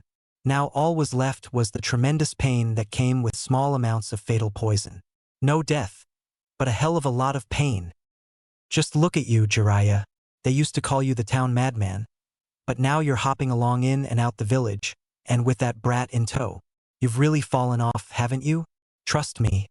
I've always had a good eye for talent, and with that one, all I see is insipid mediocrity, Orochimaru said as they rested from their battle, having jumped to the top of the snake's back. Orochimaru watched from the corner of his eye as Naruto was kicked away by Kabuto. His eyes went back to Jeriah, the most dangerous opponent he'd ever face. No matter what he said, Jeriah was the most powerful person he had ever seen. Not Itachi, not Pain, and not anyone else could compare to the few times he had seen Jeriah serious during the Third Great Shinobi War. Those were sights he was both proud and somewhat fearful of.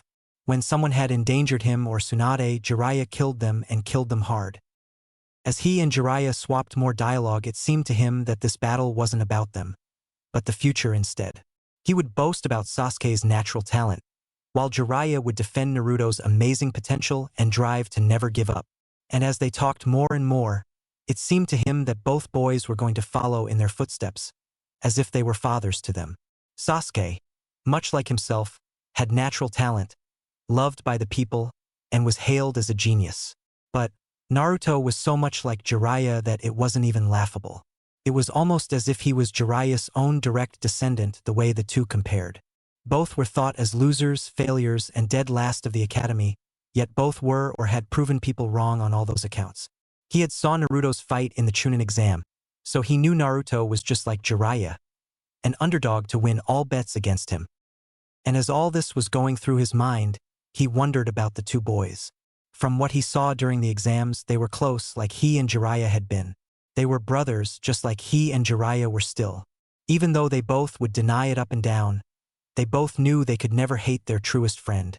Even now, Jeriah's spy network was the best, and had found him and his hideouts plenty of times.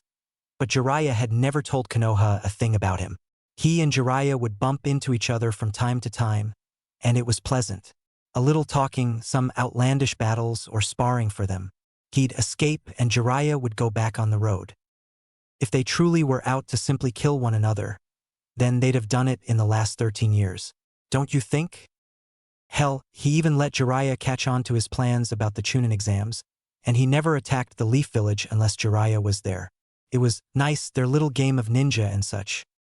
His fleeting goals for power and immortality. Jeriah's travels to find the child of prophecy. Sometimes he wanted to go back to Konoha, but then he remembered why he left. To get away from the people who judged him for all his imperfections. He was a Sanin, a legendary ninja, yet he was only human. But those people didn't see it that way. They saw him as a monster for his experiments. They saw a criminal who wasn't socially acceptable. Jeriah didn't see that. Jeriah saw his human teammate who was making medical advances and trying to reach his dreams, his goals. Jeriah saw him for who he was, a person. A human being who only wanted to escape his fears and have a dream to always work toward. Orochimaru wasn't stupid. He had figured out long ago, about 15 years actually, that true immorality wasn't obtainable. Unless grained by a kami or demon, then it'd be true, like Madara Uchiha. The lucky bastard. Anyways, he knew his dream wasn't reachable. He also knew that it wasn't about the dream, but the long and rough road to it. So, he became the monster they saw him as, but to Jeriah, he was only a brother who needed someone in the whole world to tell him he was human, and loved. In a not romantic way, of course. Wait time to get off the road of memories and emotions, and back to his original thoughts. Anyways, it was disturbing to think that those two boys could be ripped apart like him and Jeriah. He could tell Naruto would grow as powerful as Jeriah, but what of Sasuke? Sasuke would need someone to show him the ropes of being the snake to the toad Naruto would become. Sasuke would need to complement Naruto's stupidity with his own cool, calm genius. The same as Jeriah and he. He wondered who could do it besides him. He would hate himself if he put Sasuke, Naruto, and the people around the two through the same crap he and Jeriah went through. He wanted Anko to do it. Oh, how he loved messing with his former student. She was just too excitable and far too easy to scare. She thought he was some evil demon who came back every few years just to make her life miserable. Oh, if only she knew the truth. Anyway, he knew she could teach him the things he'd really need, except for the being freighting, creepy, and weird as hell parts. No, he'd have to do it himself. But in what way could he do it without the people hating Sasuke like they did and still do him? Bah, he'd think on that later. Orochimaru, you seem rather distracted, Jeriah said as he stood straight up from his stance. He could tell no one was watching and he knew of his friend's thoughts. Yes, I was just thinking about things and stuff, Orochimaru said casually with a sigh as he sat on his snake's back. Jeriah walked over to him. So you really think it's gonna have to come to that, huh? Jeriah asked as he stood in front of Orochimaru, while the snake Sanin. It will be the only way. Anko never got to part 2 of my training, and I never taught another student after, so it's the only way. Unless, Orochimaru said and explained his stroke of genius to Jeriah as the toad sage grinned. Sounds perfect to me, you snake fag of a genius. Let's do it, although I may have to be out of the village when you enact it. Can't have people knowing I knew, Jeriah said as Orochimaru stood up. No, we can't. Although I'm curious. Will you be telling young Naruto of this plan? You toad-obsessed idiot, Orochimaru asked as he eyed the boy. Apparently Naruto was holding off Kabuto's attempts to get to Tsunade. I probably will, but if I do, then your plans may change, Jeriah said with a serious face. For the first time in many years, Orochimaru's face held confusion and interest. You see, Naruto has been quite active since you attacked the village. He's become the Godame Hokage, Jeriah said as Orochimaru gaped like a fish. What the hell? How could they make that brat the Hokage? He isn't powerful, nor intelligent, Orochimaru said, about to go into a rant when Jeriah held up his hand, stopping him. There was something about that grin on his face that made Orochimaru uneasy. Actually, what you see now is the Naruto that you knew, but the one he's becoming is on a whole other level. You were always the best sensor ninja of our team. Surely you should be able to sense out Naruto's true level power. Jeriah said as he gestured toward Naruto, who was doing a Rasengan with his shadow clone. Orochimaru closed his eyes and focused on Naruto's being. He felt there were 2 layers of power, almost as if Naruto was holding back his true power. He could sense 3 forms of power. The form Naruto was using now, which was less than 1% than all the power. The second form, which was the most focused and controlled of them all. That form was more than 45% of all the power. And the third form, which was Kyuubi. It was the most out of control and unrefined form, which was 54% of all the power. But Orochimaru could sense that Kyuubi's chakra was being steadily drained into the 2 other forms. Orochimaru predicted that within the year that Kyuubi's chakra would be Naruto's completely if he continued to get into situations which called for more of Kyuubi's power, like healing Naruto or just plain using the beast's chakra. Jeriah, indeed little Naruto has gotten powerful, almost as powerful as we. But how? Orochimaru asked as he was sure Jeriah knew the answer by way the Toad Sage was grinning ear to ear. Ah yes, well the boy is doing a training which would kill anyone else, even we of the Sanin. Jeriah said nonchalantly with a shrug as if he were talking about the weather while Orochimaru gaped, but quickly schooled his face with a gleam in his eye. And this training was? Shadow clones. Jeriah answered as Orochimaru's jaw dropped. Truth be told, he himself had trained using shadow clones, but each time he did he was hospitalized for a week from the mental strain alone. Damn those 20 clones for dispelling at once. Interesting, Orochimaru said as his eyes widened upon seeing Naruto slam a Rasengan into Kabuto's stomach for a second time today. He knew from personal experience that Kabuto would be feeling that in the morning, even with his healing jutsu. So want to finish this little spar of ours? Jeriah said as Orochimaru kept his eyes fixated on Naruto, and then flickered them to Tsunade, who was healing the boy from whatever Kabuto had done to him. No, I think I'll just battle Tsunade instead, Orochimaru said nonchalantly with a smirk as he shot down off his snake's back. Jeriah's eye twitched for a second after hearing Orochimaru's statement. Oh no you don't. She's my Tsuhime. Don't hurt her, you snake queen, Jeriah said as he jumped down off the snake himself, after Orochimaru. Orochimaru turned back and shot his tongue at Jeriah, wrapping it around the older man's leg. What the devil? Jeriah yelled as he was then slammed into the ground with no mercy. Damn that boy-obsessed snake lover. Better luck next time, Jeriah Baka, Orochimaru yelled back with a chuckle as he flew toward an injured Naruto and Tsunade, who was healing said injured boy. You cheating bastard, Jeriah groaned out loudly, which made Orochimaru chuckle more. I'm evil, remember. It's what we do, Orochimaru yelled back with mirth as he made his sword, Kusanagi, come forth from his mouth. Tsunade got in front of Naruto, believing Orochimaru was going for the boy. Orochimaru wanted to laugh out loud, but years of being the cool, calm and collected one forced him not to. Having glanced down at Naruto's body, he saw that Tsunade had placed her necklace on the boy.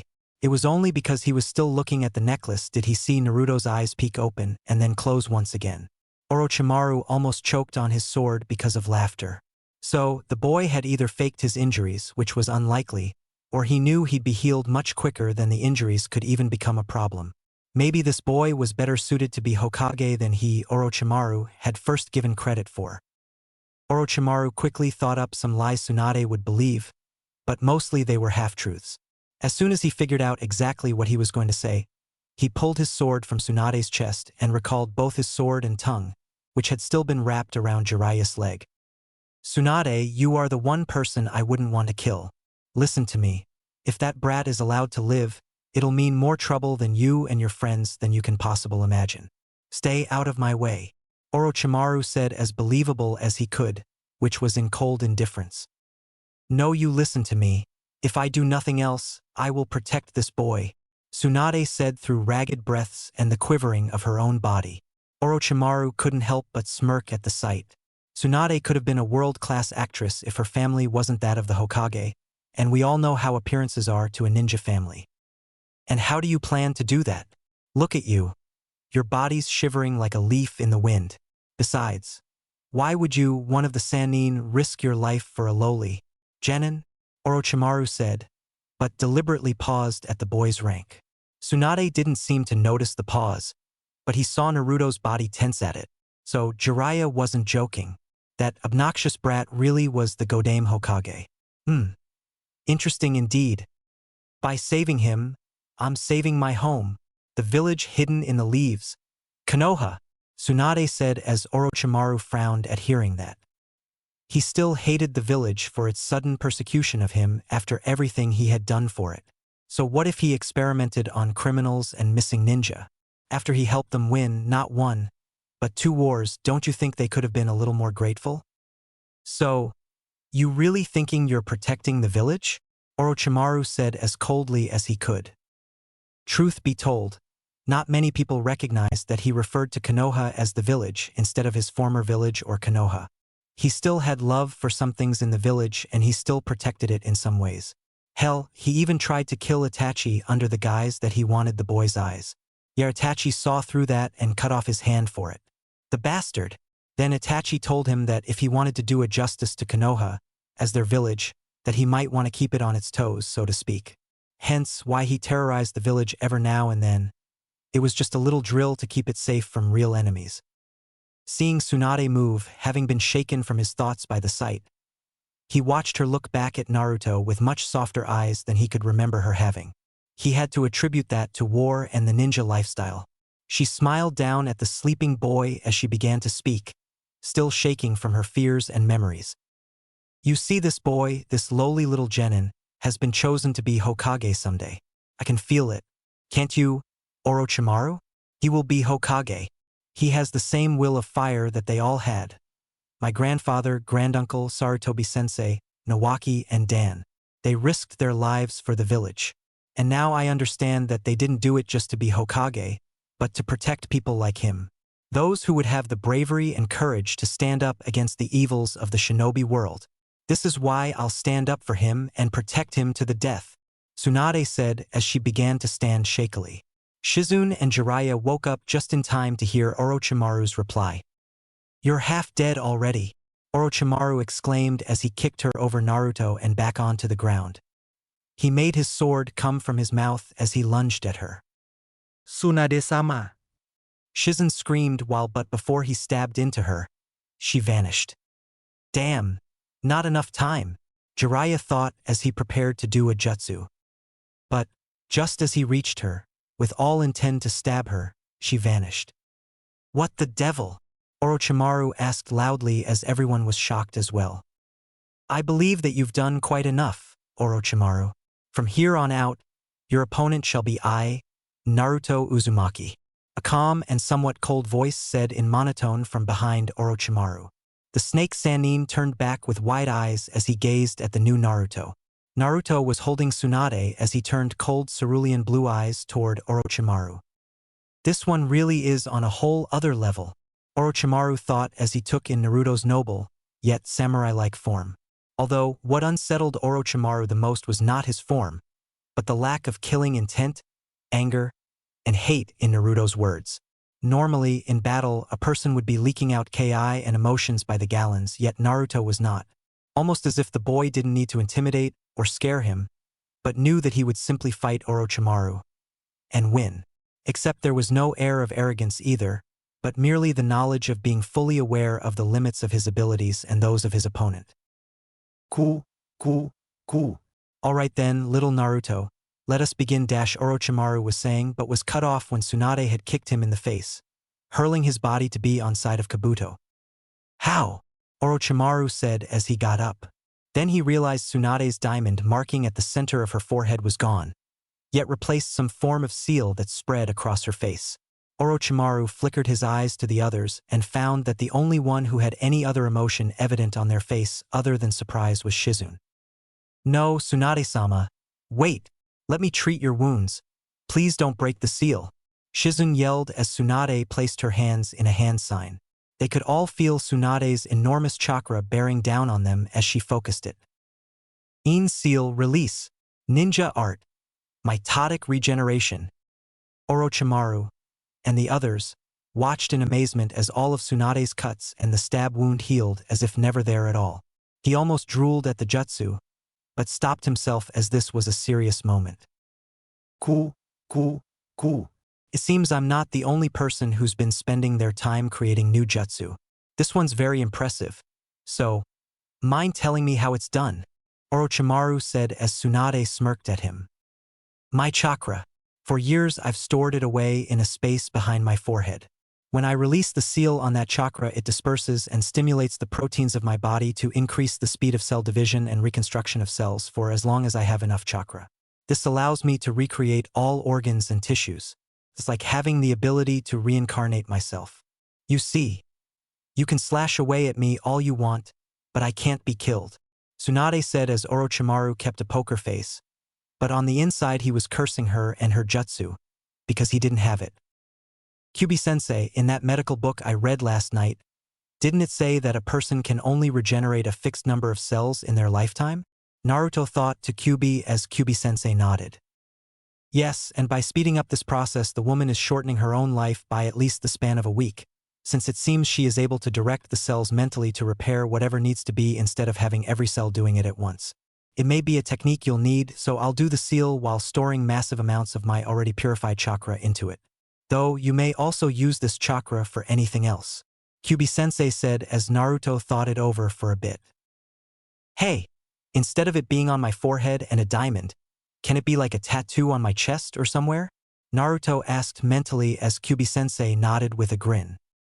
You want it to be a black and in the shape of your blossom plant at home? Kyubi-sensei asked teasingly as Naruto nodded. What? It'd be totally badass, Naruto said as Kyubi-sensei chuckled and went to work. Just so you know, I'm sealing off 80% of all your power and mine.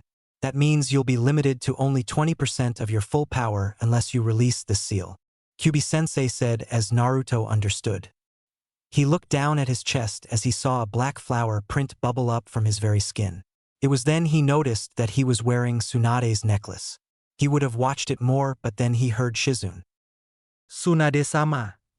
Shizune exclaimed as Naruto turned to see Tsunade draw a line of blood down her wrist. That could only mean one thing. Orochimaru-sama. Kabuto exclaimed as Orochimaru gave Kabuto his hand, while Naruto had blurred to Jiraiya's side. Naruto, do it quickly. Then close up that swamp I made. Jeriah yelled as Naruto took the blood from his cut hand and rubbed it on the palm of Jiraiya's hand. He then ran through hand signs and pressed both hands to the ground as the swamp behind them closed into barren earth. Summoning Jutsu, the three legendary Sanin exclaimed in unison as they all slammed their left hands to the ground in unity.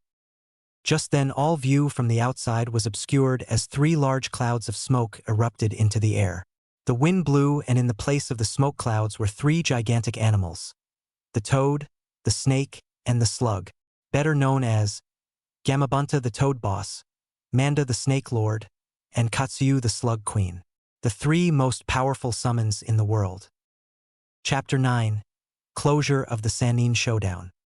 Shizune with Tsunade stared down Orochimaru atop Katsuyu. Kabuto, along with Orochimaru, looked worried as they gazed at the other two summons upon the head of Manda. Naruto, along with Jeriah, looked a bit saddened that things had to come to such a large-scale battle.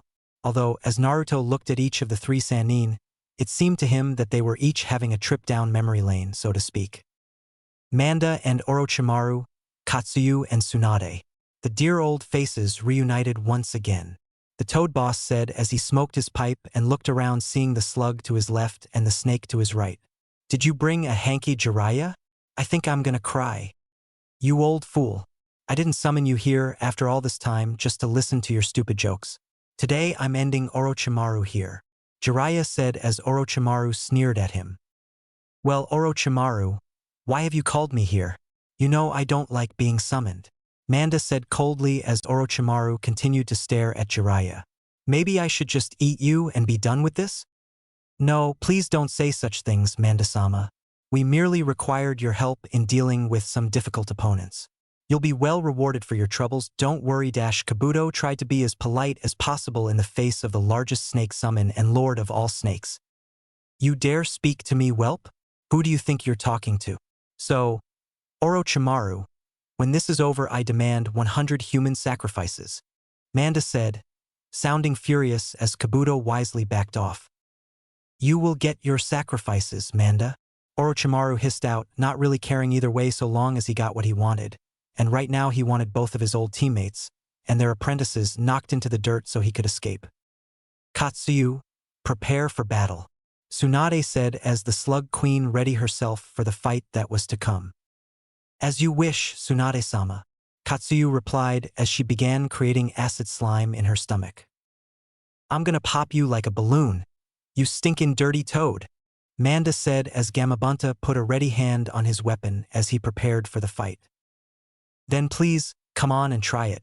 The wife was bugging me about a snake skin purse anyway, Gamabunta said in a pleasant and casual tone as Naruto looked shocked.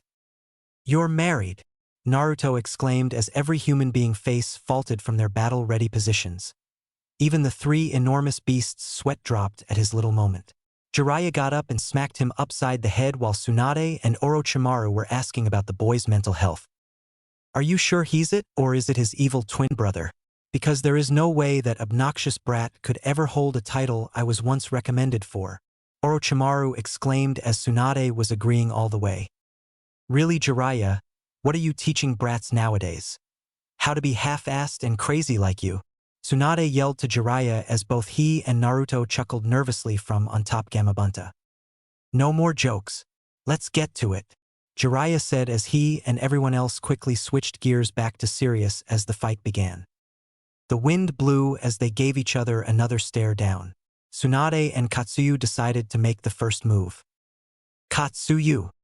Right, acid slime, Katsuyu said as she spitted out a geyser of green acid, forcing the Snake Lord to dodge behind a rock. In retaliation, Manda slithered over to the Slug Queen with impressive speeds and wrapped himself around her, squeezing her as if trying to pop a balloon. Gamabunta tried to take the opening with a sword stab, but his weapon was grabbed away by the serpent's mouth, who then turned it back to his captive, chuckling evilly. Katsuyu, Tsunade said as Katsuyu already knew what her lady wanted of her. Tsunade and Shizun nodded to each other as they jumped away from Katsuyu. Yes, milady. Katsuyu great fishin'.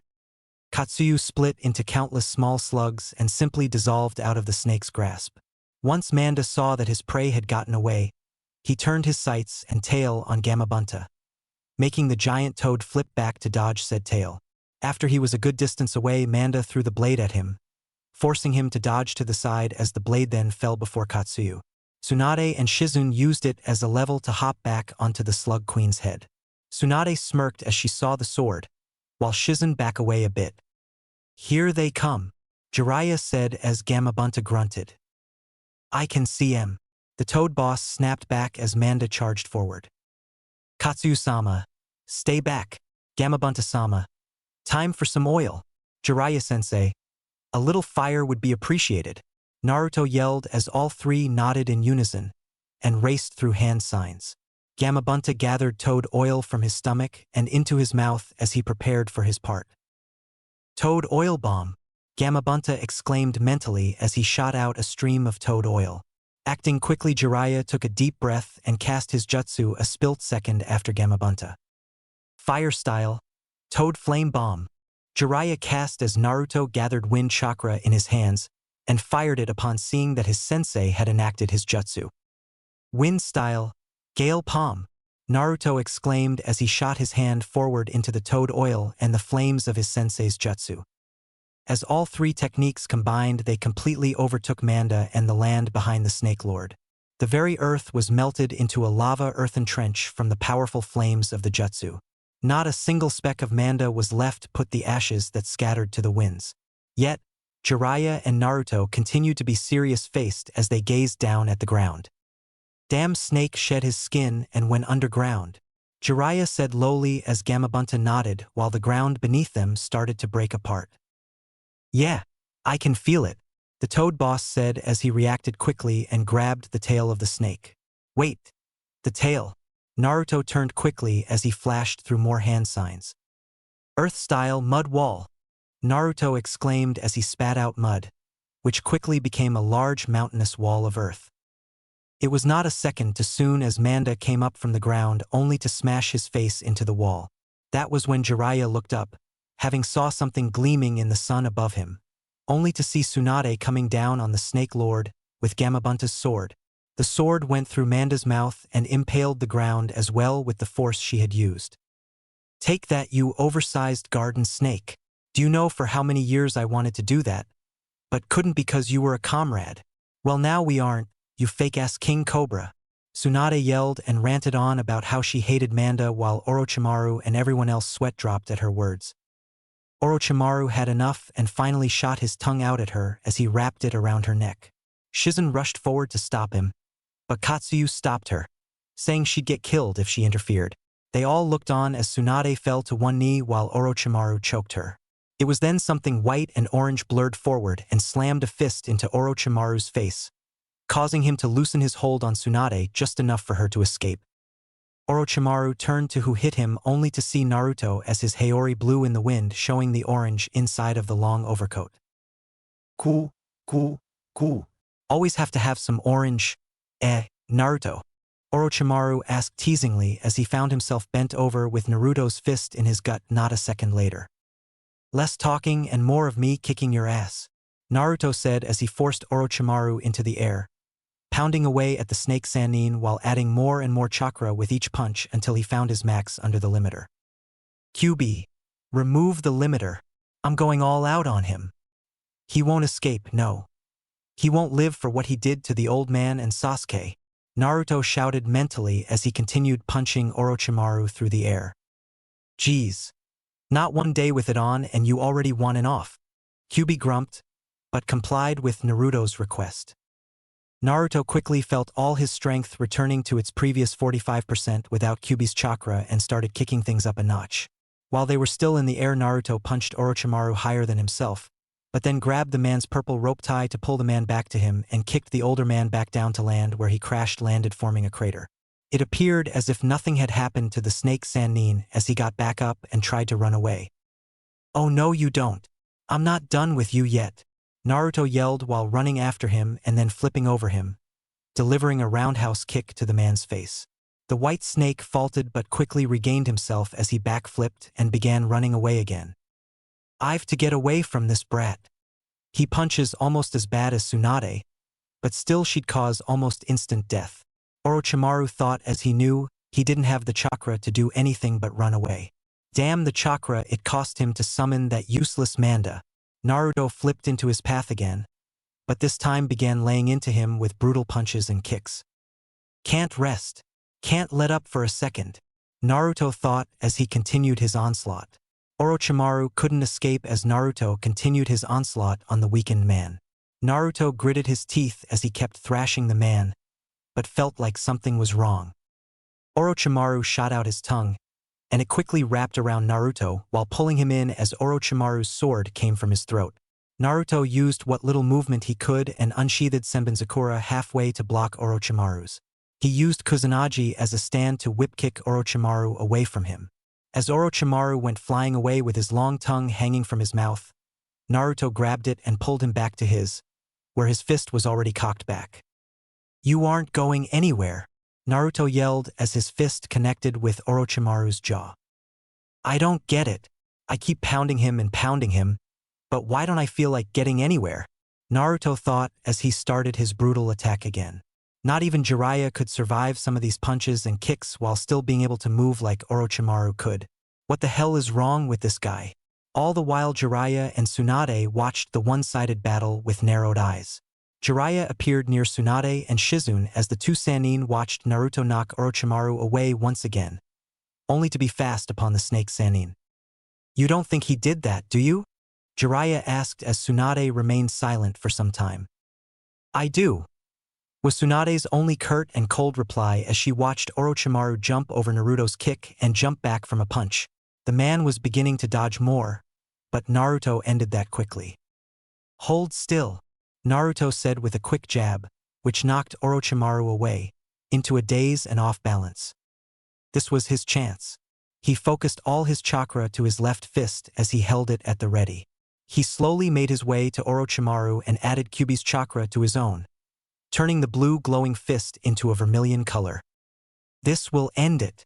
Say hello to hell, Naruto said as he punched Orochimaru with all his might dead in the center of his chin. He may not have been as good with chakra strength as Tsunade, but the last time he hit someone like that, with the person being Niji, they were down for the count. Now that he was at least twice as strong as then, he was sure that he snapped Orochimaru's neck, effectively killing the man. That punch had to do it. They were all surprised when Tsunade came from nowhere with her full strength and socked Orochimaru into Gamabunta's sword, which was still stabbed through the mouth of Manda. Now Naruto was sure Orochimaru was dead. If not, then he'd have a lot of respect for the snake Sanin to have survived 2 chakra-packed punches. That would be like him surviving that Kakashi-sensei's Chidori 3 times, and one of them being to the heart. 2 punches of Herculean strength, and he took the full brunt of both, Kabuto said in an odd whisper as he made his way toward Orochimaru. Orochimaru-sama. Kabuto said as he pulled his master up into his arms. It's finally over, Jeriah said with grief laced in his voice. Gamabunta nodded in agreement. That little fool, he made me clumsy and careless. I'd eat you both right now, but I won't be eating solid food for weeks. But if we meet again, well, he better pray we don't, Manda said as he dispelled himself back to his home world. Naruto's vision was going. He could tell he'd be out like a light in a few seconds. Damn it. I've never used that much chakra before in one fight. I just hope they can handle the rest, Naruto thought as he fell backward and sprawled out on the ground unconscious. Tsunade, just a few meters away, dropped to her knees. She had, however, been used to using such large amounts of chakra, whereas Naruto had only 1 day of previous experience, and that was the invasion of Konoha. Hiruzen quickly made her way to Naruto's side, but saw that he was only down from chakra exhaustion. It was then the smoke from Manda's escape was blown away by the wind and eyes widened upon what they saw. Orochimaru was still standing, although ragged and looking on the verge of death, alongside Kabuto. Tsunade didn't have the strength left to punch him in his mouth for smirking the way he was, but she really wished she did.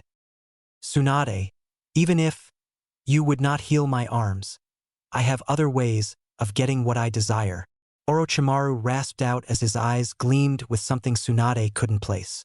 Her own eyes snapped wide, but then narrowed as she noticed that his skin is peeling, revealing the face of the body that he is using. It was a young girl.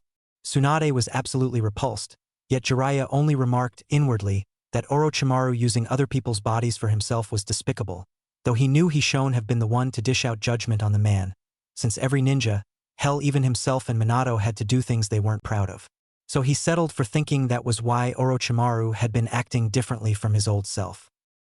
I'll be looking forward to seeing my good friends again soon, and next time I shall crush Konoha in my wake.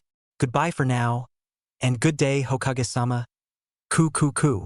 Orochimaru said as he sank into the ground and disappeared. See you around, Konohanin, Kabuto said as he made hand signs and disappeared in a puff of smoke. Tsunade dropped to the ground, exhausted. Damn those 2 smug bastards. Wait, Jeriah said, but then cringed as he felt a sharp pain in his ribs and right foot. Damn, with a broken foot and cracked ribs, I'm no good to anyone, he thought with a sigh. At least Orochimaru lived to escape another day. He looked over to Naruto's sleeping form as he remembered Orochimaru looking at Naruto pointedly while saying Hokage-sama. Jeriah was sure Orochimaru was trying to subtly clue Tsunade in on it, but Jeriah was sure that Tsunade wouldn't have known the fact if it slapped her ass. Her ass. Jeriah and Tsunade moved to where Naruto was by Hiruzen and stood over the boy, just to be sure he really was okay. Jeriah looked at the necklace Naruto was now wearing in amusement as he turned to Tsunade. Tsunade, you always were a bad gambler, Jeriah said in mirth as Tsunade's hand began to wrinkle. That genjutsu of hers must be wearing off, Jeriah thought. No, he was just a great one. And don't worry, I just need some rest, and I'll be back to normal, Tsunade replied sorrowfully as she was sure Jeriah could see her medical ninjutsu wearing off. How she must have looked to him, a person who was able to still look so okay in their age. As the 3 adults stood there gazing, Hiruzen to Tsunade, Tsunade to Naruto, and Jeriah to the sky. Naruto slept peacefully, able to hear everything that was going on around him. With Sakura, she had just gotten her mom to let her out so that she could go to the hospital. She had bought some flowers for her sensei and friend who were there. Suddenly she stopped on her way with that thought. She just realized that she could call Sasuke her friend. She came to even further realization that she had a friend in Naruto too. That thought made her cringe a bit in guilt. Naruto was her friend and she had purposely bad-mouthed him and his talents in order to cheer up Sasuke. True, she did feel remorse while doing it, but it still didn't make it right.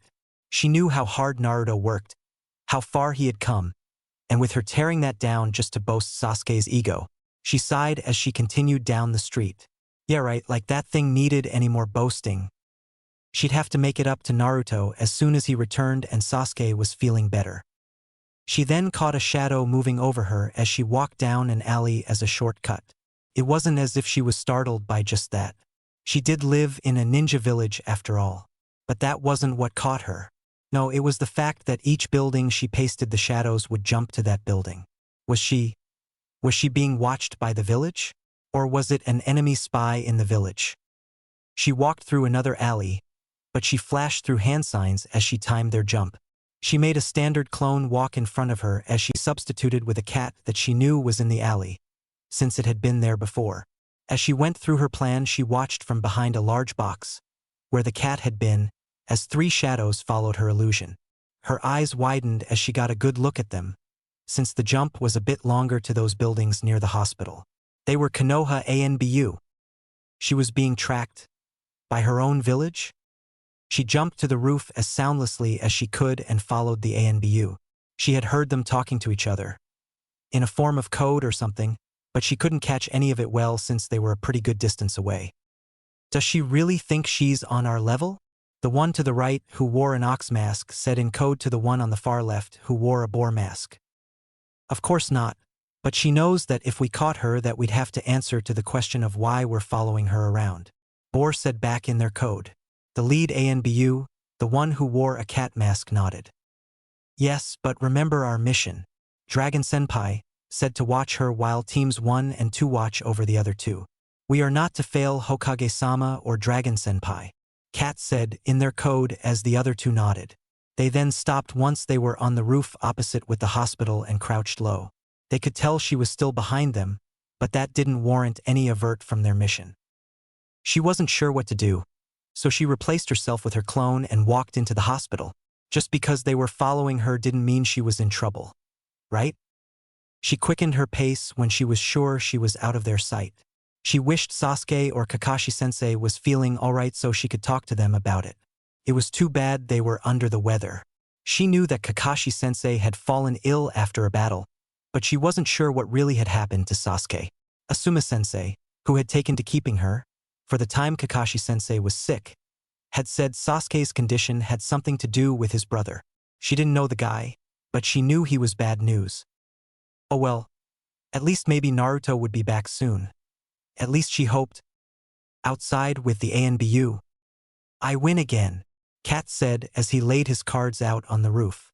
Boar and Ox sighed in annoyance as they both fished out a scroll each and handed it to him, for him to place it in the already impressive pile. Man, am I gonna love learning your jutsu, Cat said smugly as he corseted the pile of jutsu scrolls. Yeah. Hey, I have a question. Who's Hokage-sama now? I mean, I know Dragon Taicho said it was classified, but you must know Tora-senpai. Boar said as Cat laid a hand on his mask, tracing it with a finger. I do know, but I'm not really allowed to say. Although, since we're bored, and he didn't say you couldn't figure it out, let's play something like charades. I'll give out clues and you'll have to guess who it is, Cat said as he got up from and struck a pose. Tora-senpai, you're strange, Ox said as Cat's sweat dropped. He got into position as the 2 folded their legs and waited. Okay, first clue. I'm able to outrun us every day no matter the fact that I'm below our rank and have never been a part of us, Cat said as he made gestures of running and jumping. Are you my guy? Ox asked as Cat shook his head. Nope, was all Cat said as they could feel his knowing smirk under his mask. Okay, next clue. I wear something that just screams target, and I do it to be noticed, Cat said as he gestured toward his own umbu gear. Are you a Hyuga clan member? Boar asked. snickering as Cat shook his head at her. No, not at all. In fact, the next clue is that I'm the complete opposite of the Hyuga. Are you, my guy? Ox asked as Boar slapped him upside his head, his mask falling just enough to see his brown eyes and some form of scars on his right cheek. You idiot! You already asked that one, Boar exclaimed as Ox fixed his mask back. Sorry, but there aren't too many people who are the complete opposite of the Hyuga, so, Ox said as he rubbed the back of his head. Boar only scoffed and folded her arms. Yeah, okay. So last clue. I am a scroll, not the kunai I contain. I wish to be seen as a person and not for the darkness I pertain, Cat said as he could feel their eyes widening behind their masks. No way, Boar whispered out, her voice no longer hidden in roughness, but clearly female. Impossible. Him. Ox let slip past his lips. He remembered that they used to use that phrase when they guarded the kid as a child.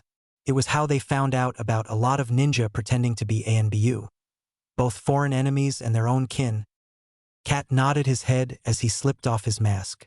It wasn't like anyone would know who he was unless they serviced with him. Besides, only 7 people in total knew his face, and 2 of those 7 were sitting right in front of him. He had short brown hair and black eyes. He wore the standard attire of a member of the ANBU, with a sword strapped to his back, and his cat's mask covered in green and red markings was now in his hand as he let his fingers graze it. The other 2 ANBU members followed his lead as they too took off their masks. The female Boar was first. She had long black hair and brown eyes. She wore the official uniform of the ANBU and carried giant shuriken as well as a tanto on her back. She liked to think she was pretty special as she was the only female to acquire the Boar mask, one that was normally given to Earthmaster male ninja. She was adept at Earth-style ninjutsu, so she was given the mask, but not before proving herself against the contenders. The last of the gathered 3 took off his mask. He had short brown hair and beady black eyes. He wore the standard ANBU attire, but had a bundle strapped to his back, although that didn't slow him down at all. He was used to it by now. It was given to him by his father while he was a genin after all. How he missed the days of being a rude, obnoxious, snot-nosed brat. So, they made him our Hokage, huh? I guess it was bound to happen sooner or later, especially with the way he would yap about it, Ox said as he leaned into a napping position. I don't get it. There are other ninja from the village they could have made into Hokage, but they chose that brat, Boar exclaimed as Cat sighed and sat down lazily. This would be a long rant from her if he didn't end it quickly. Look, the council wasn't too happy about it at first either, but the fire daimyo insisted that he be made the next Hokage. Some were just happy it wasn't Danzo. From what Dragon Senpai told me about the meeting, the daimyo even threatened to completely cut funding from the village at one point when Danzo was screeching in protest to it. The daimyo then explained that Naruto was the best candidate to become Hokage. He's young, moldable, and a firm believer in the will of fire. That coupled with some of his better traits and you have the best possible Hokage for the job, Cat explained, but Boar's cheeks quickly puffed out. Yeah, so what if he's moldable? That doesn't mean a damn thing. He's still immature, obnoxious, brain-dead, and goofy. We'll be taken over in a week, Boar argued as Ox sighed loudly. Come on, Boar, he's only a kid. Besides, I'm sure that he's already getting schooled on how to do the job properly, Ox proposed as Cat nodded. From what Dragon Senpai said the boy is, but he might not need it. He's on a trip with Jeriah-sama to bring back Tsunade-sama. But before that even came up, he did something no one could do. He proved Danzo still had root around and took command of it, Cat said with a smirk on his face as his teammates' mouths dropped. He wished he had a camera or Sharingan to capture the moment forever. How? Was the only thing the 2 could whisper out as they knew that the 3rd Hokage had spent a lot of time trying to pin Danzo for some of his crimes. Apparently he was using shadow clones to flash through the overdue and tedious paperwork. One of the clones had found a form in a bunch of crap the 3rd had signed off on. Probably on one of those stressful days he wanted to get out of the office, Cat said as the other 2 sighed. The 3rd was known to sign anything if it meant that he could get away from his office.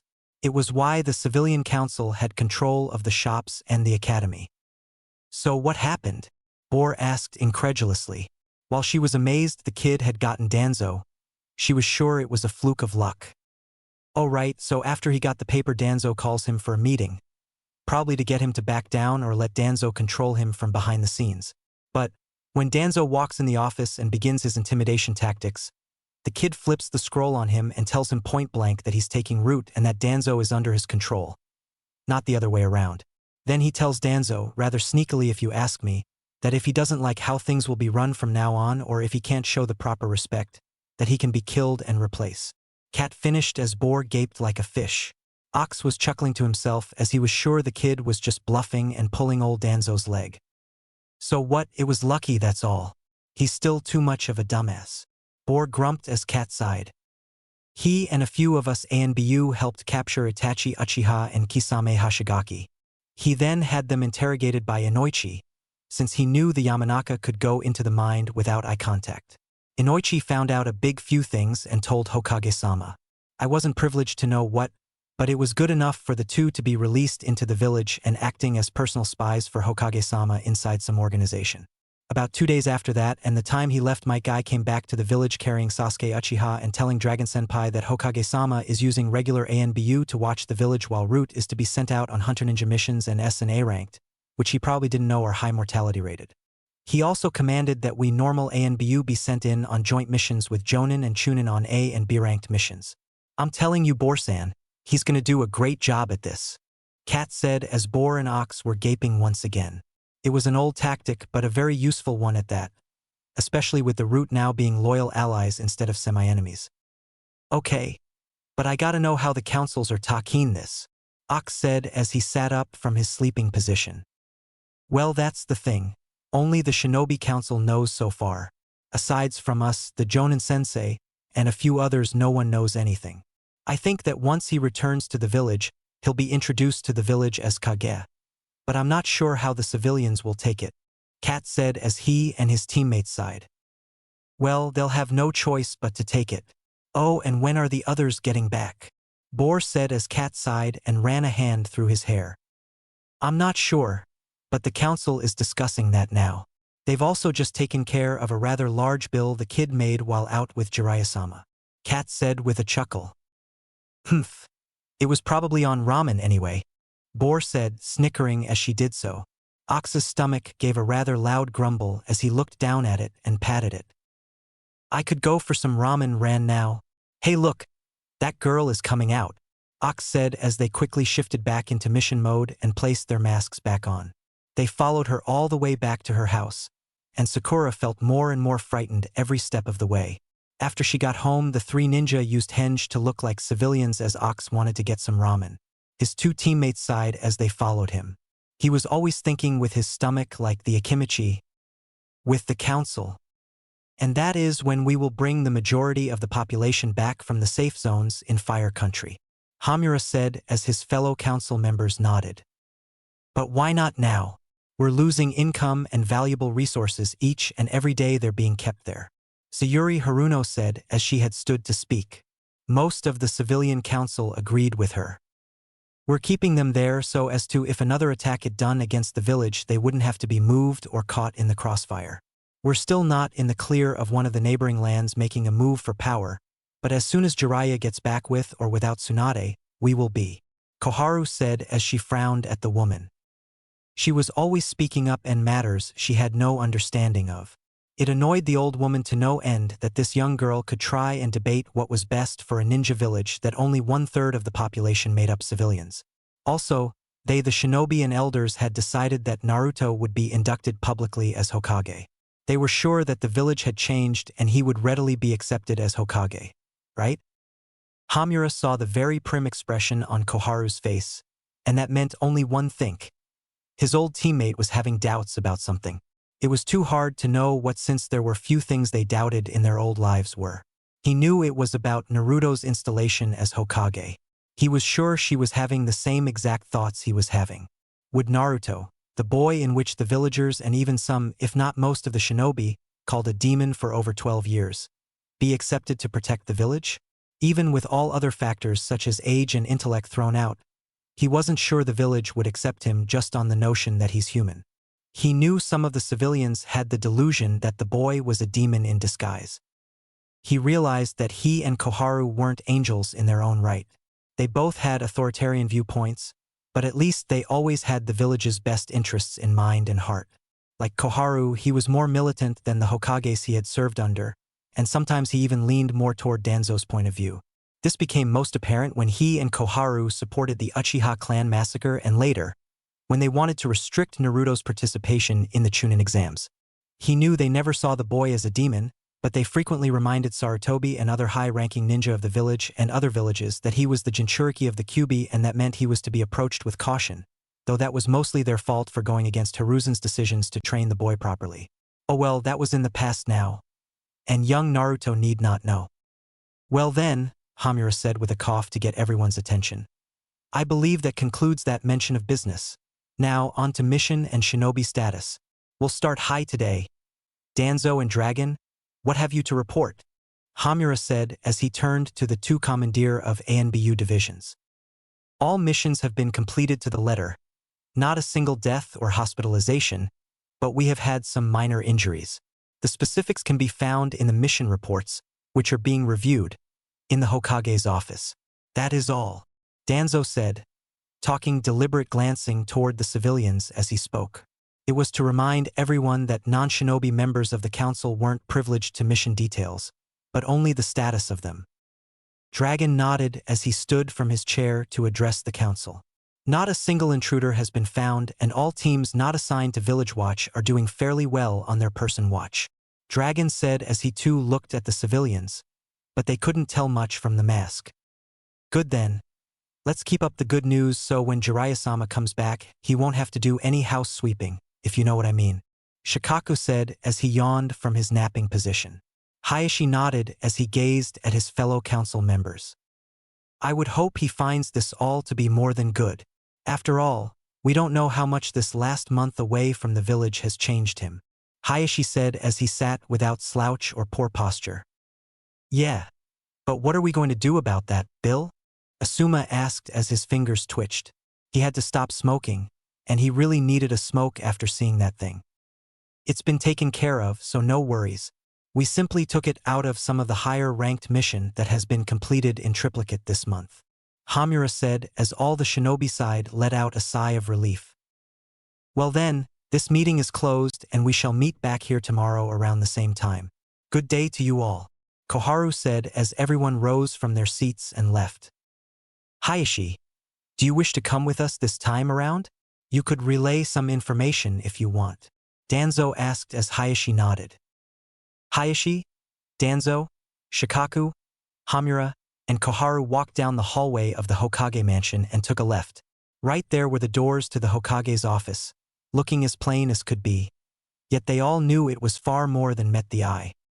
Kai, Danzo said as he put his hands together. The door in front of them rippled and revealed a large seal matrix on it. Hamura walked forward with Koharu and both placed a hand on either side of the door, making the seal glow and then dissipate. They pushed open the door to see clones running about with masses of paperwork, going over and reviewing them as if something were wrong. Behind the desk sat the blood clone of one Naruto Uzumaki, eating ramen. Where did he get that? Koharu asked as she pointed to the bowl he was happily slurping down. Oh, he had one of us henge into a civilian and bought it, one of the many shadow clones of the blood clones said as he stopped to greet them. It was a good thing all of them were either too dignified or too lazy to facepalm themselves as they walked up to the desk. The clone had just finished the bowl when they reached him, and he happily put it aside to speak with them. Good evening, what have you come to report to me today? He asked as they stood in front of him.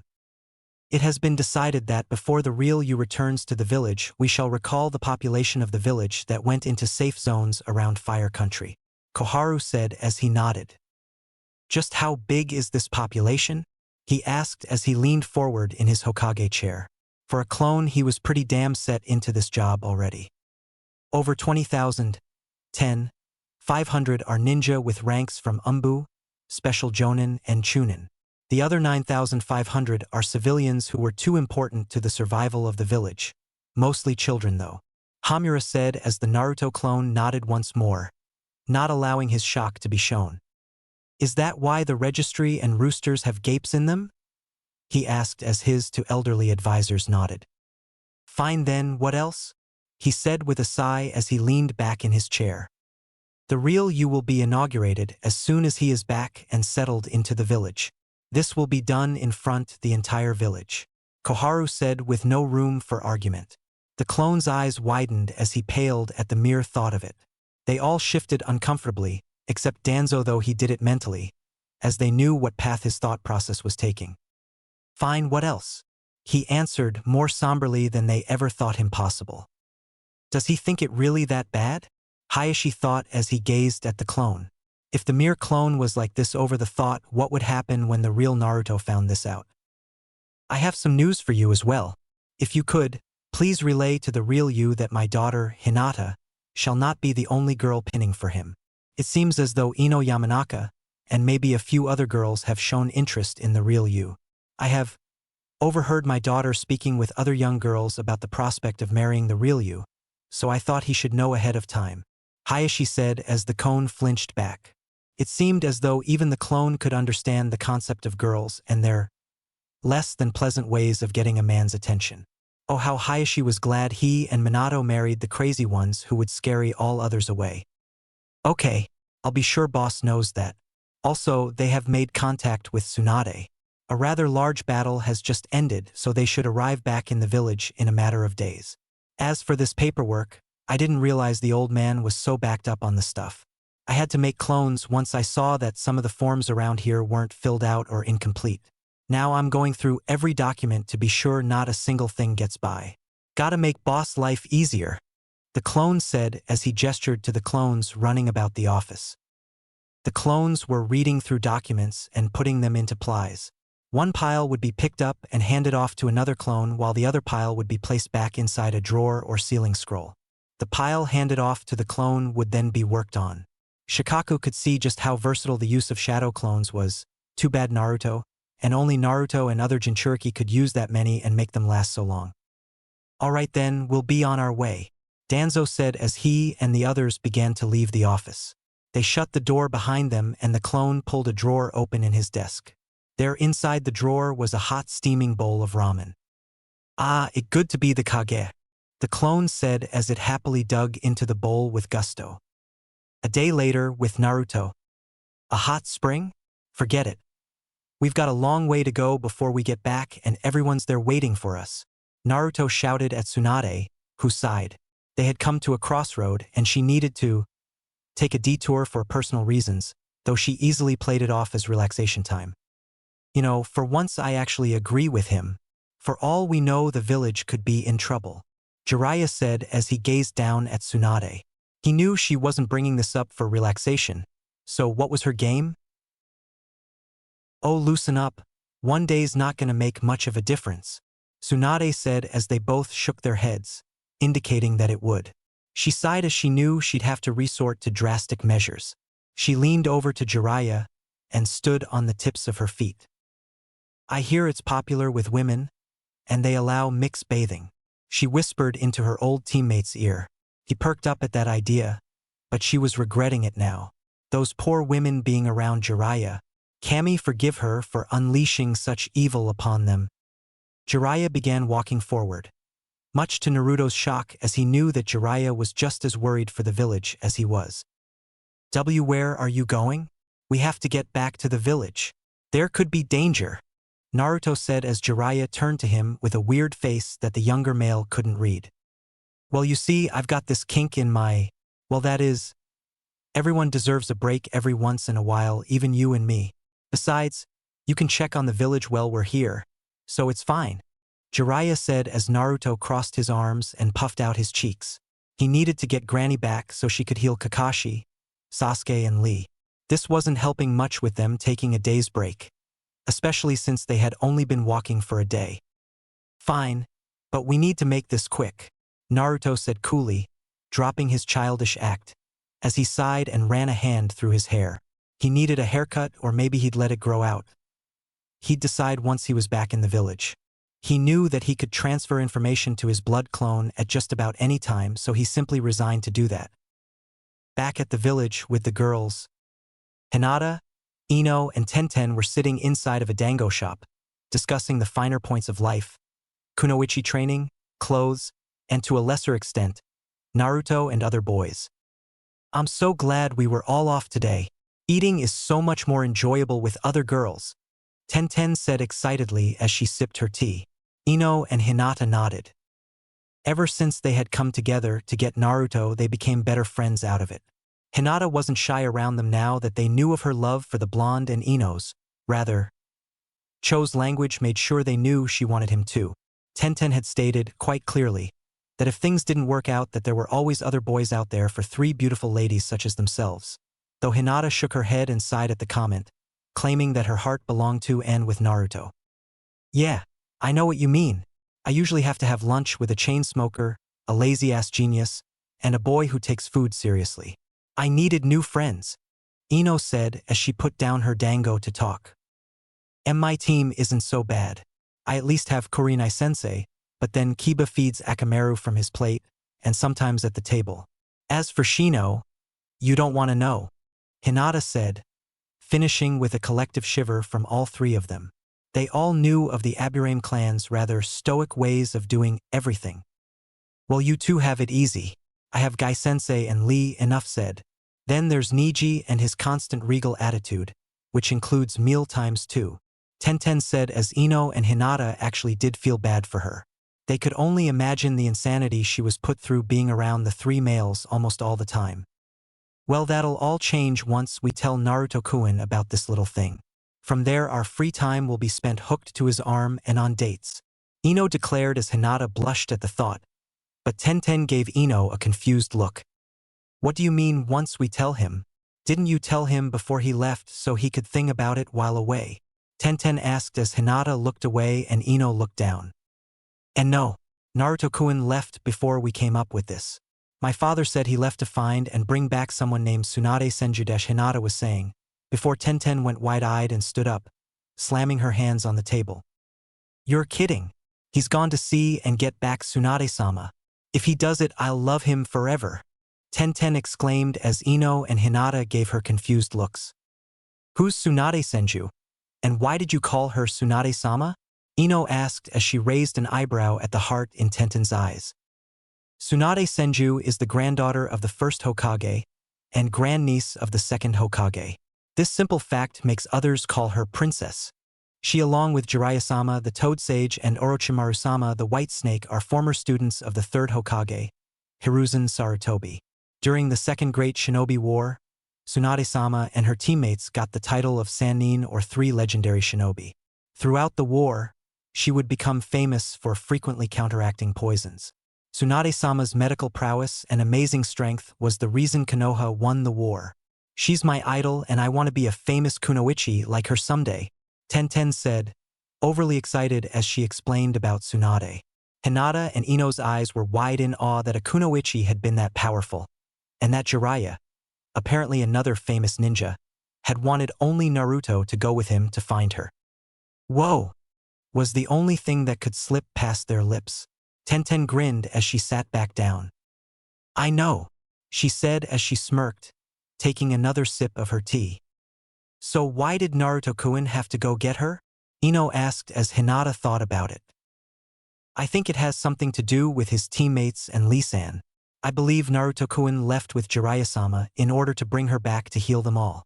I know Kakashi-sensei and Sasuke-san are in the hospital for some reason, Hinata said as Ino nodded.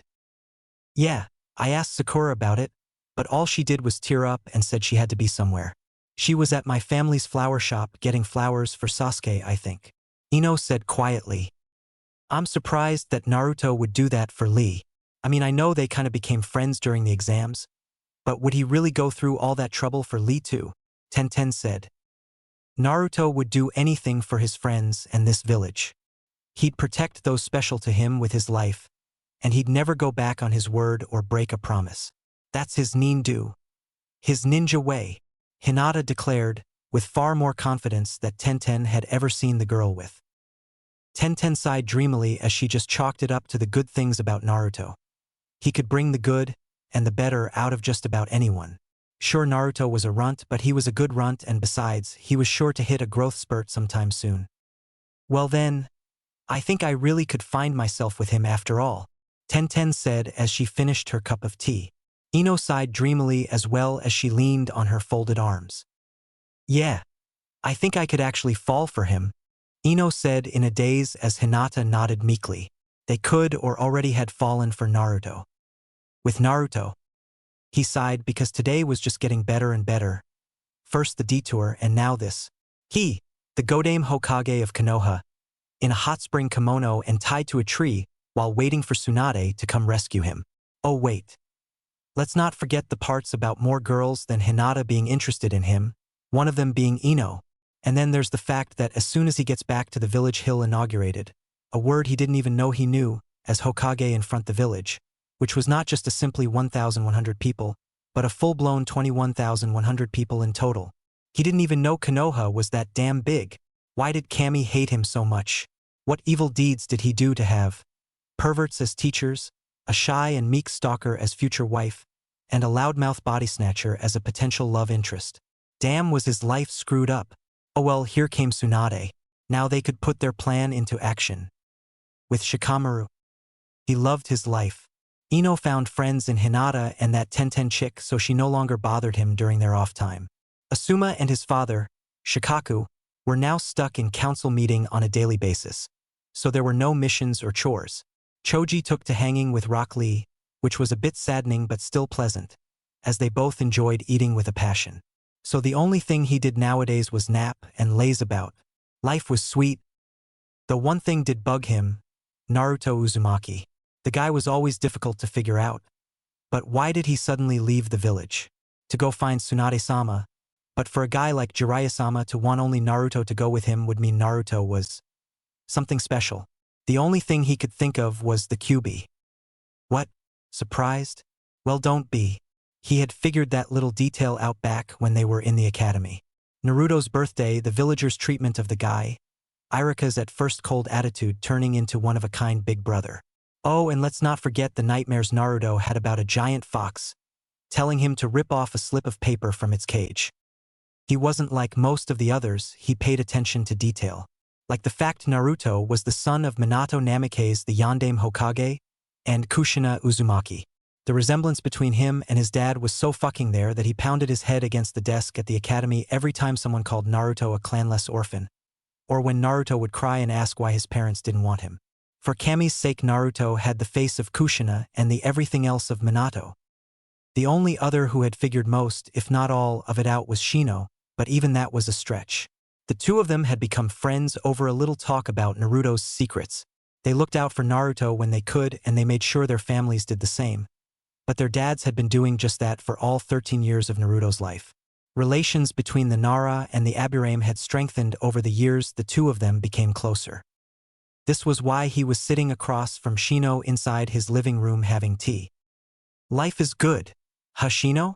Shikamaru asked in lazy cheer as Shino nodded mutely. Quite. The lack of missions and teammates has given me much time to reflect and even some time to train in more of my clan's jutsu, Shino said, in what Shikamaru was sure to be an Aburame's cheerful voice. Really now? How far are you into your clan jutsu? Shikamaru asked as he sat down his teacup. I've progressed halfway through the Chunin level techniques and are now working on the mid-B level jutsu my father feels that I'm ready for. Shino answered quietly as he took a sip of his tea. That didn't really answer my question.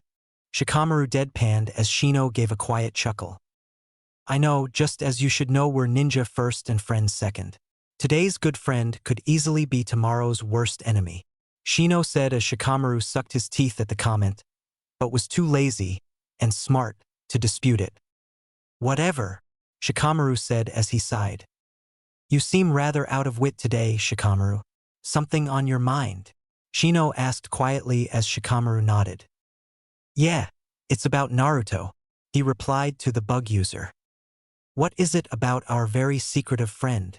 Shino asked, more interest in his monotone voice than Shikamaru could say he ever used in any other subject of conversation the two would regularly have.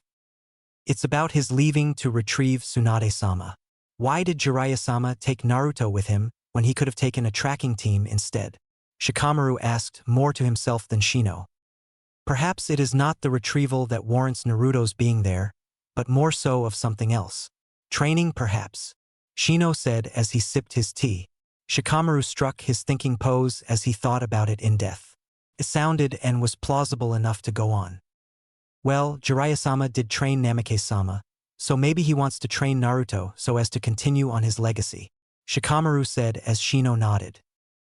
Sounds plausible, but remember, Jiraiya-sama is the only one to know why he's training Naruto.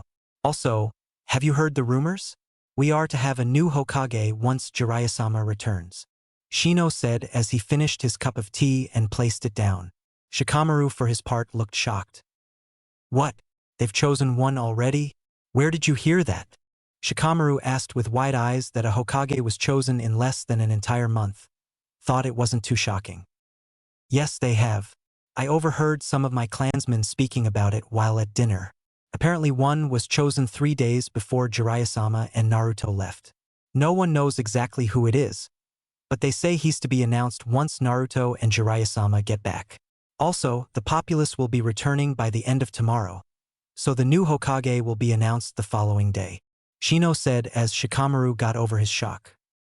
So, do you think it's Tsunade-sama? Shikamaru asked as his face reflected just how serious his question was. Maybe, since only she and few others are qualified to properly take the position. But what if it isn't her? Then I suppose it would be Jiraiya-sama or even you. Me? Shikamaru asked as he spit out his tea. Thankfully Shino had moved just in time. Yes, the truth is anyone could take the job of a Kage, but only a few ever get it. In our whole class the best person to take the job would be Naruto, then you, Sasuke-san, me, then maybe Hinata. Everyone else would not take the job if offered though, just as sure as you would not, unless there was a total crisis. Shino concluded as Shikamaru blanked at him. Wait a second, you said Naruto was the best person to take the job out of our class. Why? Shikamaru asked as Shino peered at him from behind his shades. Naruto has the most drive. He would do anything for the village just to notice him as something more than the burden he carries. Although lately, that drive has changed to protecting the village because it is precious to him and the ones he loves. So in short, he is the perfect candidate for Hokage. That plus the power and skill he could hold if he truly is being trained by Jiraiya-sama is nothing to sneeze at either. The only thing is would truly be missing is dash. A brain? Shikamaru asked with a raised brow and a lazy smirk on his face. Shino couched a bit as he contained his laughter. I was gonna say political lessons, but I think you may be on to something, Shino said with the slightest mirth in his voice. Yeah, he was never one for using the he has, so it may be in need of replacing, Shikamaru said as he lounged in a napping position on the floor of his living room. Maybe, but he has shown us that he can and will use it in battle. Perhaps he can use it in all forms of battle, Shino said as he stood and walked to the door, Shikamaru not even bothering to show Shino out since the guy had been over to his house far too many times for such pretenses. Perhaps, Shikamaru said as Shino walked out of the door and closed it behind himself. Perhaps Naruto would make a great Hokage. That was, if the guy could ever get over his ramen addiction. With Naruto, he ran down the street as Tsunade, who he knew was actually Shizune in a henge, chased after him to get the suitcase he had. He made many shadow clones at first, but they were all taken down so now it was just him. Oh, did he mention that Shizune had created an army of her own clones as well? No, well she did. He would have marveled at her progress with her amount of churka and control over it. Well he would, except he was running for his life. He really wanted some ramen right now. Later that same day, he could cry, really he could. They were now walking down the road home, but earlier they were seated around a table with some guy from Tea Country saying that Tsunade's debts with some clan was settled and that the two guys could return home. He wanted to burst into tears over the wasted day. He could have done so many other things, but no, he just had to be noble. Oh well, at least he didn't have to deal with the pervy sage.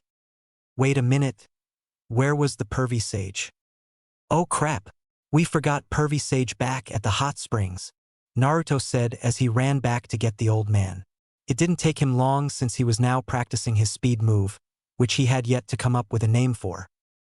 The older man was laying in the hot waters of the spring, looking just as crazy as a man in the middle of a desert. He was laughing to himself when Naruto threw a towel over him and threw him in the room by the time Tsunade and Hiruzen got there. "Maybe we should just leave tomorrow, Naruto. He doesn't look so good," Hiruzen said as Tsunade checked Jeriah over. "It's just heat exertion. He'll be fine in 5 hours and a couple buckets of ice. Since he was still here, that means the rooms we bought for the day are still ours. So we'll stay until he comes back from the world of perverts and idiots," Tsunade said as Naruto sighed. "But that could take forever," Naruto whined as Tsunade chuckled and smirked. "I like your sense of humor, brat. Why don't we have another match while the perverted toad is out like this? This time I want to see more than just that sword from our last little scuffle," Tsunade said as Naruto grinned up at her. "You sure your fake face can take a beating? Pervy Sage told me about that genjutsu you use to make yourself look younger," Naruto said as he cracked his knuckles. Tsunade said as she raked a hand through her hair. "Oh man, Jeriah, you idiot. Listen kid, this isn't a genjutsu. It's actually an advanced medical ninjutsu I use to revitalize the cells of my body. It works like a transformation though. It doesn't dissipate when I exert myself for long periods of time, whereas a normal transformation would be dispelled when the user is injured. The form is a physical transformation and it only breaks when I'm low on chakra. To make it work, I use a very small and constant amount of chakra on the external skin of my body and rejuvenate the cells, making my looks at a constant state of 25 years old," Tsunade said as Naruto gazed at her with awe. "To look young until death. No looking like Jeriah or the old man, just young and handsome Naruto forever." "That's cool," he exclaimed as Tsunade smiled down at him. "And the best part is that I've been doing it for so long it's automatic," she tacked on as Hiruzen sighed. "Can you teach me how to do that?" Naruto asked as she smirked at him. "Maybe later," she said as Naruto's face dropped, but then he looked at her with a more serious face. "Doesn't the constant regeneration of cells shorten one's life?"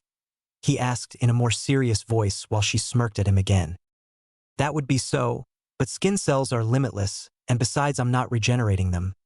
I'm rejuvenating them, meaning that my body doesn't create new external skin cells and has stopped using energy for that function.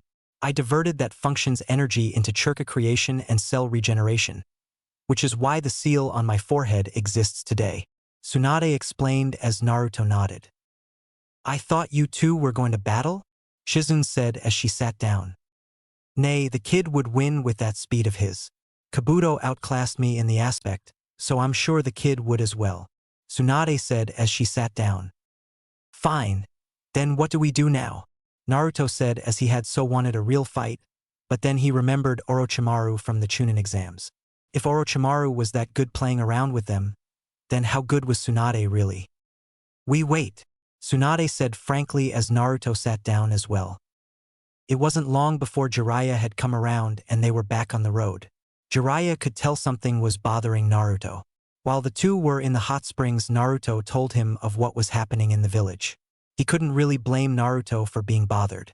It would bother him too if he were to be inaugurated as the Hokage of a village that isolated him for the better half of 13 years, though he couldn't see the problem with the girl situation. He sighed as he resigned to have to tell the boy of his great fortune. "Truly the gods are smiling down upon him to have women after him like I did when I was a spry young chicken," Jeriah thought as they were closing in on Konoha. Due to them needing to get back in quickly, for reasons Tsunade and Hiruzen weren't told, they had gone at shinobi speed and taken to the trees once they were in a forest. Jeriah could see "There it is, gang. The village hidden in the leaves. Konoha," Jeriah said with great cheer as Naruto gave a small smile beside him as they hopped from tree to tree. "Yeah. Now's it time to get to work," Naruto said as he subconsciously squeezed a scroll that he had been reading ever since they started on their way again. "No matter what, Naruto, know that you will make us proud, whether it's in Konoha or elsewhere. Good luck, Naruto-kun. I know that you will become a great shinobi, and maybe even Hokage, if the village is as Minato has always said, even though I know that's not the case. Love, Kushina Uzumaki, your mother." He held back the tears as they jumped into the clear path of the village gates. He hoped his mother was wrong, and that his father was right because now these were his gates, his village, and his people. So he hoped to Kamisama that she was wrong about that last part. Welcome back, Jeriah, Naruto-sama, and an especially long overdue welcome to you too, Tsunade and Shizun. Hamura and Koharu greeted with Asuma, Shikaku, and Dragon standing behind them as the group had jumped in front of them. Yeah, it's good to be back, Naruto said, not taking his eyes from the ground as he walked alongside Jeriah, in front of Tsunade and Shizun, into his village. Yeah, it was good to be home, alright. Chapter 10. The Coronation of the 5th Hokage. Tsunade, with Shizun at her side, trailed in the back of the group as the elders and the ANBU were speaking with Jeriah and Naruto. She wasn't sure why, but Naruto had on the most somber expression she had ever seen. It seemed the boy wasn't as cheerful as he led on to be. Huh? Tsunade-sama, it's good to see you again.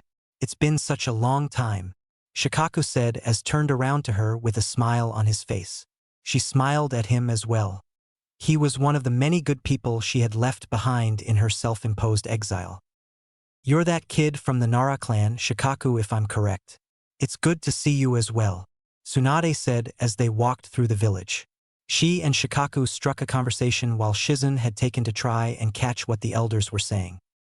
Naruto-sama, Hiruzen's effects are being removed from the Hokage's office to make room for the things you'll be placing in there as we speak. The full populace count of the village is to be in attendance for your installation, Koharu said as she, Hamura, Danzo and Jeriah walked beside Naruto while Dragon and Asuma took up the rear. I see. Tell me, have we had any intruders or unwanted guests in the village? Dragon, Naruto asked as he gazed backward while Dragon saluted him. No sir, Naruto-sama. The ANBU guards have not reported any trespassers, though there have been a few civilians attempting to sneak in with forged papers, Dragon said as Naruto sighed. Well then, you can tell your men and women they can be lax now. I'm back in the village, so there will be no need to keep up rigid guard. I know that we should, but even the ANBU need rest. We are all human after all, Naruto said as he crossed his arms and nodded to himself. Thank you, Naruto-sama, Dragon said before he vanished in a swirl of leaves. Now, as for this coronation, can't we just skip the ceremonies? I think it would be best if Naruto was saying before Koharu and Hamura gave him a look and sighed in unison. Naruto, we understand your wish to do so, but the village must know the face of their Hokage. Even if you are a Kage, it does not mean to literally be one. The village needs to reassert itself with a public face, and to know the face and name of your leader speaks volumes of respect. Koharu scolded as Hamura placed a hand on her shoulder to stop her. Listen, Naruto, you have been given, no, I say you have earned the title of Hokage. You have earned it through your constant hope for a better tomorrow, in not just your own life, but the lives of everyone in this village. You have never stopped giving up hope and have an unyielding determination. This village needs that from you.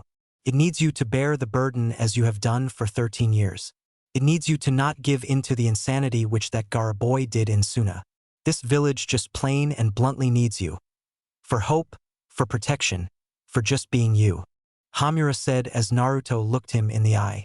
Though the man was not smiling and was giving him a stern face, Naruto could tell he was filled with pride and admiration. So why was it that Naruto still had those feelings of dread? Besides, I think this village has kept a few too many things secret, but has let the wrong things come to light. I told Hiruzen he was foolish in the decision to tell the people of your being a Jinchuriki. But no, he thought the people would be open-minded and accepting.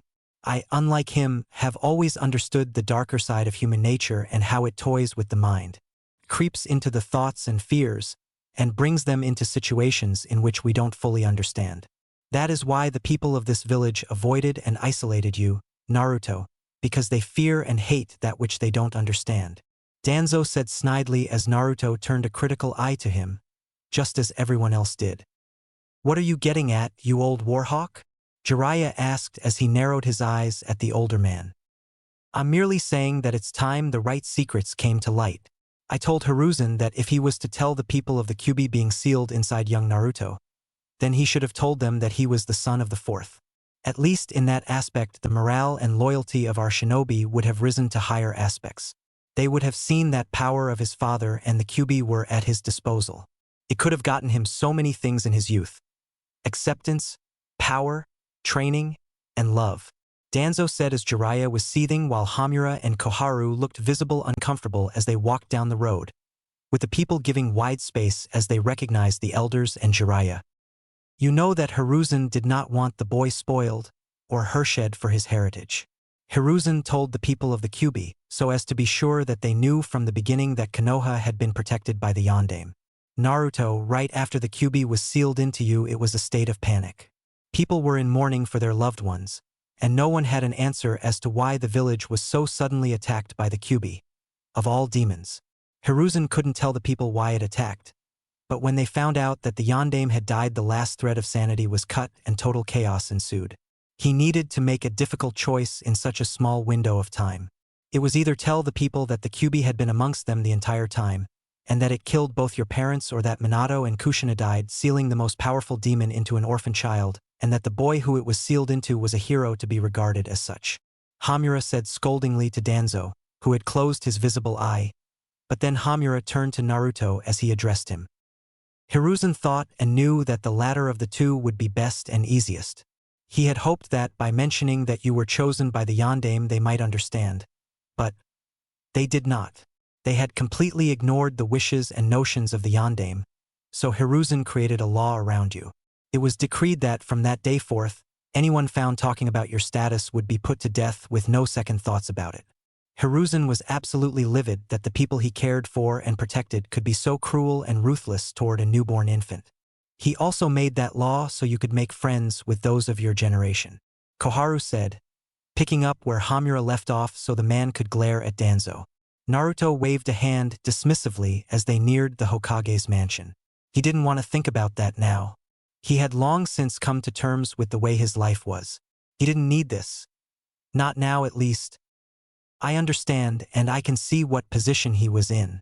I forgave him for what he did when I found out about the Kyuubi and became a genin. Though I'm curious, what did you mean by Kyuubi having been amongst them the entire time, Elder Hamura? Naruto said as he stopped in the middle of the empty street they were now on. Hamura stiffened as Jeriah sighed and slumped his shoulders. Listen, kid. I promise not to keep any more secrets from you or to continue lying to you. So I'll tell you. Your mother, Kushina Uzumaki, was the second Jinchuriki of the Kyuubi. She held it in her before you did. Jeriah said somberly as Naruto's eyes widened. And no way, Naruto said as he froze to the spot. His mother a Jinchuriki?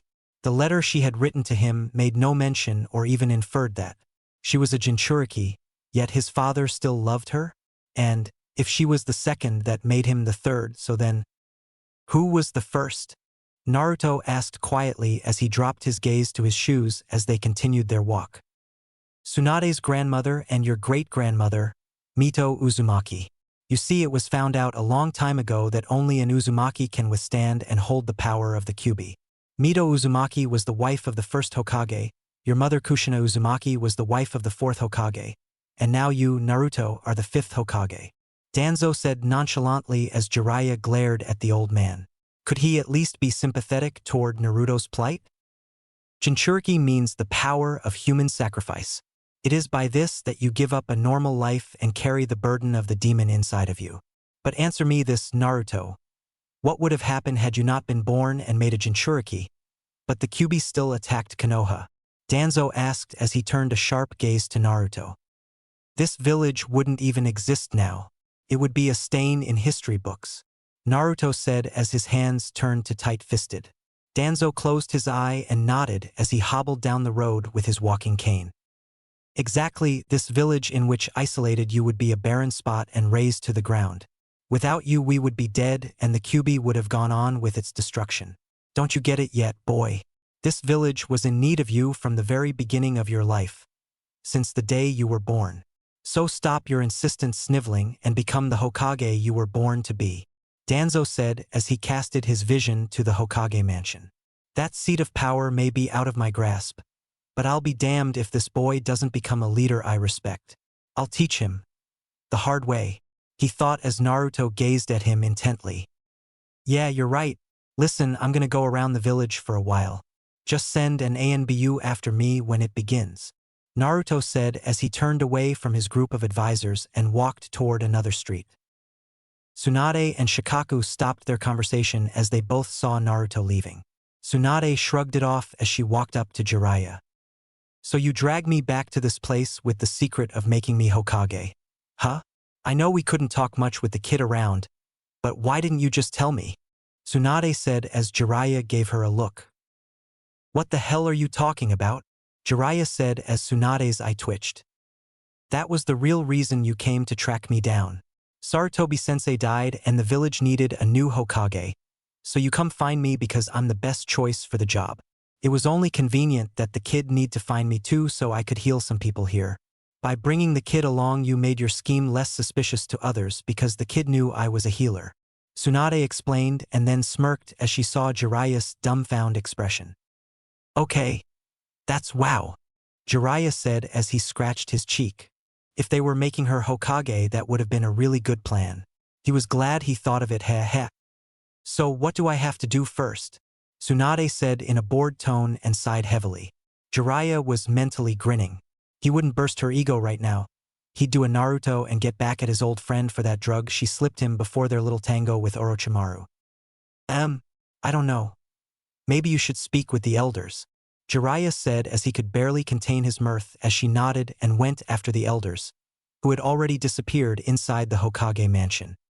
Shizune looked at the chuckling face of Jeriah as she went after her master. She might not have caught whatever conversation he and the elders had with Naruto, but it couldn't have been that funny. Oh well, she shrugged as she went to catch up with Tsunade. With Naruto. He walked down another road of his village, his village, the same village that isolated him, that scorned him, and that he was now to protect with his life. He sighed, knowing that he had been doing that his whole life. He looked at the happy faces of his people. Well, some of them were happy until they saw him. He gave a group of them a smile, but they leaned into each other and whispered things as they stared at him. It wasn't filled with hate like they were about a year ago, but there was still fear and anger in their eyes. He could hear every word of what they were saying. I heard that thing was responsible for bringing back Tsunade-sama. Something about healing Hataki-san and Uchiha-san. One of the women of the group whispered to another. The other shook her head. Yeah, I did too, but I'm sure it was all Jiraiya-sama's doing, the woman said as one of the men turned to them. That's Naruto Uzumaki, the guy was saying, and Naruto rolled his eyes as he was sure the next words out of the guy's mouth would be about Kyubi, the kid who won against that Hyuga prodigy. I also heard, from some of the ninja, that he defended the village from the Tsunade Jinchuriki. The man said, much to Naruto's surprise. Oh, I heard from a woman in the market that it was Uchiha-san. Are you sure? The woman asked skeptically as the man nodded his head. Yes, I overheard one of the ANBU tell this group of ninja and then they told me. Apparently the Uzumaki Gaki can even summon Gamabunta-sama. He must be a student of Jiraiya-sama like Yandame-sama was. That must be why he left with Jiraiya-sama, the man said as the women stared at Naruto with less negativity and more keen interest. Well, if Jiraiya-sama believes in him, I guess I can as well, one of the women said as the other nodded. Naruto walked past them as he was still smiling. Maybe the people were starting to come around. Naruto? Naruto, is that you? A younger female voice came from behind him. He turned and was tackled to the ground. What the Ino? Naruto cried out as he looked down to see Ino had tackled him with a hug. Now she was snuggling her face into his shirt. Weirdo. Naruto-kun, it's good to have you back. We just heard you were back. Hinata's with her team and Tenten's with hers, but they're both making their ways here. So we need to move quickly, Ino exclaimed as she literally dragged Naruto away. Naruto was far too shocked to do anything, but that didn't stop his mouth. What the hell are you talking about? What about Tenten? Why the hell are you dragging me? I need an adult, Naruto exclaimed as she dragged him into a dark alley. Ino put her hand over his mouth as she peeked out from the alley. She could see Hinata and Tenten searching for them. I know, I heard Naruto-kun's voice on this street. I was him. It was loud and obnoxious, Hinata said as she looked around timidly with Tenten's side. You're right, he was here and so was Ino. She's not playing fair, being sneaky and keeping him to herself. That's so selfish, Tenten said as she stomped her foot while Hinata looked down, but then smirked. Ino was seriously scared now. Hinata smirking was never good. Hinata did a single hand sign and Ino was about to run like hell. The veins near Hinata's eyes became large and noticeable. Damn it, the Byakugan. She's in the alley 5 meters ahead, and she's suffocating Naruto-kun, Hinata exclaimed while she ran at Ino. Ino looked confused. Suffocating Naruto? She looked down at Naruto to see that he was blue in the face. Oops. She had put her hand over his nose and mouth. Oh well, gotta run. She leapt from the alley and hightailed it down the street with Hinata and Tenten in hot pursuit. The people on the street watched the spectacle with many reactions from jealousy and anger to fond memories of their youth. One guy was writing things down, but his wife snatched the notebook and slapped him upside his head. Ino, stop this. He's supposed to choose us, not be kidnapped in broad daylight, Tenten said as she reached into her ninja pouch. Ino didn't even respond as she ran with Naruto tucked under her arm. This is getting ridiculous, Ino. Please stop. People are staring, Hinata said as she looked around at the people watching them. I don't care. Mama wants him and Mama don't like to share, Ino said as she turned her head. Tenten sighed as she took something from her pouch and threw it in front of Ino. Ino ran, before she lost her balance as she tripped over something. She let go of Naruto and both of them hit the ground with a thud. Naruto landed on his head while Ino managed to twist just enough to land on her ass. Both of them got up rubbing their now bruised areas. Ow, what was that? Ino said as Tenten and Hinata caught up to her. Ino saw something of a line glimmer in the sunlight. Ninja wire? Oh, that is so cheap, Ino said as she threw up her hands in frustration. Tenten smirked at her while Hinata was checking on Naruto. Are you okay, Naruto-kun? Hinata asked meekly as Naruto rubbed his head. Yeah, I'm just fine, Hinata-chan. Wait, Hinata-chan, Naruto said as he finally came to thought and pointed a finger at Hinata. I need to have a serious talk with you, Hinata-chan, Naruto said with a stern expression as Hinata's face went red. Hinata shook her head and gazed at Naruto. Now that she was really looking at him, she realized her Byakugan was still active and Naruto was under a powerful genjutsu. She couldn't see through it, but she knew it was there. Naruto, why are you under a genjutsu? Hinata asked, not even stuttering as Tenten and Ino turned to them. Naruto froze as he realized she was using her Byakugan. Damn, he was caught. He had hoped no one would know until after his coronation. That way he could hide the bounty of his power, also because of just how different he looked under the genjutsu. Well, you see. Fine. You caught me, Naruto said as they grew closer to him with every word he said. What kind is it, Hinata? Ino asked as Hinata deactivated her Byakugan. It's transformation style. He's basically under an extremely powerful henge that can't be broke unless he chooses to do so, Hinata answered as Naruto stood in front of them. Well, drop it, Naruto. There's no need for that here, we're in the village, Tenten said as she put her hands on her hips. Sorry girls, but I need it for a little while longer.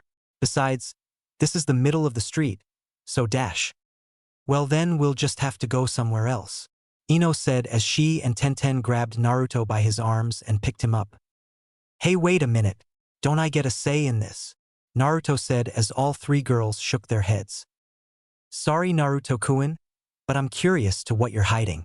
Please forgive us, Hinata said as she followed them. Naruto sighed as he knew there was no way he was getting out of this one. Near the Hokage's mansion, Konohamaru was walking from the academy with his friends as school had been let out early due to Irika-sensei having to do something. He could care less, he was angstangy right now. It seemed that everyone just up and moved on, completely forgetting about his grandfather. His grandfather, the Sandaime or third Hokage, had protected this village with his life, but everyone just seemed to forget that. He was so pissed right now. Then something caught his eye. 2 jonin were carrying things from the Hokage mansion, but not just anything. His grandfather's effects. Konohamaru ran at them while his friends were confused as to why. The 2 jonin saw him coming. Damn, If their hands were full, they would have shunned Tsunade away from he kid. He wasn't much of a brat anymore, but damn could he grit nerves. Those are my grandfather's things. Where are you taking them? Konohamaru shouted as the two looked visibly put out. Honorable grandson. The one to the right side, Kotetsu Hagane, said as he knew they were busted. I said, where are you taking them? They belong to my grandfather. Konohamaru shouted as both men sighed inwardly. He's an emotional kid, they reminded themselves he just need to vent. Well, these things are just in the way, you see, so we thought it would be best to put them somewhere safe. Kotetsu said as his partner, Izumo Kamizuki, shifted nervously. Though it was too small a twitch for Konohamaru to notice, Kotetsu could tell a mile away that that small twitch was him shifting nervously. What do you mean, just it the way? Konohamaru asked as he looked slightly confused, but then that look contoured into anger. You shouldn't even be touching that stuff. Who gave you permission?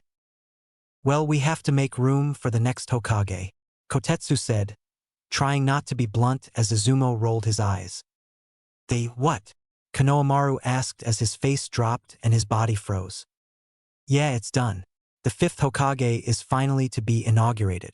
It's a big relief to everyone, Izumo said, speaking for the first time, as Konohamaru remained frozen. Now the one who's been chosen is moving in, Izumo was saying until Konohamaru pushed his way past the two and almost made them fall. No way, it's too soon for a new Hokage, Konohamaru said in anger as he glared down at the two from higher up the steps. My grandfather was everything to this village, he shouted as he ran off into the mansion. Kotetsu and Izumo shrugged as they continued on with their job. Konohamaru went into the door and crashed into something, but he really didn't care since it was soft and warm. He snuggled his face into it because he knew it was on a woman, and a very well-endowed one at that. Soft bobbies. It reminds me of my baby blanket, he said dreamily as he snuggled into them more. Tsunade glared down at the kid, but said nothing since it felt good. Konohamaru's eyes opened, even though he didn't remember closing them, and then widened as he jumped off the woman he was enjoying. Who are you and what are you doing here? He shouted at her as he blushed from his actions. What am I doing here? Well, what are you doing here, you pesky little runt? Tsunade said with a smirk as he blushed harder. Who's a little runt? I dare you to call me that again, he said as he was quickly getting annoyed with her.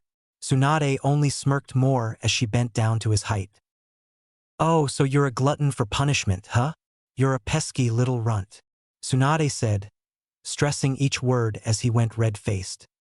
I'm warning you, if you call me that again, he screamed as Shizen walked up to them. Tsunade-sama. Shizen scolded as Tsunade gave her a look. You really should be going in now. The elders are waiting for you, Shizen said as Taunton oinked in agreement. All right, Shizen, Tsunade said as she sighed and tapped Konohamaru's head. You watch your step, little boy, she said as she walked away from him. I really wished you'd try and behave nicely, especially since I'm the one everyone comes and complains to, Shizen scolded as Tsunade rolled her eyes. Okay, Tsunade said as they walked down the hall to the elder's office. The two elders were standing at a window with their backs to the door. Genma, Koharu called as said ninja landed in a kneeling position behind her with a yes. Aoba, the other appeared in the same fashion. Send out the word. Everyone in the village must be made aware that today we will officially welcome the fifth Hokage, she said as the two nodded and disappeared as they came. Don't you think it's a bit soon for all that? I just got here and all, Tsunade said as the two turned to her giving her stone-faced looks. What are you on about, Tsunade? Hamura asked with a raised brow. I mean, I just got to the village. Shouldn't I rest and relax before I'm inducted as Hokage? I hate this. I'm sore all over, Tsunade said as she rolled her shoulders while Hamura and Koharu exchanged a look. I take it that fool Jeriah didn't tell you. He must have thought it a fun joke to be played, Hamura said with his ever-present scowl deepening. What do you mean, didn't tell me what? Oh, you mean about you wanting me to be made Hokage? Well, no, he didn't, but I figured it out. It wasn't too hard. I mean, who would really go out and search for me just to heal and few people, and then it was conveniently after the death of Sarutobi-sensei. It wasn't too hard to figure out. Tsunade said as they exchanged another look. How did you know Hiruzen died, Tsunade? Koharu questioned as she and Hamura gave Tsunade a kunai-sharp look. Huh. Oh, well, news travels fast when the lords and nobles of other countries are present during an invasion. I found out about 2 days are the whole thing, Tsunade said as Shizun shifted uncomfortably near the door. I see, Hamura said as he closed his eyes, but then snapped them open to give Tsunade a stone gaze and a scowl. Tsunade, we thank you for that bit of information, but we must inform you that you've drawn your conclusions from nothing but thin air. You are not being made the 5th Hokage. This is why Jeriah did not tell you anything about it, because there was nothing to tell. Now if you'll excuse us, he said as he and Koharu brushed past her and Shizun. We have work to do, and so do you. I would get over to the hospital if I were you. That was the whole reason you were brought back, just as it was messaged to you by Jeriah. Hamura finished as they exited their office and left Tsunade standing there, frozen and speechless. She regained herself and went after them, catching up them as they were in the hallway. Well, fine. I'm not Hokage, and don't really give a damn, but answer me this. Who is? Tsunade said as she got in front of them. They exchanged looks. She was really getting tired of that. You should know by now, you have been traveling with him all this way, Hamura said as Tsunade pulled a look of disgust. Jeriah, Kami, why would you senile old fools make that perverted old toad Hokage? Now the kunoichi will be wearing nothing but belts and scrolls, Tsunade said as Hamura gave her a stern look, but it was as effective with his red cheeks. Koharu was the one to speak as she looked just as disgusted. Not Jeriah, Naruto. He was made Hokage almost a month ago, Koharu yelled as Tsunade looked confused, but then she gave them a weird look. Naruto, why would you make that brat Hokage? I understand he's powerful and quick on his feet, but he's just as half-assed as Jeriah, Tsunade said as Shizun had finally caught up to them. He was chosen by the Fire Daimyo and approved by the Shinobi Council and Jonin Commander. Naruto has shown that he is able to handle the job so far, so we have faith in him, Hamura said as Tsunade gave them a look, but then she smiled. Fine, I guess the brat deserves it. All the paperwork, the political headaches, and the boring meetings. Yup, he can have that. I'll just heal these people and be on my way, Tsunade said happily as she walked from the two elders. Not so fast, Tsunade. You've been away from the village for far too long. Hiruzen allowed you to leave because you were grieving, but now it's time to come back home. If you don't comply, we'll have to ask that you be marked as a missing ninja and hunted for abandoning the village, Hamura said as Tsunade froze with one leg still in the air. Excuse me, Tsunade whispered out coldly as the two were not affected. Shizun narrowed her eyes at the two elders. Naruto won't let this happen. Would he? We will not repeat ourselves. If there is a problem with what was said, then take it up at the next council meeting, which you shall be attending as the Senju clan head and head of the medical corps, Koharu said as they once again brushed past her and out into the village. Tsunade-sama, they can't do that, right? Naruto has final say as Hokage, right? Shizun asked as Tsunade lowered her face. Yes, they can, and yes, he does. That's why we'll be forced to stay, Tsunade said as Shizun's eyes went wide. But Naruto Shizun stuttered out as Tsunade raised a hand to stop her. Is Hokage now, and he must do what is best for the village as a whole. Having me back here instead of sending NBU to their deaths is the best decision, Tsunade said with a sigh, but then struck a thinking pose. Besides, it's not so bad. I can finally get a drink and use my clan's money to pay off all my debts, Tsunade said after thinking it over. Shizun's jaw dropped as she stared at her master. Tsunade-sama, are you telling me that we could have used the Senju clan funds to pay off your debts, instead of hopping from place to place like we have? Shizun said as she lowered her face, making her hair overshadow her face. Yeah, I know. Didn't you love it? The living on the edge, never knowing where we'd end up next, the running from near constant attempts of repayment, Tsunade asked with a thumbs up as Shizun chuckled, but never raised her head. Tsunade-sama, I have something to tell you, Hiruzen said as Tsunade looked curious. Oh, what is it? Tsunade said as she gazed at Hiruzen. I'm gonna kill you, Hiruzen roared as she dropped Taunton, who was frozen in fear, and made a chakra scalpel with her left hand. Tsunade's eyes widened as she did the most rational thing she had ever done. She ran for her life. With Naruto and the girls. They had dragged him all the way out to Training Ground 7 so they would have some privacy. Naruto was still a little put out about the whole thing, but they were using puppy dog eyes. Curse whoever made that unstoppable jutsu. Fine, but stand back. This isn't just your normal illusion. It also holds back a fraction of my power, so I'm not sure what'll happen. Naruto said as they did as they were told. They hopped back 10 feet just to be sure as Naruto pressed his palms together and exuded chakra. The very air around him began to swirl and twist into a torrent of energy as his chakra became visible to them. Hinata and Ino weren't surprised since they had been seeing him do such ever since they started the academy.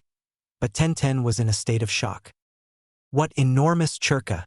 It feels like the air is pushing down on me. Tenten thought in shock as she struggled to stay on her feet.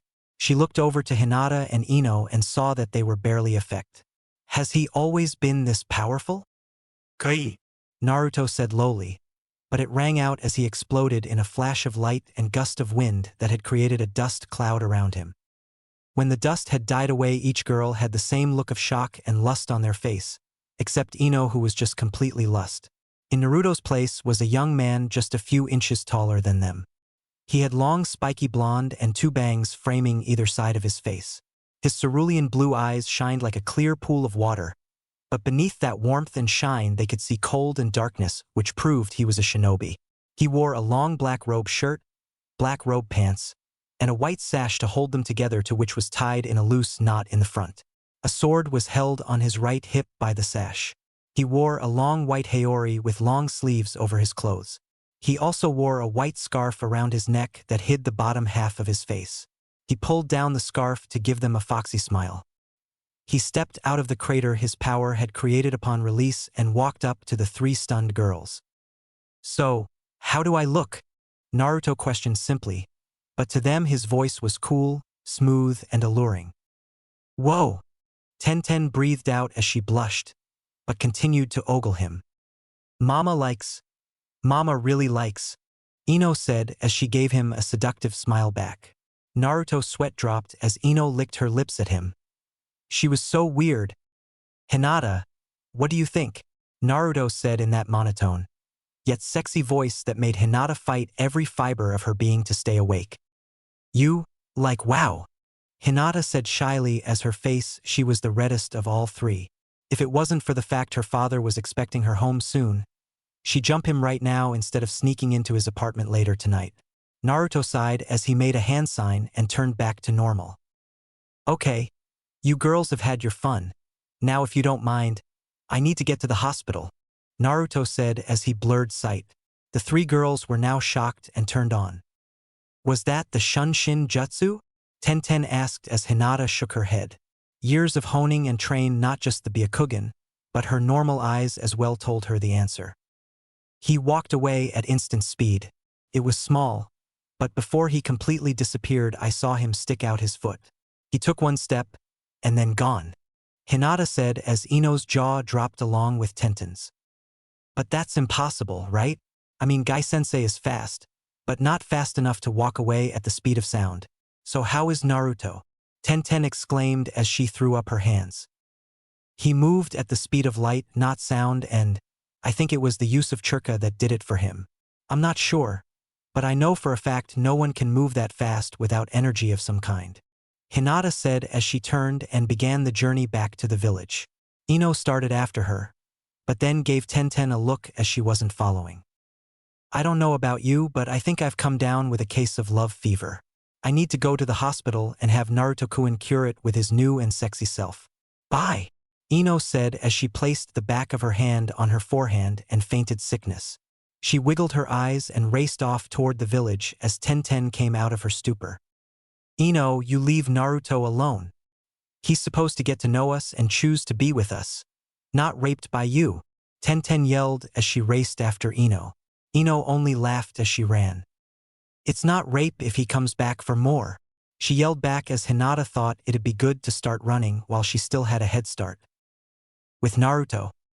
He blurred into beside Shizune as the woman saw him and yelped, falling on her ass. Naruto, what have I said about doing that to scare me? Shizune whined as Naruto chuckled and helped her up. Not to, but your face is so funny, he said as he went into full-blown laughter. Do realize I'm still a medic ninja, and that you don't know everything about healing just yet, so you'll have to continue training under me, Shizune said darkly as Naruto paled and quivered in his spot. Yes, Shizune-sensei. Naruto said through his chattering teeth. Shizune gave him a smile as she and he caught up to Tsunade. This must be the room. Sasuke Uchiha. Huh. Tsunade said as she entered the hospital room. May I come in? She asked as Naruto rolled his eyes. His eyes widened a fraction as he saw Sakura sitting beside Sasuke's bed. He looked around the room and saw that fresh flowers were in the vase on the other side. Those were picked just today. She must have been here quite often, he thought as he gazed at them. Don't worry, Sakura. She's here to make everything all right now, Naruto said as Tsunade went over to Sasuke. Hey Naruto. So she must be the one guy Sensei told me about, Sakura said as she turned and bowed to Tsunade. Oh please, save Sasuke. Tsunade gave her a kind smile, with Naruto rolling his eyes again. Well, I'll see what I can do, she said as she put her hand on Sasuke's forehead and began using healing chakra. Well, I'll go see what I can do for Kakashi. Naruto, will you come with me? Shizune said as Naruto nodded and walked out, but not without catching a glimpse of Sakura's crying face. Maybe this was why the pervy sage had wanted him to give up on her. And why he did.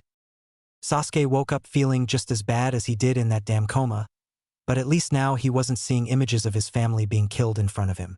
It was only Sakura and some lady. He was too tired to care that Sakura was hugging him.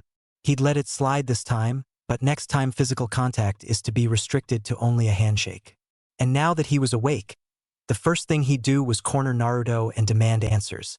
A stupid damn headache. Okay, new plan. First sleep and some medicine, then Naruto and answers. Shizune couldn't do anything for Kakashi, so they had to wait for Tsunade. She came in with a scowl on her face as she walked up to his bed. Naruto was stone-faced, a first for Kakashi to ever see. Tsunade healed him, but he was still in pain.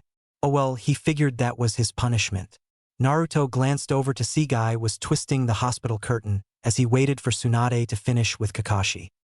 How disgraceful to be taken completely out of the game by two low-life punks like that. I thought you were supposed to be the best, Tsunade said mockingly as Kakashi sat up, looking almost as bad as he felt. Sorry to disappoint you, Kakashi said as Naruto turned to leave from the room. Kakashi, once you're feeling up to it, be in my office tomorrow. We have things to discuss, you and I, Naruto said as Kakashi turned his eye to Naruto's back. That was so monotone and lukewarm. What had happened to Naruto while he was gone? Of course, Hokage-sama, Kakashi said tiredly as he fell back into bed. Tsunade only shook her head as she turned to Naruto, who had a smirk on his face for some reason. Only one more to go, Granny, Naruto said cheekily while Tsunade had the urge to punch him as Guy stopped twisting the curtain to point his fingers toward the next room. Rock Lee, he's right next door. Next door, Guy said as he continued to point. Naruto and Tsunade sighed in unison as they went to the room. No one was in there, but they did see Lee limping down the corridor with his crutch.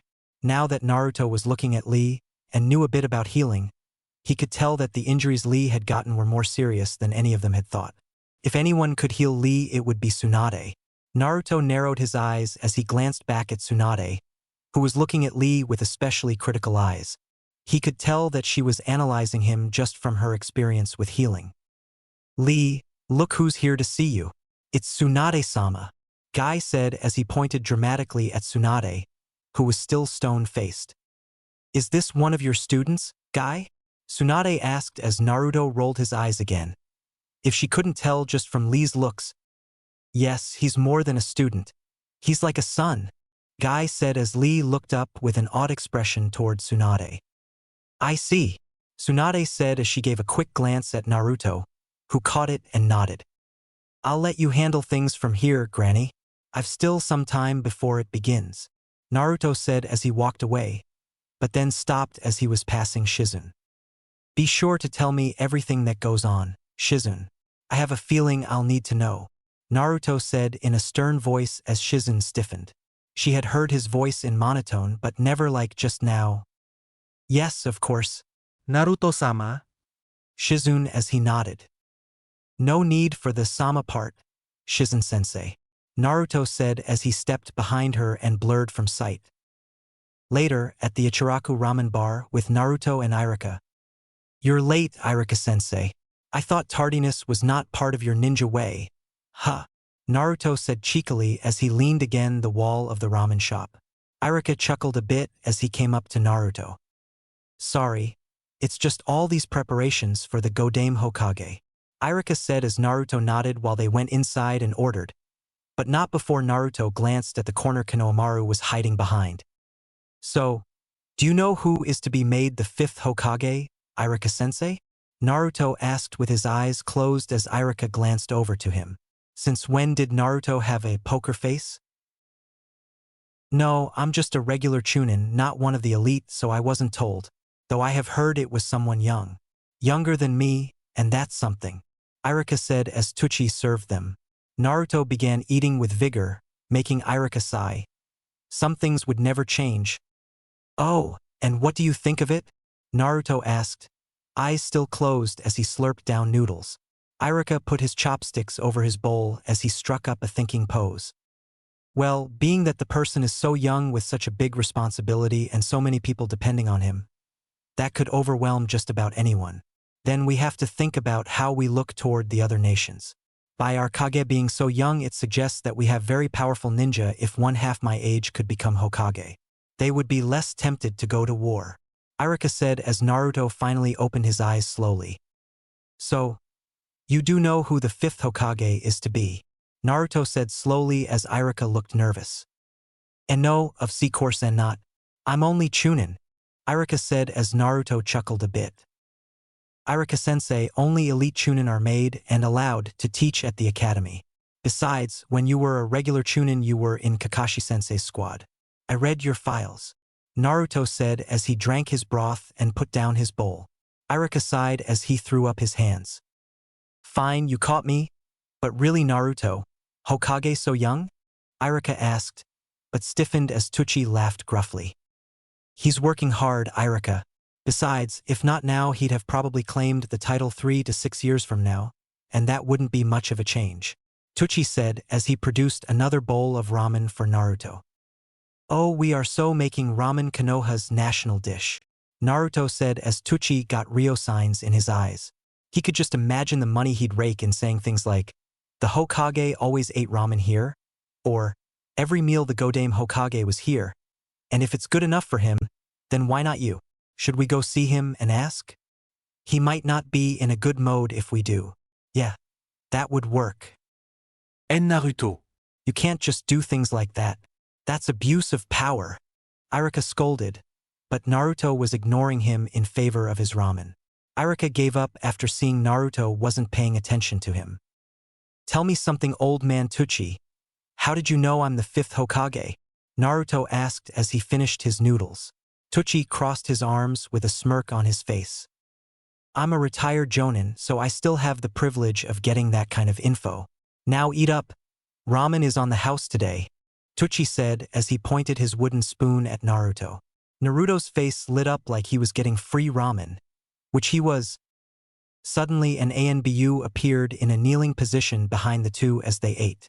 Naruto sighed, not even turning around, as he placed his chopsticks over his broth-filled bowl. What is it? Naruto asked, annoyed as the ANBU bowed his head. Sorry to disturb you before the coronation, Hokage-sama, but a problem has come up that needs your attention, the bird said as Naruto turned to him. A problem? What is it? Irika asked. Konohamaru Sarutobi has barricaded himself inside the library of the Hokage mansion. Tsunade-sama is trying to get in for medical research and the village elders need to get in for your inaugural Kage robes which had been stored in there some time ago. Bird said as Naruto nodded while Irika looked shocked. Wait, what? Konohamaru wouldn't do something like this. He knows the village needs a new Hokage, so why would Irika was saying until Naruto raised a hand to stop him.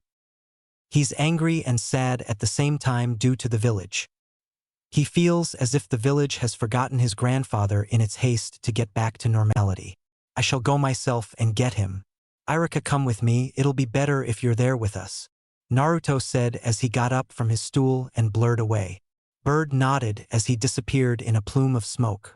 Irika was shocked Naruto could use teleportation jutsu, especially one such as that. Naruto didn't even use a hand sign. Right, Irika said as he nodded a goodbye to Tucci and disappeared in a swirl of leaves. At the Hokage mansion, Naruto had been the first to arrive, followed by Bird and Irika. He scanned the hall as he walked and found Moegi and Udon along with Izumo, Kotetsu, Shizune and Tsunade. Koharu and Hamura were stand along the opposite wall with deep scowls on their faces. But Tsunade-sama, he's just a kid and the grandson of the third Hokage. What do I care? I'm the granddaughter of the first Hokage, so I'm the one you need to worry about. Tsunade snapped back as the two Chunin flinched back. What's with all the racket? It's barely even noon, Naruto said as he walked up to them all. Sorry, Naruto-sama, but Konohamaru has blockaded himself in your library. We can't get him out without using force, Izumo said as he and Kotetsu bowed to him. Moegi and Udon looked in awe as Naruto walked up to them. Thank you too, but I'll take it from here, Naruto said as he threw back his hand and a cherry blossom fell into it. The petal glowed as it transformed into a katana. It was a regular katana with a simple crossguard, which is a simple open frame much like a four-pane window. It had a white-colored hilt and white sheath. This katana was Senbin Zakura. He unsheathed it and threw the sheath to the side where it turned to cherry blossom and dissipated. Naruto, what just happened? Irika asked as Naruto gave him a foxy grin. That was a special weapon summoning. I learned how to do it when I finished my seals training. Jeriah-sensei says that I've gained the title of seals and sealing master after I pasted a test of his. I can do that summoning from a seal that's hidden in invisible ink on the right hip of my clothes. Naruto explained as Irika only nodded dumbly with a look of awe and shock. You've really gotten stronger, Naruto. To think that 1 month of training under Jiraiya-sama has done this for you, Irika said as Naruto's grin grew. That's not all. But right now I have something to do, Naruto said as he turned to the door. He pushed it, causing a panel at the top to release a bunch of metal pans. He slashed through each of them as they fell. He pushed the doors in and found that they had tables and stacks of books blocking them, so he added Chirka to his strength to get them open wide enough. He saw that ninja wire and exploding tags were strung up all over the room. He took down the tags and cut through all the wire, causing more junk to fall in front of his path. He punched it all out of his way and took a few more steps in. He heard a sizzling noise and looked down to see that an explosive tag had been hidden on the floor as well. Before it could explode, he stepped on it and grinded his foot into it, destroying the seal and stopping the explosion. A pair of kunai came at him and he sliced it in half after adding wind chirka to the blade of his sword. A boulder fell from the ceiling and it too was cut in two by his blade.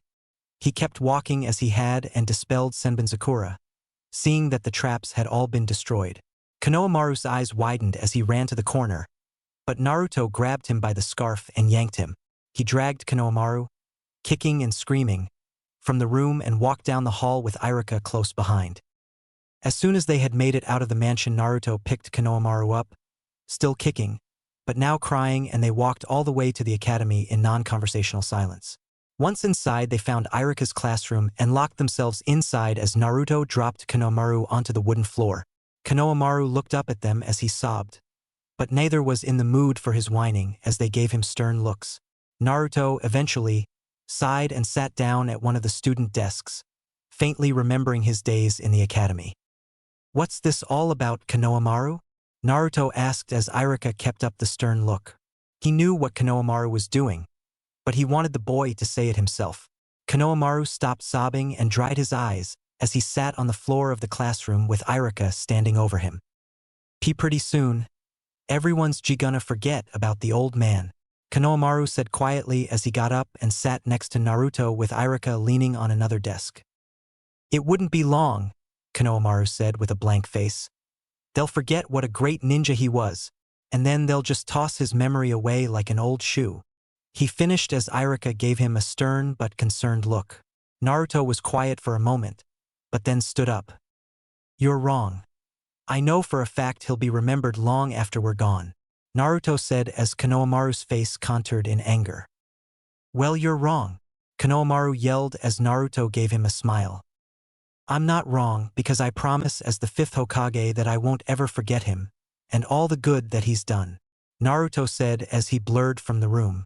Konohamaru and Irika stared with wide eyes at the spot Naruto had been, but they were staring for completely different reasons. Naruto is the 5th Hokage, Konohamaru whispered in shock as Irika smiled. You really have grown up since you were in his seat, Naruto, Irika thought as he looked and smiled down on the shocked out of his mind Konohamaru. Naruto traveled at transcendent speed around Konoha, looking for Hiruzen. He stopped atop a building as he dropped to one knee. His breathing was hard and fast, but he was smiling nonetheless. That's 10 and that's my limit, but it's a better limit than 3. I get it now. I don't pump it to my legs, but let small strings out as I walk. I'm glad I'm getting adjusted to this technique, but I still need a name for it, Naruto said as he stopped and sat on the roof of the building. It needs the word step in it. I know that, since all I'm do is walking at high speed. Blur step. No, how about quick step? No. Light step. No. Flash step. Perfect. I'm genius after all, Naruto said as he jumped up and down on the roof. Tsunade-sama, was the scream that Naruto heard just down the street. Naruto jumped off the roof and ran to what sounded like Hiruzen. He burst in the door to find Hiruzen with a shocked expression. Hiruzen, what's wrong? What happened to Granny? Naruto said as he was already going through hand signs for an earth-style ninjutsu. She's concentrating on SS studying, Hiruzen said as Naruto thought over her words and looked over to Tsunade, who was in fact studying a medical book. Oh, Kami. What's happening? Is this all just a dream or some story by a weird guy who thought this would be a good idea? You're studying, Naruto said, too shocked to do anything but yell. Tsunade gave them both an irate look as she sipped her sake. I'm studying for Rock Lee's surgery, Tsunade said with a serious face as Naruto's eyes widened just a fraction. He had a feeling Lee would need surgery. How bad is he? Naruto asked with an equally serious face as he sat in the booth on the opposite side of Tsunade. Some of his injuries are embedded deep into his spinal cord. The surgery, as it is now, only has a 50% chance of success, but if I can apply that Jutsu Kabuto used to a patient such as Lee, then it could increase the chance of success, even if just by 1%. Tsunade said as Naruto looked deep in thought. He figured she meant the one Kabuto had done when he was hit by his Rasengan. So it was a jutsu and not a bloodline, huh? That means it could be used on anyone so long as they had the power to use it. I'll see what I can do about that. Kabuto's jutsu was probably his own. I'll do some checking and tell you what I come up with, Naruto said as Tsunade nodded, but then looked at him in confusion. You plan to help with the surgery? Tsunade asked as Naruto nodded with a smile on his face. I am the 5th Hokage after all. I plan to do a lot of things to help the village, and I think it's a good start to help at least one of my ninja continue his dream. Don't you? Naruto said as Tsunade leaned back in her seat and chuckled. Fine, I plan to begin preparations 2 days from now. Dig up whatever you can buy then. Afterward have Hiruzen here teach you about anything you may not know, Tsunade said, but as she finished Naruto paled ghostly and Hiruzen was chuckling evilly with a dark aura around her. Narukuin and I are gonna do our best, right Narukuin? Hiruzen said wickedly sweet as Naruto was trembling as he nodded.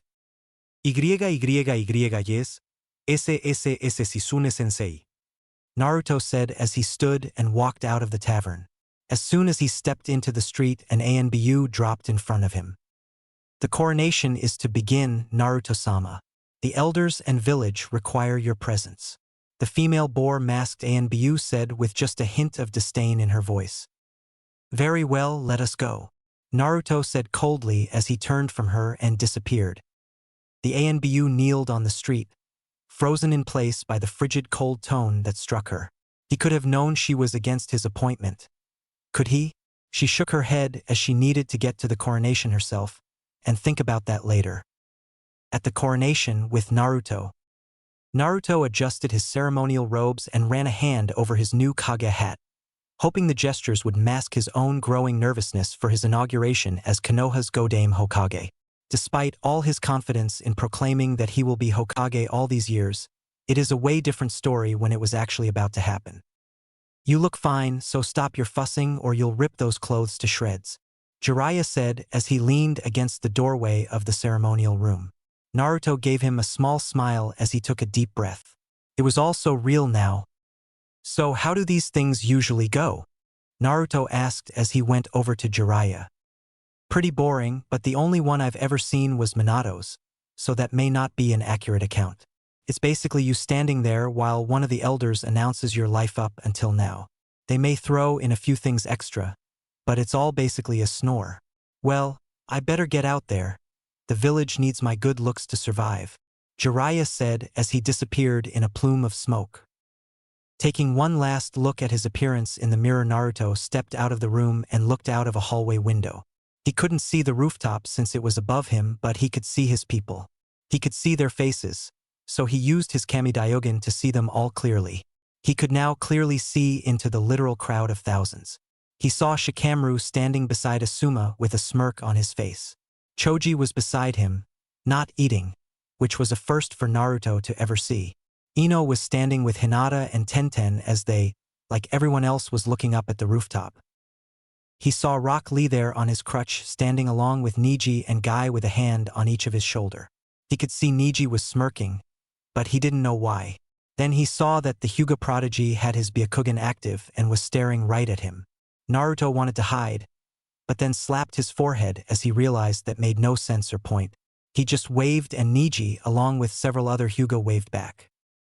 Kurenai-sensei was standing with Kiba and Shino. Kiba had Akamaru atop his head as the dog was barking. Shino was just, well, Shino. Anko, the crazy-ass snake lady, was leaning on Kurenai-sensei. Naruto couldn't read lips, but he was fairly sure that whatever was being said was giving Kurenai-sensei that red face. He gazed through the crowd and saw something that made his heart both lighter and beat faster. His team was out there right next to the special Jonin. Kakashi and Sasuke looked exhausted and ready to drop dead, but they were there nonetheless, with Sakura looking around and saying something. Kakashi put a hand on her head and said something that made her stop, but whatever was said gave Sasuke a thoughtful look. He saw many others from the village that he knew.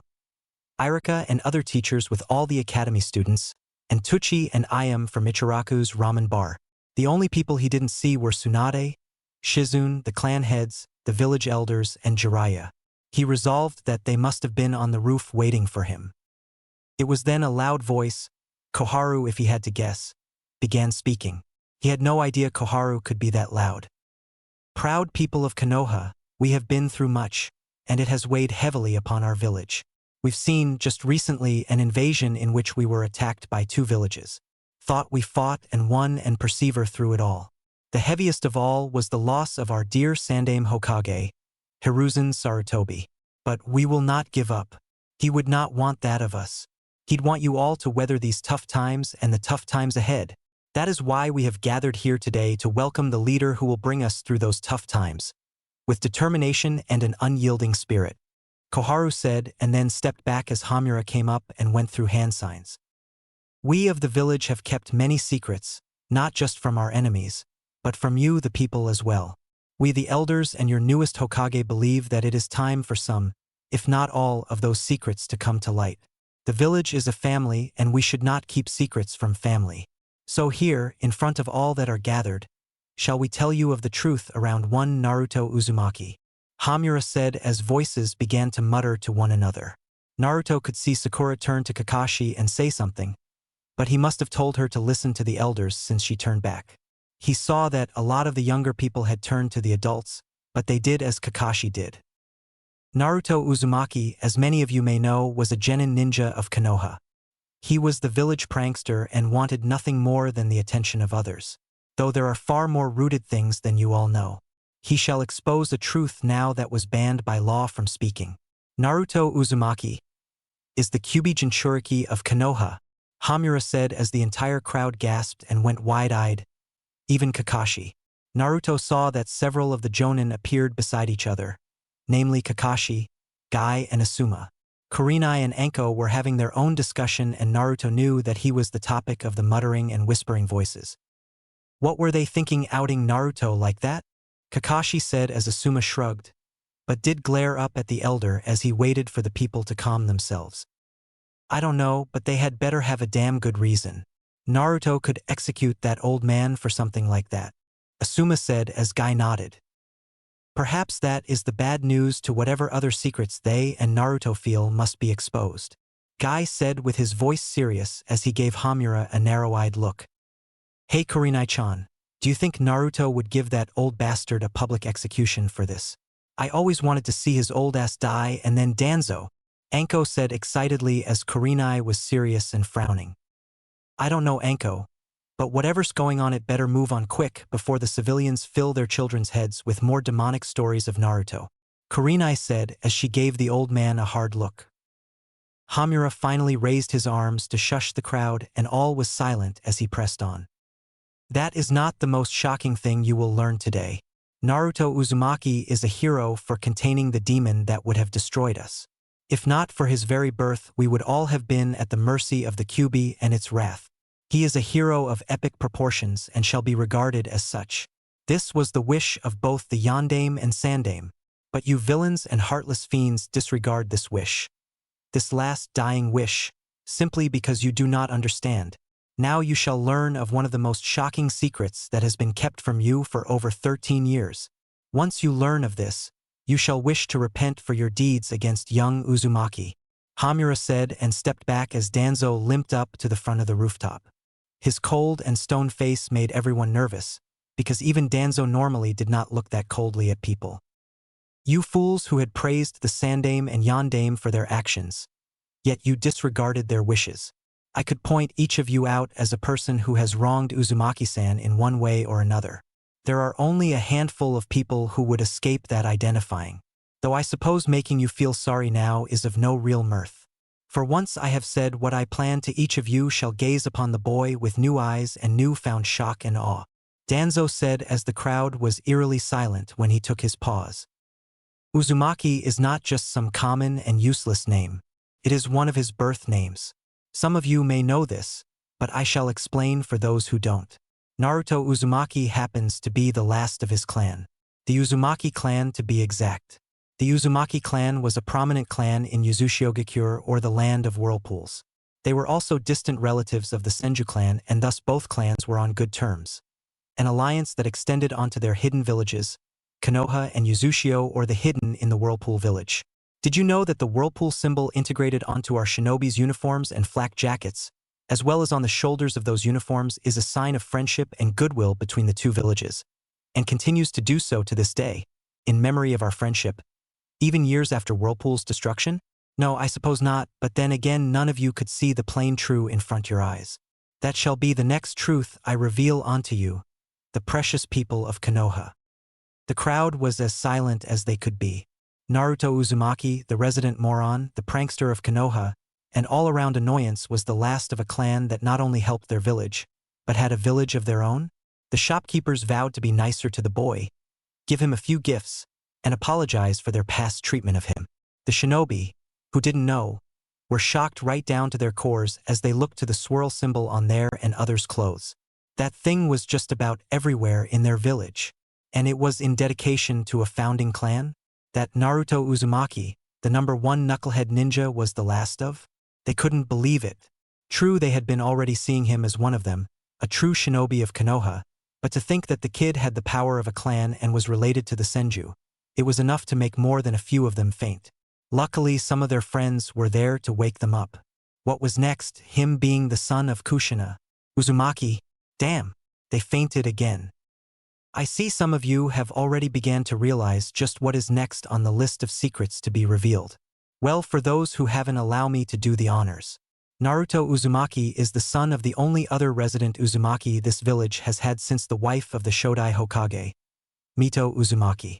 That is right, Naruto is the great-grandson of the Shodai Hokage, the great-grandnephew of the Nidaime Hokage and son of Kushina Uzumaki, the red hot-blooded habanero.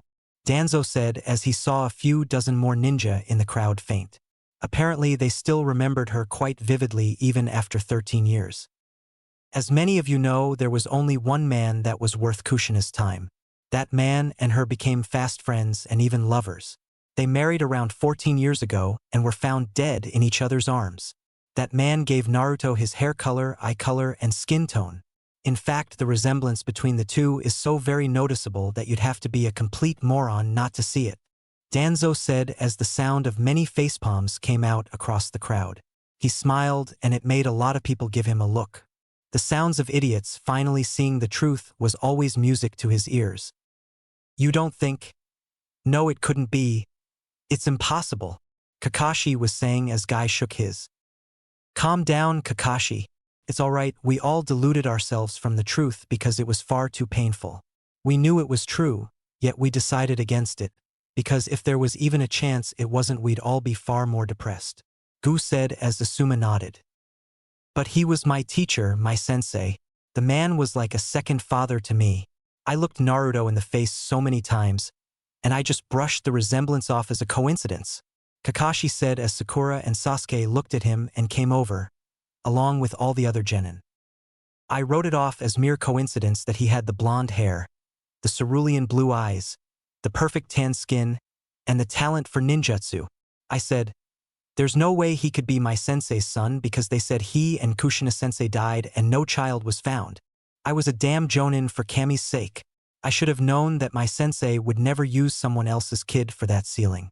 I should have known that my sensei would do something as stupid as to seal the most powerful demon into his own son, because it was the only way, Kakashi said hysterically as he dropped to his knees with tears streaming down his face.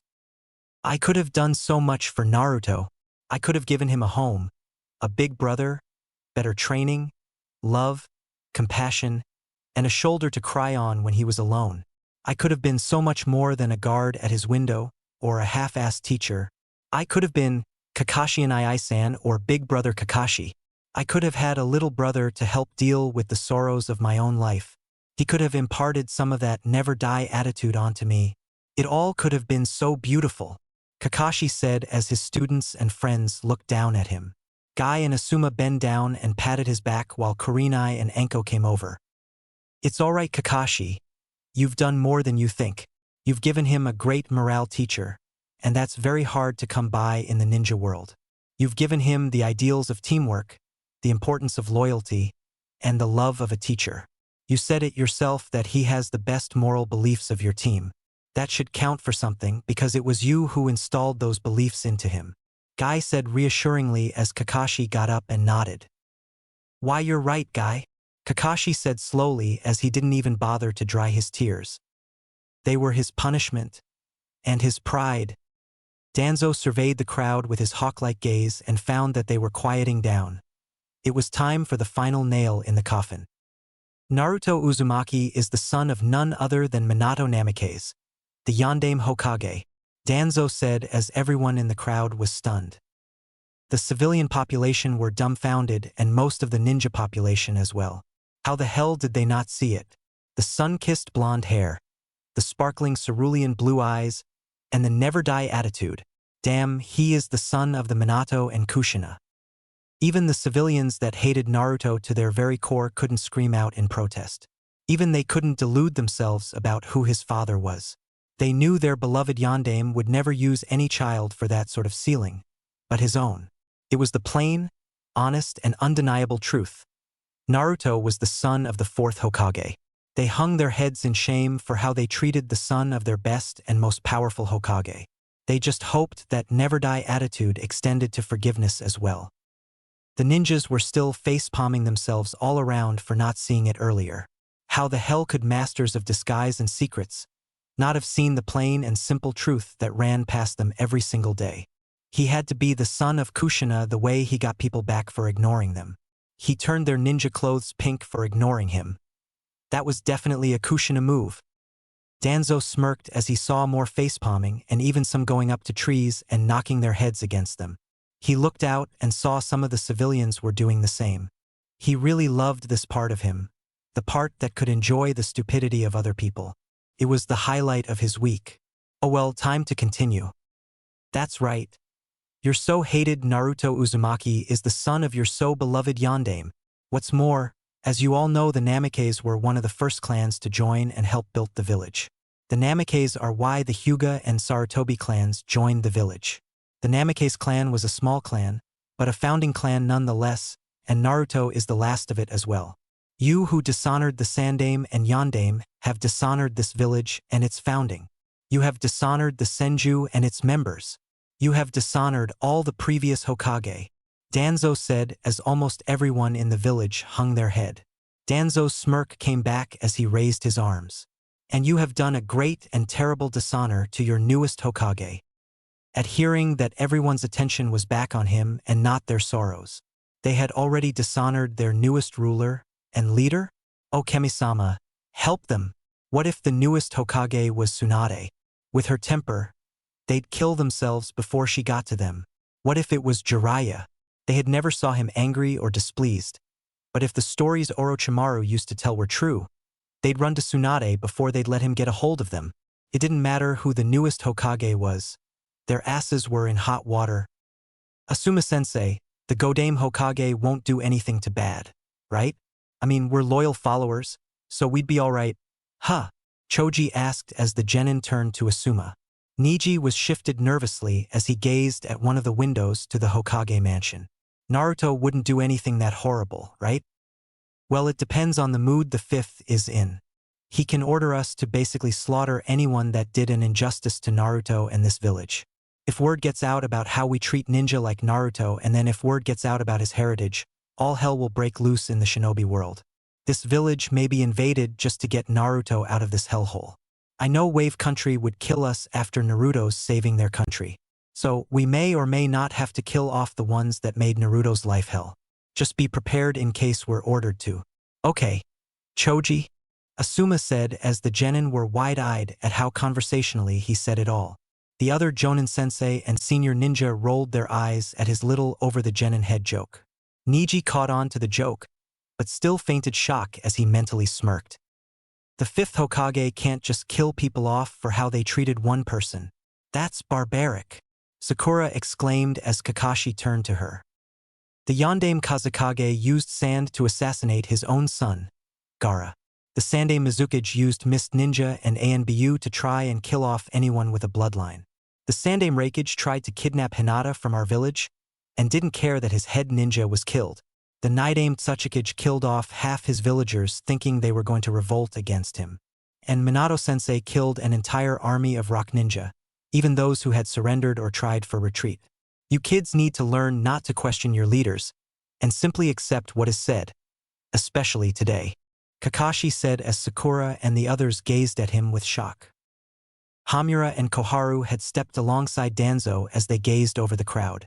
They made a motion and an Anbu ninja with a cat mask nodded and disappeared. Naruto couldn't believe some of the things that had been said, but like everything else, he resolved to deal with it when he didn't have things to do. He could have an emotional breakdown after today was over with. Hokage-sama, it is time. Tora, the cat-masked Anbu, said as Naruto nodded and walked away from the window, his purple eyes fading back into cerulean.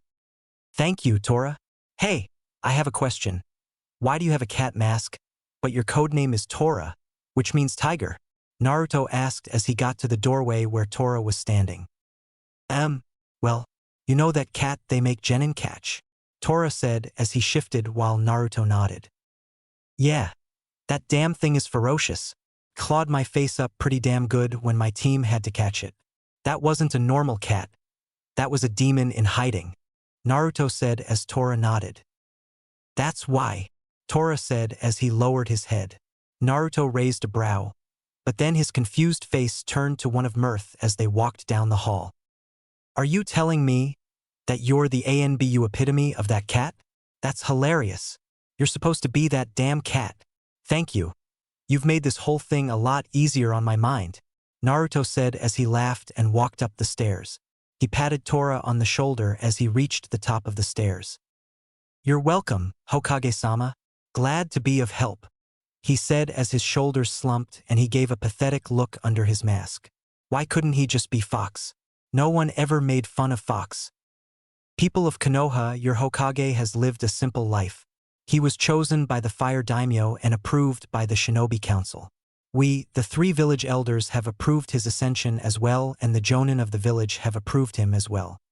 He has defended this village not only in the invasion of the Sand and Sound, but against the threat of Orochimaru regaining the use of his arms after the 3rd Hokage sealed them away.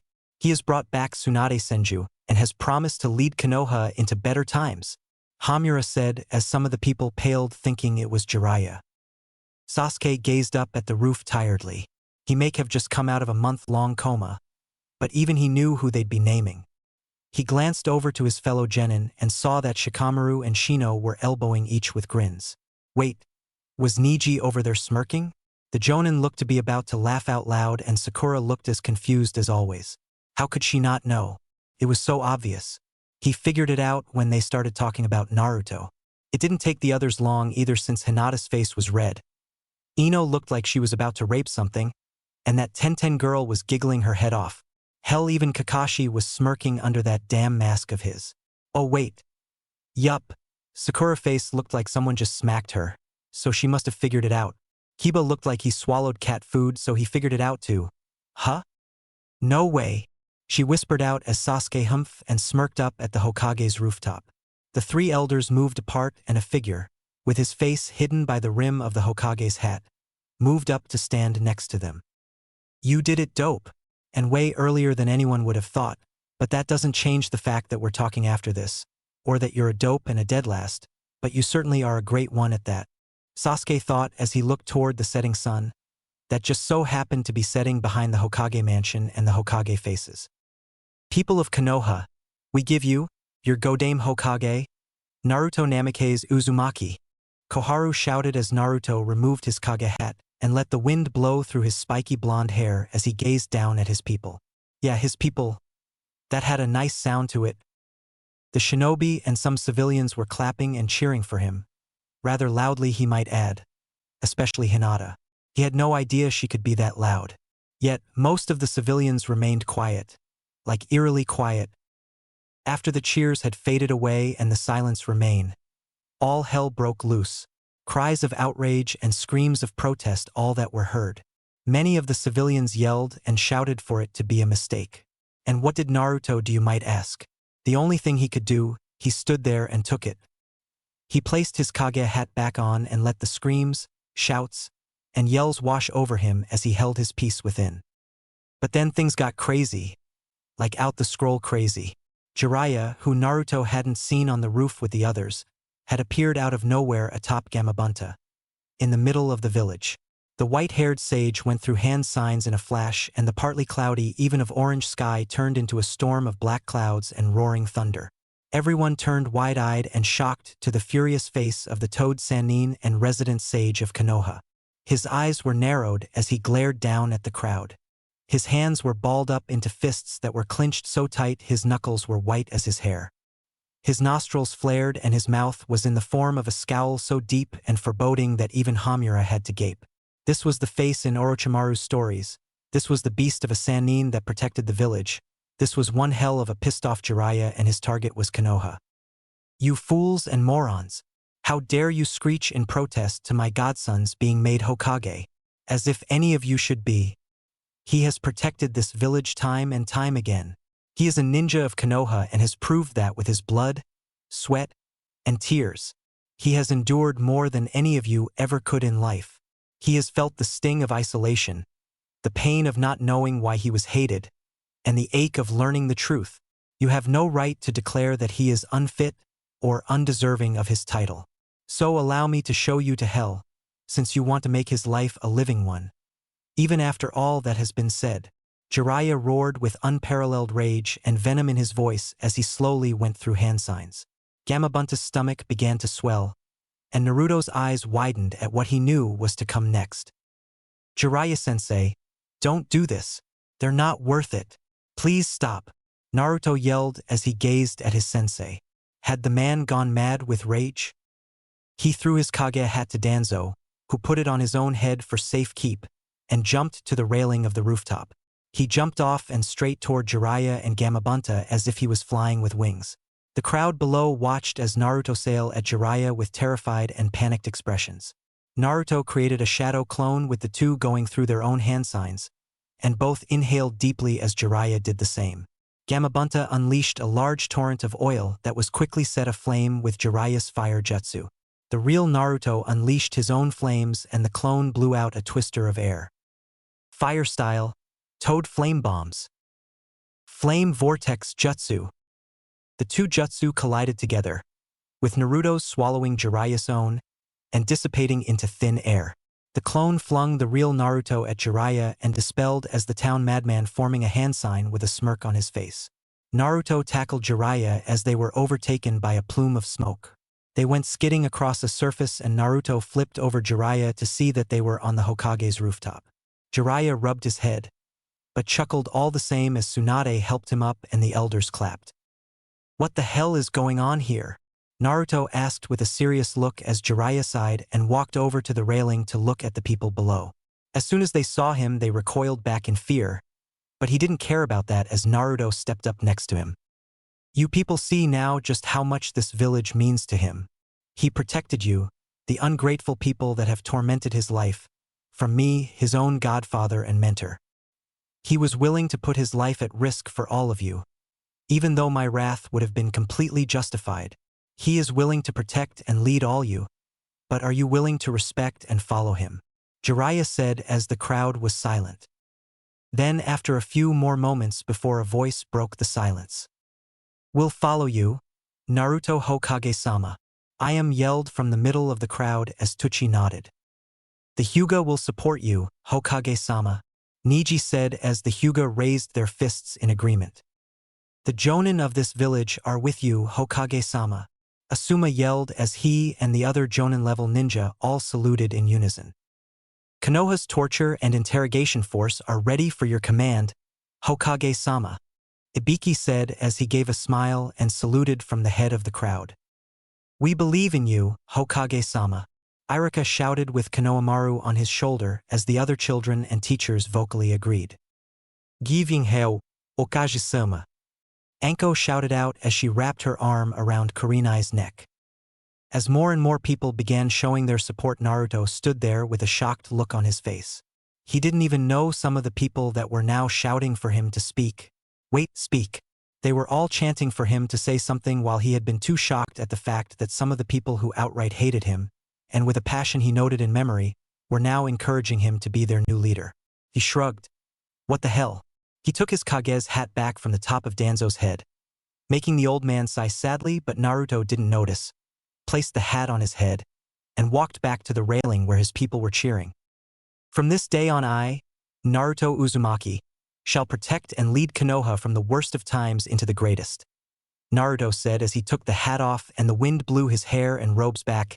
As the Godame Hokage, Naruto shouted to the cheers of many and the smiles of all.